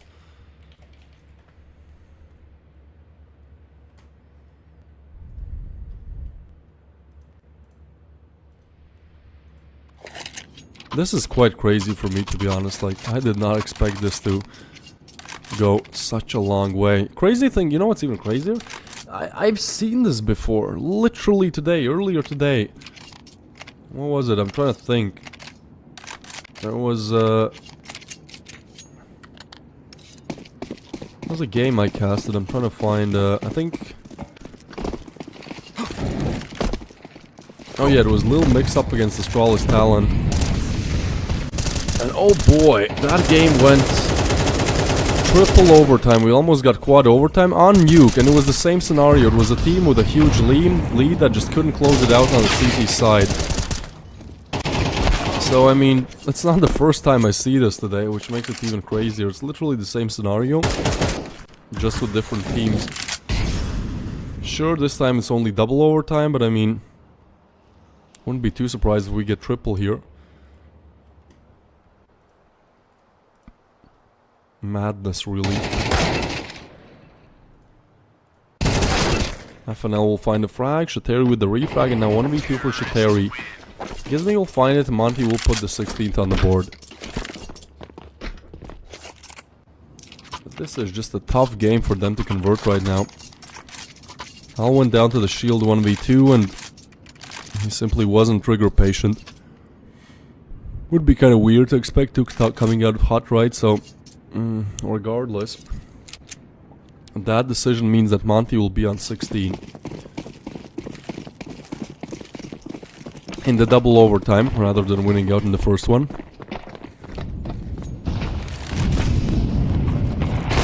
Swaggy will look for the pig. That's an aggressive move. Some utility damage dealt, but still Monty on the T side looking to finally put problems to rest here. As Gizmi's moving down towards lower. And this is really the perfect opportunity right now to put the 17th on the board, and sure, Monty's CT side hasn't looked the best, but I think with 2 round lead and one more chance to convert on the T side, actually, you know, they would be in a good position to do so. In the meanwhile, I really respect Royals for just holding on to things here. I mean, they forced overtime from what seemed to be rather impossible to be done, and then not only that, they forced double overtime. They don't lose that 1v2 up against Shield.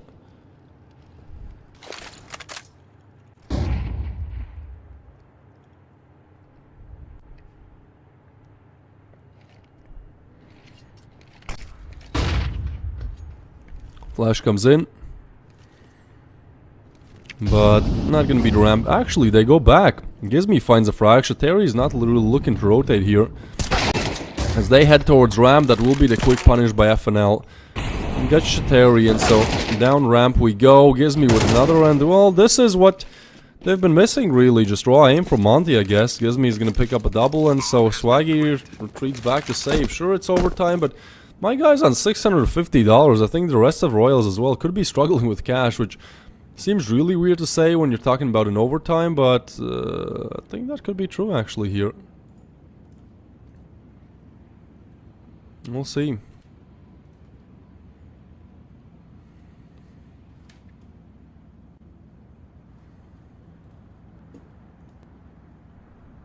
I certainly don't think they're too happy with how this game has gone so far.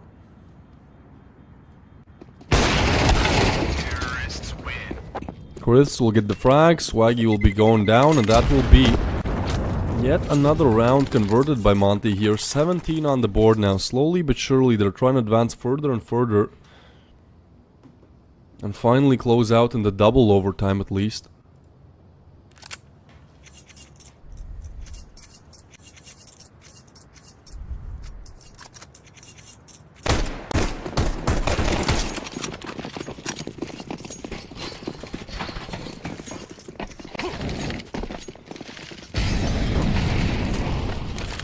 Alright, I mean, we're gonna be going on for even more then.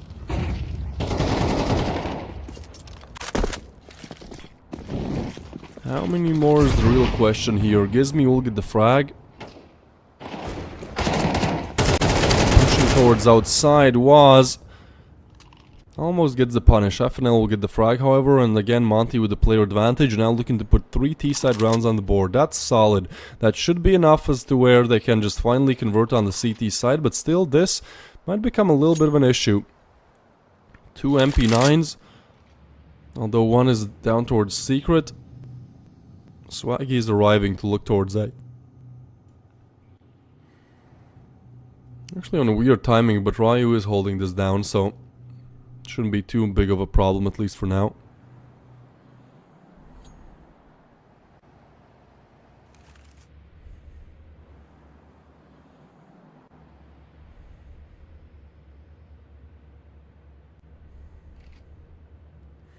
Monty trying to be super sure here. I mean, closing out has been such a struggle for them at the point where they're looking to check out every nook and cranny, make sure every stone is turned.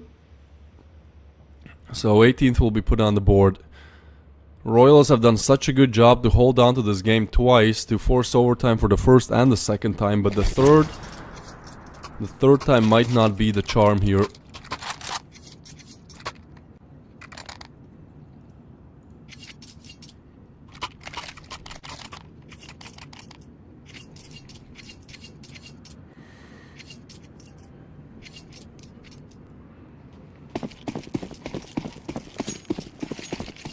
As they're put in an almost impossible position right now.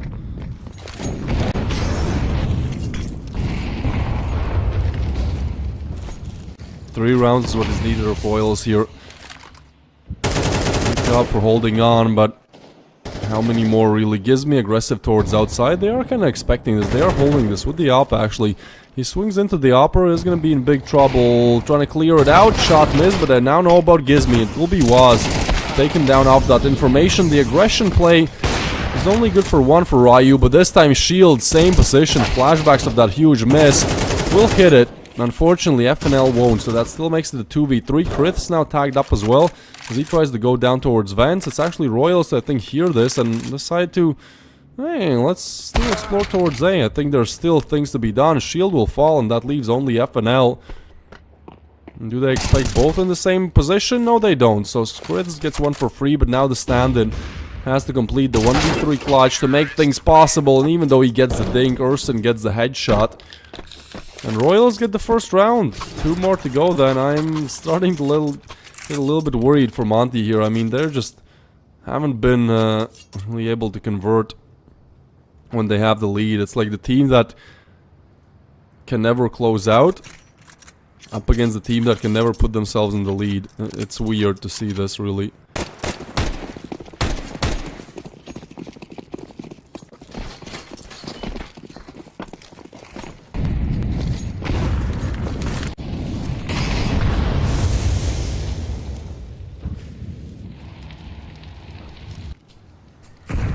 Well, this could be potentially our last round of this whole overtime, but if Urson keeps hitting shots like this, maybe not. Again, early player advantage lost for Monty Gen. Royals do gain it.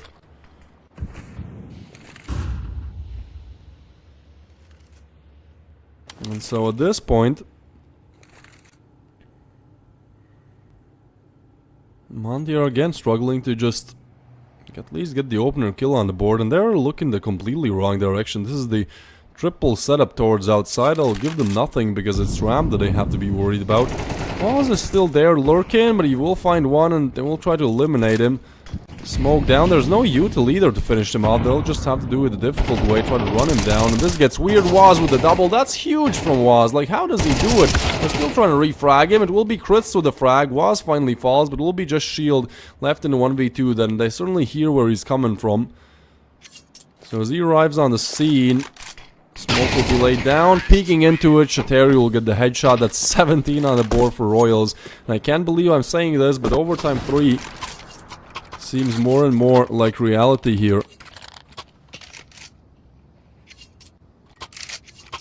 Absolute crazy work here. Absolutely bonkers. But these teams can just not get separated today.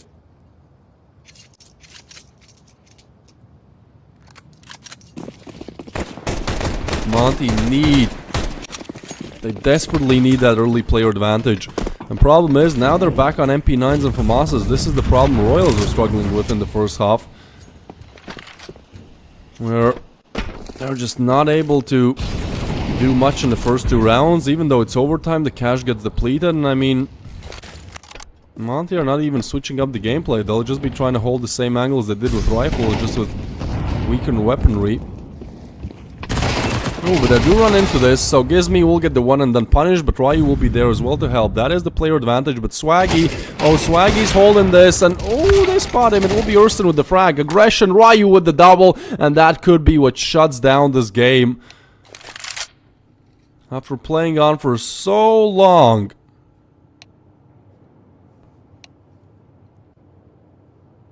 They might have done enough.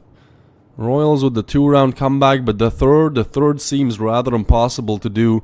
Because it's going to be Shateri left in the 1v3, and he will be taken down, and Monty, after 2 grueling overtimes, will put themselves in the lead with 19 on the board. This is the semifinals, and this is what we were waiting for. Just raw aggression from both sides, trying to convert, trying to make it to the finals to play up against Drillers tomorrow.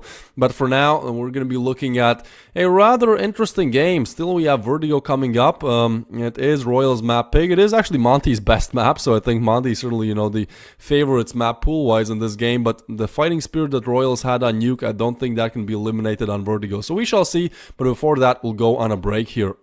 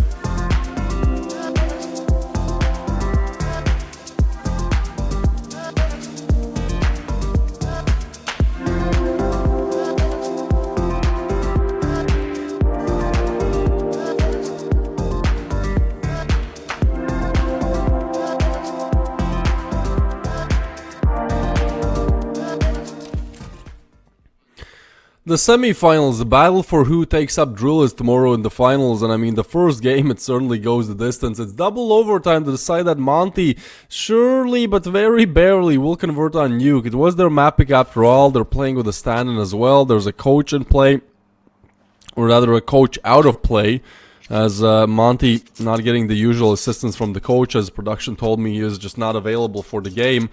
So a lot stacked up against Monty here, to be honest. You know, a lot of problems that perhaps they might have. As we head into Vertigo, it's going to be the Royals map pick, but it is Monty's map, best map, at least statistically. They've won it 9 times and lost 5 in the last couple of months. No, actually 11 and 3. Good lord, this is looking great for Monty.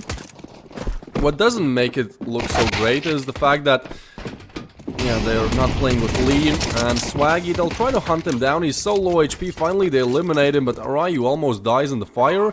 And this will just be the B execute. Meanwhile, Royals will find a completely open bomb site. Monty, aggression towards ramp will grant them information and kills, but ultimately, that information that it's B, I mean, not exactly what they wanted here. We'll try to arrive on the site. It's a nice headshot by Gizmy. Looking for more though. Time is of essence here because no kits in play, so they have to go for the full defuse. 1 frag, 2 for Ursin, and that just seems to be it. Royals will convert the pistol, and they will put the first round on the board here.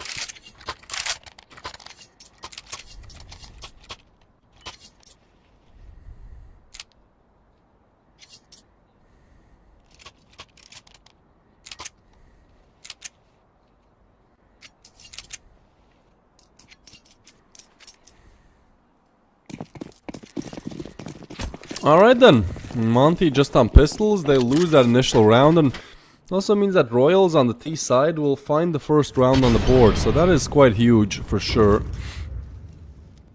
I think it's a big pickup. Monty going for some gimmick plays. You can certainly see why it's their best map. I mean, they have strats out the wazoo here. Plenty of good ideas how to use some gimmicks. Use some one-off plays to at least get some kind of an advantage.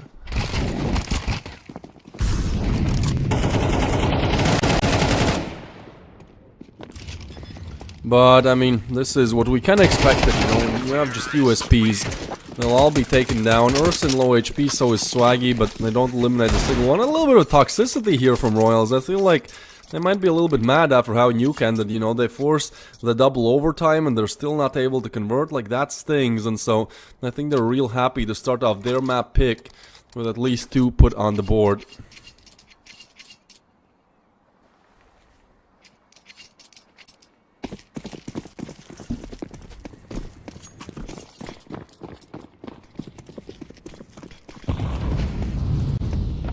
Well, with the rifles then, on the side of Monty, they actually have a little bit of a better buy. I mean, there's a MAC-10 and a Galil on Swaggy and Waz, but on Vertigo you can definitely find some close quarters, mainly towards short. It's not being held too aggressively. It's actually Gizmy. Oh, and wait, Lean is back! Lean is back, so that actually creates quite the advantage here for Monty. I'm not sure if the coach is there to help, but yeah, they needed to close out on Nuke, but I feel like here they certainly have an advantage then with the main man Lean on the server. Will be FNL to get 2 frags, and this is now going Monty's direction for sure, I think. Waz will be left live in the 1v4. He goes down, it's over.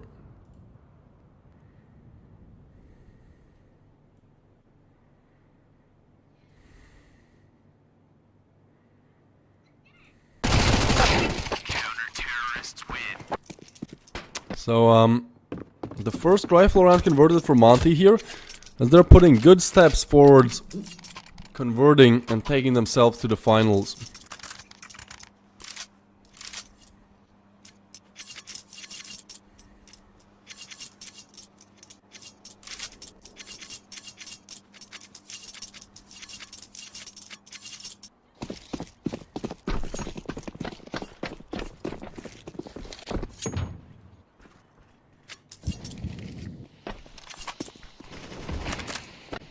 So FNL to open things up, he has picked up the AK and he has picked up a double FNL.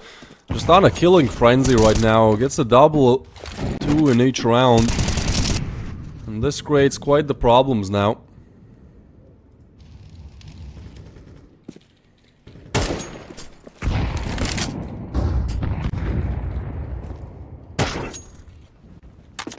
Gizmi will get the frag on Waz as well. And just Oscar left alive.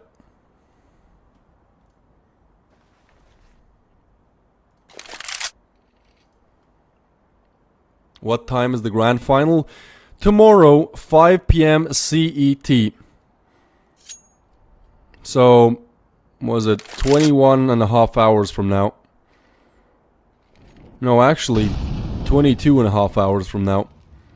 Yeah, 22 and a half hours from now, 5 p.m. CET. Will be, I mean, there's a Wikipedia link. The bot should be posting it. Maybe Ezot can post it, the mod.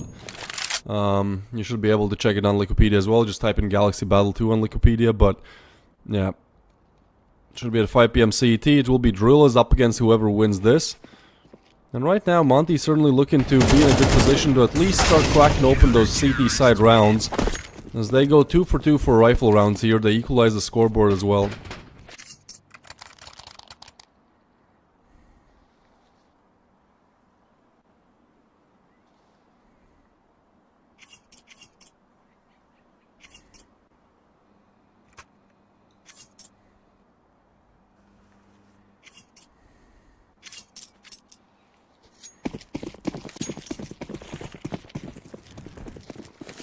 So, the Glocks on Royals then.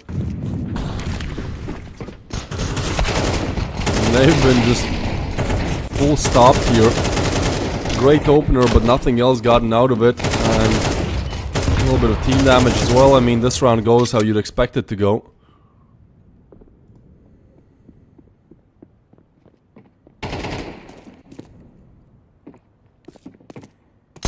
Really starting to look like Monty can just convert into here. Shouldn't be too much of an issue. Ryu will get the frag on Urson, and so we'll go 3 to 2. Monty in the lead now.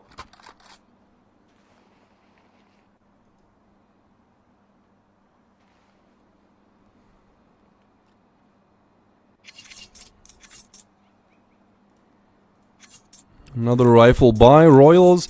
I mean, they're good on Vertigo as well. I've seen their Vertigo. It certainly looks good, but it's a little bit of a weird pick given that, you know, Monty are so good on it. Maybe they could have picked something where they're maybe a bit worse on it, but Monty is a lot worse, because this... Let's see, Monty are playing just good setups. Shield, though, will go down. That was a weird play. I mean, shot missed. A very aggressive position there.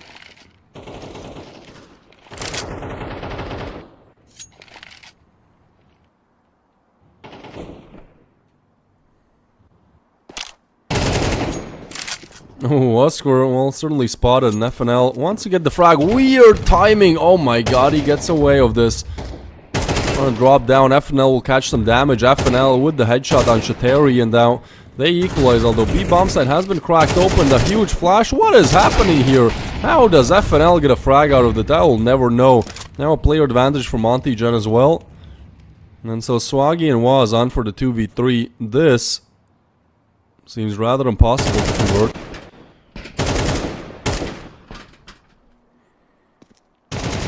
You know exactly where they're coming from. Gizmi gets the frag as well, and this was the rifle buy with quite minimal loss bonus for Royals. It's 4th on the board for Monty, and I don't think this is the buy. Unless Swaggy clutches out the 1v2 now, as he's found the first.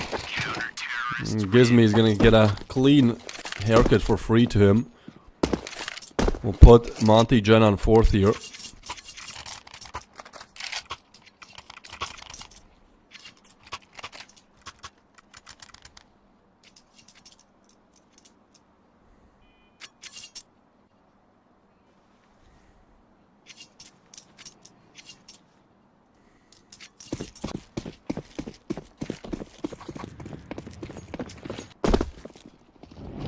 The Deagles then for Royals, they do have a little bit of residual cash here to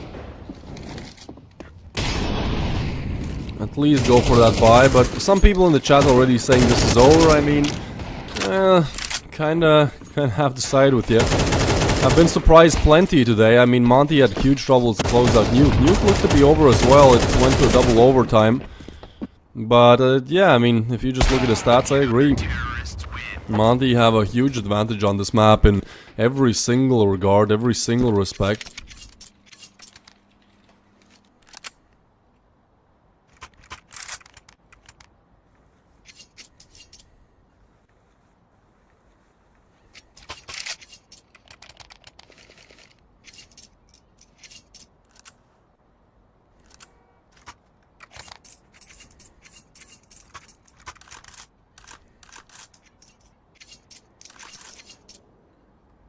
Attack pause for Royals comes in.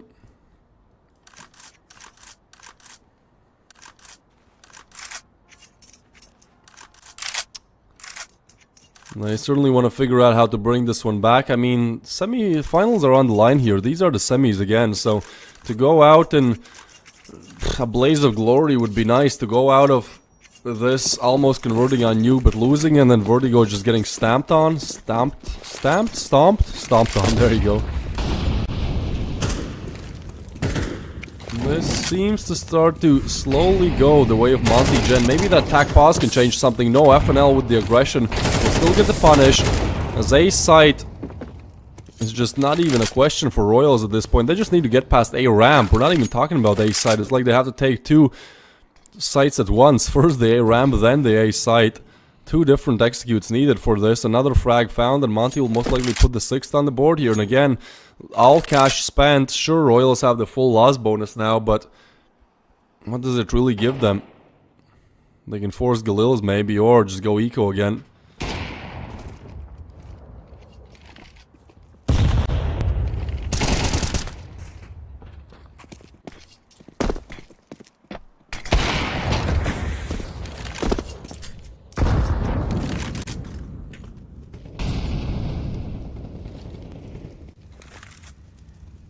Well, was left for the 1v2 then. And I mean, Monty is just doing every... Oh my god, shield, what is... Oh... Wait, he saw that. Yeah, he saw that. He's gonna get the frag. But just as that refragged...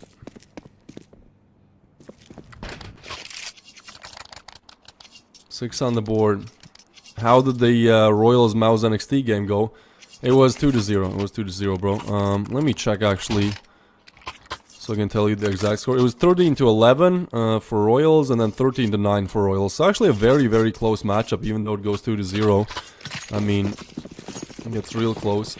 I think ultimately you should be able to scroll up the chat a little bit. I can just repost the Wikipedia link. Like, you can just go to Wikipedia and check there. I think you'll see the maps there as well, bro. So you should be able to figure it out. I mean, yeah, Royals won, so, you know, that's why they're playing here.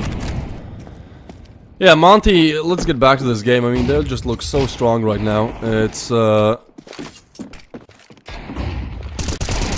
on the board. They throw nice util as well to just deal with this before it even gets too far. Actually, now, the M4 retrieve, they've at least found their way to a position where they can try to attempt entering the side. The M4 will be good on Waz, though, and Gizmy will get the refrag. So now with the bomb in hand still, that's the hero M4 gone, and if you want to go for this, it will be shields up on the other side out of all things. This is a bit of a crazy angle to be held, but it is a difficult one to deal with. Like, you're not exactly going to pre-aim it.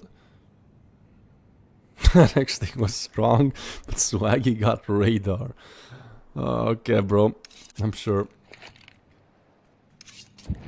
Yeah, Mouse NXT, I mean, certainly was looking strong. This new team that they have has only been together for, I think, a couple of weeks, maybe close to a month, but they're definitely playing well above that 1 month line. Very good individually, and now the team department also starting to kick in. I think that's a great team in the making. And so is Monty. They've done incredibly well in the last month or so. At the start of June, end of July, they were ranked 200th in the world. Since then, a very steady rise to hit the peak of 68th. But then now dropping down to 76th. But still, just a huge rise for Monty Gen. So, they're probably going to be looking to advance the finals. Funny thing is, they're going to be playing, the winner is going to be playing up against Drillaz, and very recently, MontyGen played up against Drillaz in the final in Prodigy Series 3. Don't know if you guys know that tournament, it's kind of a similar one to this one. Yeah.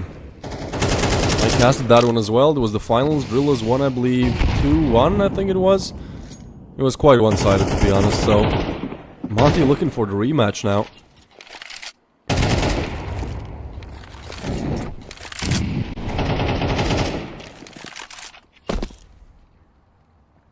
And semifinals now just looks like a formality for them, as they put 7 on the CT side on the board.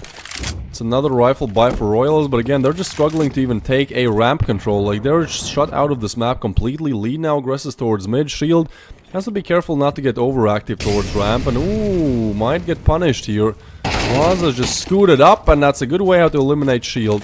And they're trying to execute towards A, and Monty are all the way back to B, actually, so well, that's an opener for Royals. That looks good. This would be their first rifle round. Waz, stay strong with the aim. Seems like they will put 3 on the board after all. Good stuff. There's no way you're going to get past Ursin there. I mean, this angle actually expected, and Lean takes him down, so I still don't think they're going to go for it. Probably should have. I mean, you have 14k on the board here. Like, you're going to be able to buy until the end of the half anyways, so a bit of precaution here. Will be the third on the board by Royals, but I think they need a couple more, maybe 4 or maybe 5 here.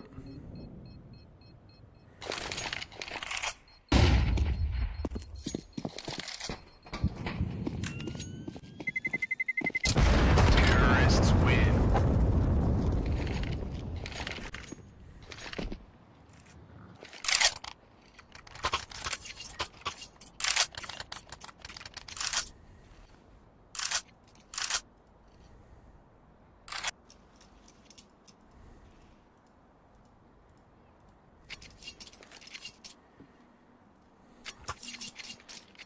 What's MontyGen's win rate in Vertigo? It's not looking good, bruv, if you're a Royals fan. Like, 78.6%. They have 11 wins, 3 losses on it. They mauled over Cybershock 13-0 style. They did lose to alternate attacks, but yeah, Vertigo certainly is their best map, actually. So it's a bit of a weird pick from Royals here. They certainly would have done their research, right, to... I don't know, I guess they just bank on them being very good on Vertigo as well, and certainly they are a Vertigo team, they are good on it, but right now the showing on the T side is not as strong as they perhaps expected, so they're looking to finally put the 4th, maybe even 5th on the board. And one thing that Monty does, they really like to just stack sites on Vertigo and kind of play a retake simulator at times if it goes wrong, or just leave one defender on the other side, and this time it's B that's heavily overlooked. Will be shield on the other side. He has done well to get one bit more nade and damage. But with the flash in, I mean, he's alone on site. He has to hit the shot, mollied out, and that should Terry with the frag. They blow open the smoke, but Swaggy, well, he's going to be seeing the other way as well. And so, trying to jump, oh my god, there's no way Lee tries to go for that. Yeah, I mean, Monty, they look good on the CT side, but again, I feel like they just play too much site stack, too much gambling.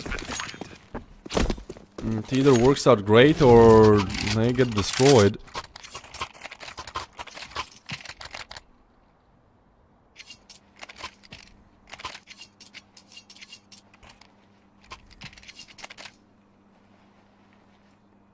Actually, if Royals get the 5th here, I mean, it's not going to be that one-sided anymore. Especially switching sides. Royals are amazing on the pistols. I think they're 3 for 3 in the pistol department, so definitely some things to think about here.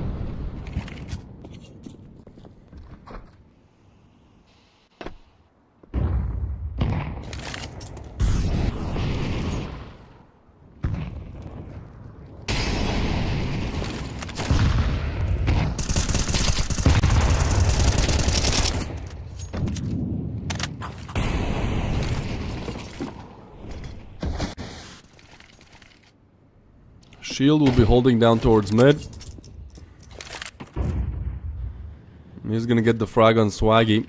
And they're looking to convert the 8th. I think that's kind of needed for Monty here. Like, I'm not that confident of how they're side will go. Well, I can take a look. I can tell you what the stats say. Ooh, okay, never mind. They have a 64% win rate on the T side of this map. That is madness. That means that they're so much more likely set up to convert this one, but we'll simply have to see. Counter-terrorists win.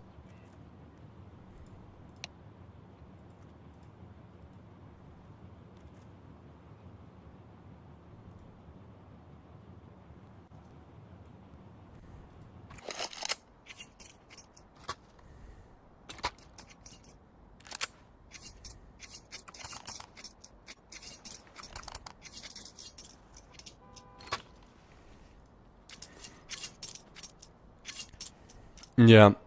All the stats really point towards Monty converting this as their best map.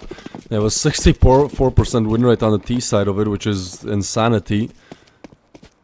But Royals, they've defeated the odds once. They did so on Nuke. They pushed overtime not once but twice. Third time was not the charm.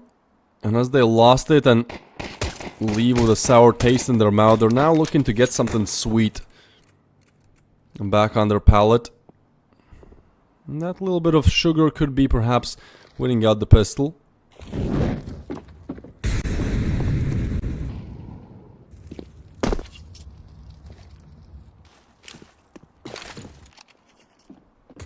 Monty looking to execute towards A. Shateri will be the first engagement. He's jiggling in. They spot this. Here's the A stack somewhat from Royals here, but Monty, they're still... Actually, they're not going to commit. They're going to go back towards B. They're going to leave Gizmy here to make noise, but I think this is heard. So even though FNL has opened up the site, he's gotten quite close. I think he gets overwhelmed here. You have 5 different angles to watch at the same time. And now Monty, a little bit scrambling for answers here. I mean, they don't get that entry towards B. FNL called clear, clear. But it's not clear, in fact. Help arrives, and now Gizmy... Oh, that is a freebie frag, and he can just remain alive there. That's information as well of 2 players now. And so Monty's still... Oh my god! Shield, that's madness before the pre-fire. And it still looks to go their way unless the USPs on Oscar can do it all. But Oscar will have to be the hero as he gets taken down. It's 9 on the board for Monty. And that's the first pistol round they convert in the whole series as well. So things really starting to gear up towards their victory here.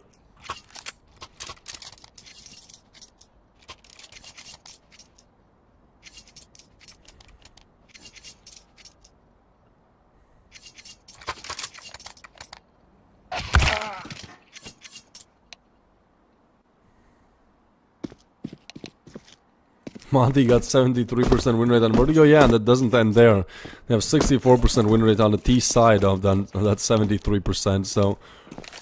You know, really just a crazy statistic here. We'll get around reset. Swaggy and Oscar seem to have left the server, so... We'll wait on them to join back. They're both actually from Britain, so I don't know, maybe there's a DDoS attack going on the United Kingdom. Maybe a DDoS. I don't know, should I keep going with this? The PC needs to be rebooted. I've been trying to practice my Britain, doing it in, my British, doing it in just premiere matches. I think everyone appreciates, all my teammates certainly appreciate it. I started with, oi bruv, it's Tuesday, innit? And then I've moved up to a little bit more difficult sentences. Still think I don't have really the hang of it. Don't think I could fake it. Well, we gotta wait this one out then. The tech pause will be in place, and waiting for Swaggy and Oscar. Swaggy and Oscar? I don't know how to pronounce his name. I'm saying Oscar, you know how it's written. But it's kind of a mouthful. It's 4 syllables back to back.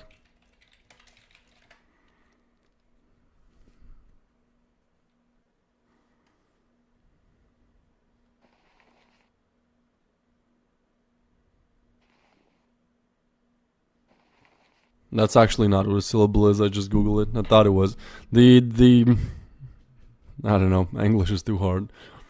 The sounds that are not like A or E, you know, those ones. Skvr, skvr, oh skvr. Alright, let's quit playing around here and let's wait for him to rejoin back. And the mate on Swaggy as well.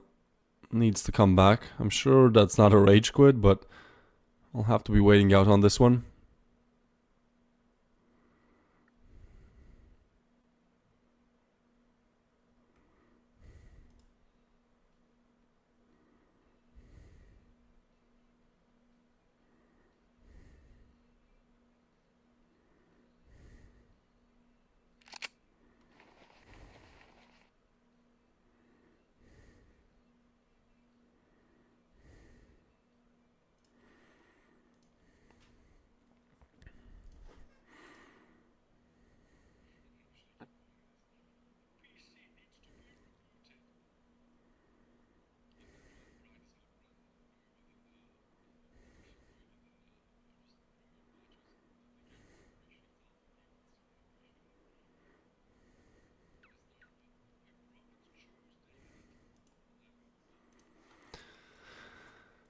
Alright then, well, the two Brits still not to connect. Waiting on production to confirm what seems to be the issue. We'll update you once I have that information.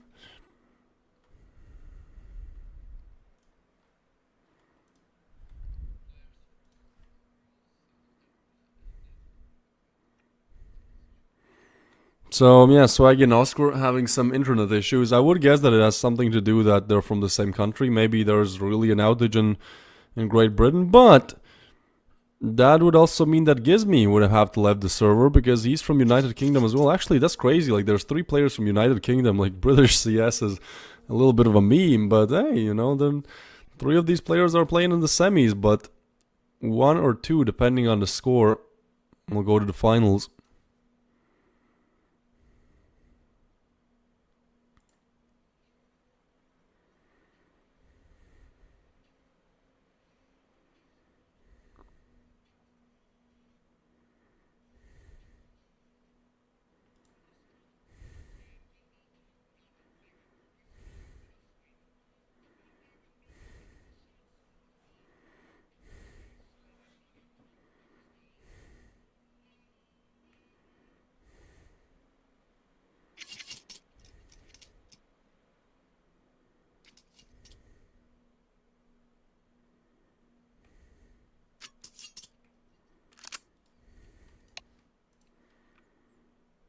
Well, I'm gonna be waiting here a little bit longer. This again being the game for the finals tomorrow. Winner plays up against Drillers. Certainly, you know, Monty are looking way more likely to convert here than Drillers are. Drillers today winning 2-0 up against 9 Academy, 13-11 and 13-6 style, and then they took on TNL in the quarters. And even though the first map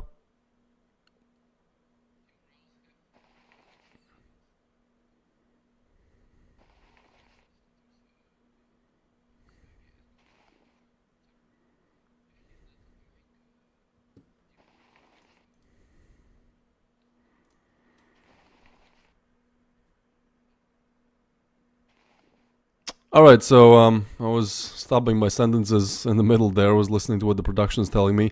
So 25 minutes here to join for Team Royales. If we don't get Swaggy and Oscar back, then it's a forfeit. It's 2-0 win for Monty, and it would be Royals eliminated out of the semis, unfortunately. Which honestly, I don't know which would come sooner, you know, Monty converting 5 more rounds here, or just waiting out the 25 minutes, really.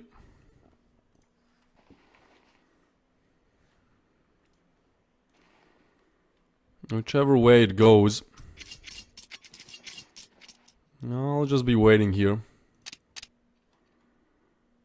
Big matchup tomorrow for sure.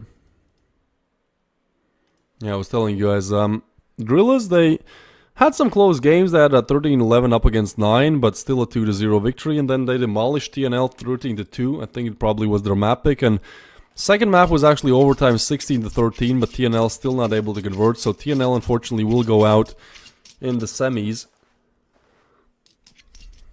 And in the meanwhile, Drill is advancing to the grand finals.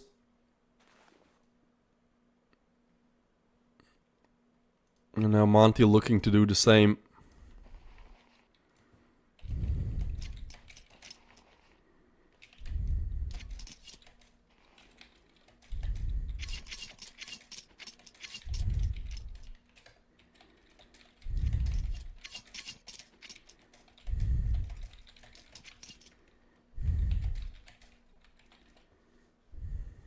Alright, so tech pause will be in place, and I think we'll be putting on some music perhaps, we'll return whenever that is fixed, or we'll come back to announce, what's really happening here. Sorry guys to keep you waiting like this, but yeah, just gotta wait it out a little bit longer. Hopefully Swaggy and Oscar will join, and we'll see, and we'll be back after this tech pause ends.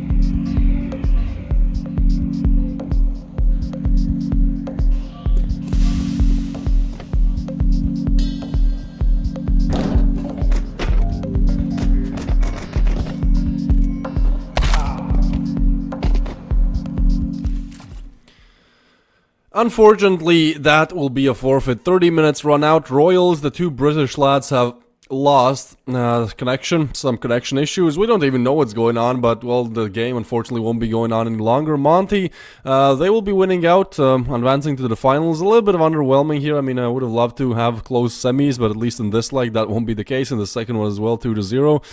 Bit overwhelming. Let's hope tomorrow makes up for it, as it will be Drillers to play up against Monty Gen in the finals of things. A rematch of sorts, as they meet in Prodigy Series 3 final as well. It was Drillers up against Monty, and Drillers, I believe, won it out. They won it out, not sure if 2-1 or 2-0. So yeah, Royals eliminated, TNL out. And these two teams meet again. Monty looking for the revenge. Monty looking for the reverse sweep. And Drillers, well, looking to just continue with the same performance we've seen all tournament long, really, from them. Just great all across the board. So yeah, again, sorry for the match being cancelled. I don't know if you bet money on it. I'm sure you can. I think it just gets refunded. Not quite sure. But, check up on it. Either way, thank you guys for watching for today. And we'll try to bring the best show possible for tomorrow's finals. See you guys tomorrow. Bye-bye.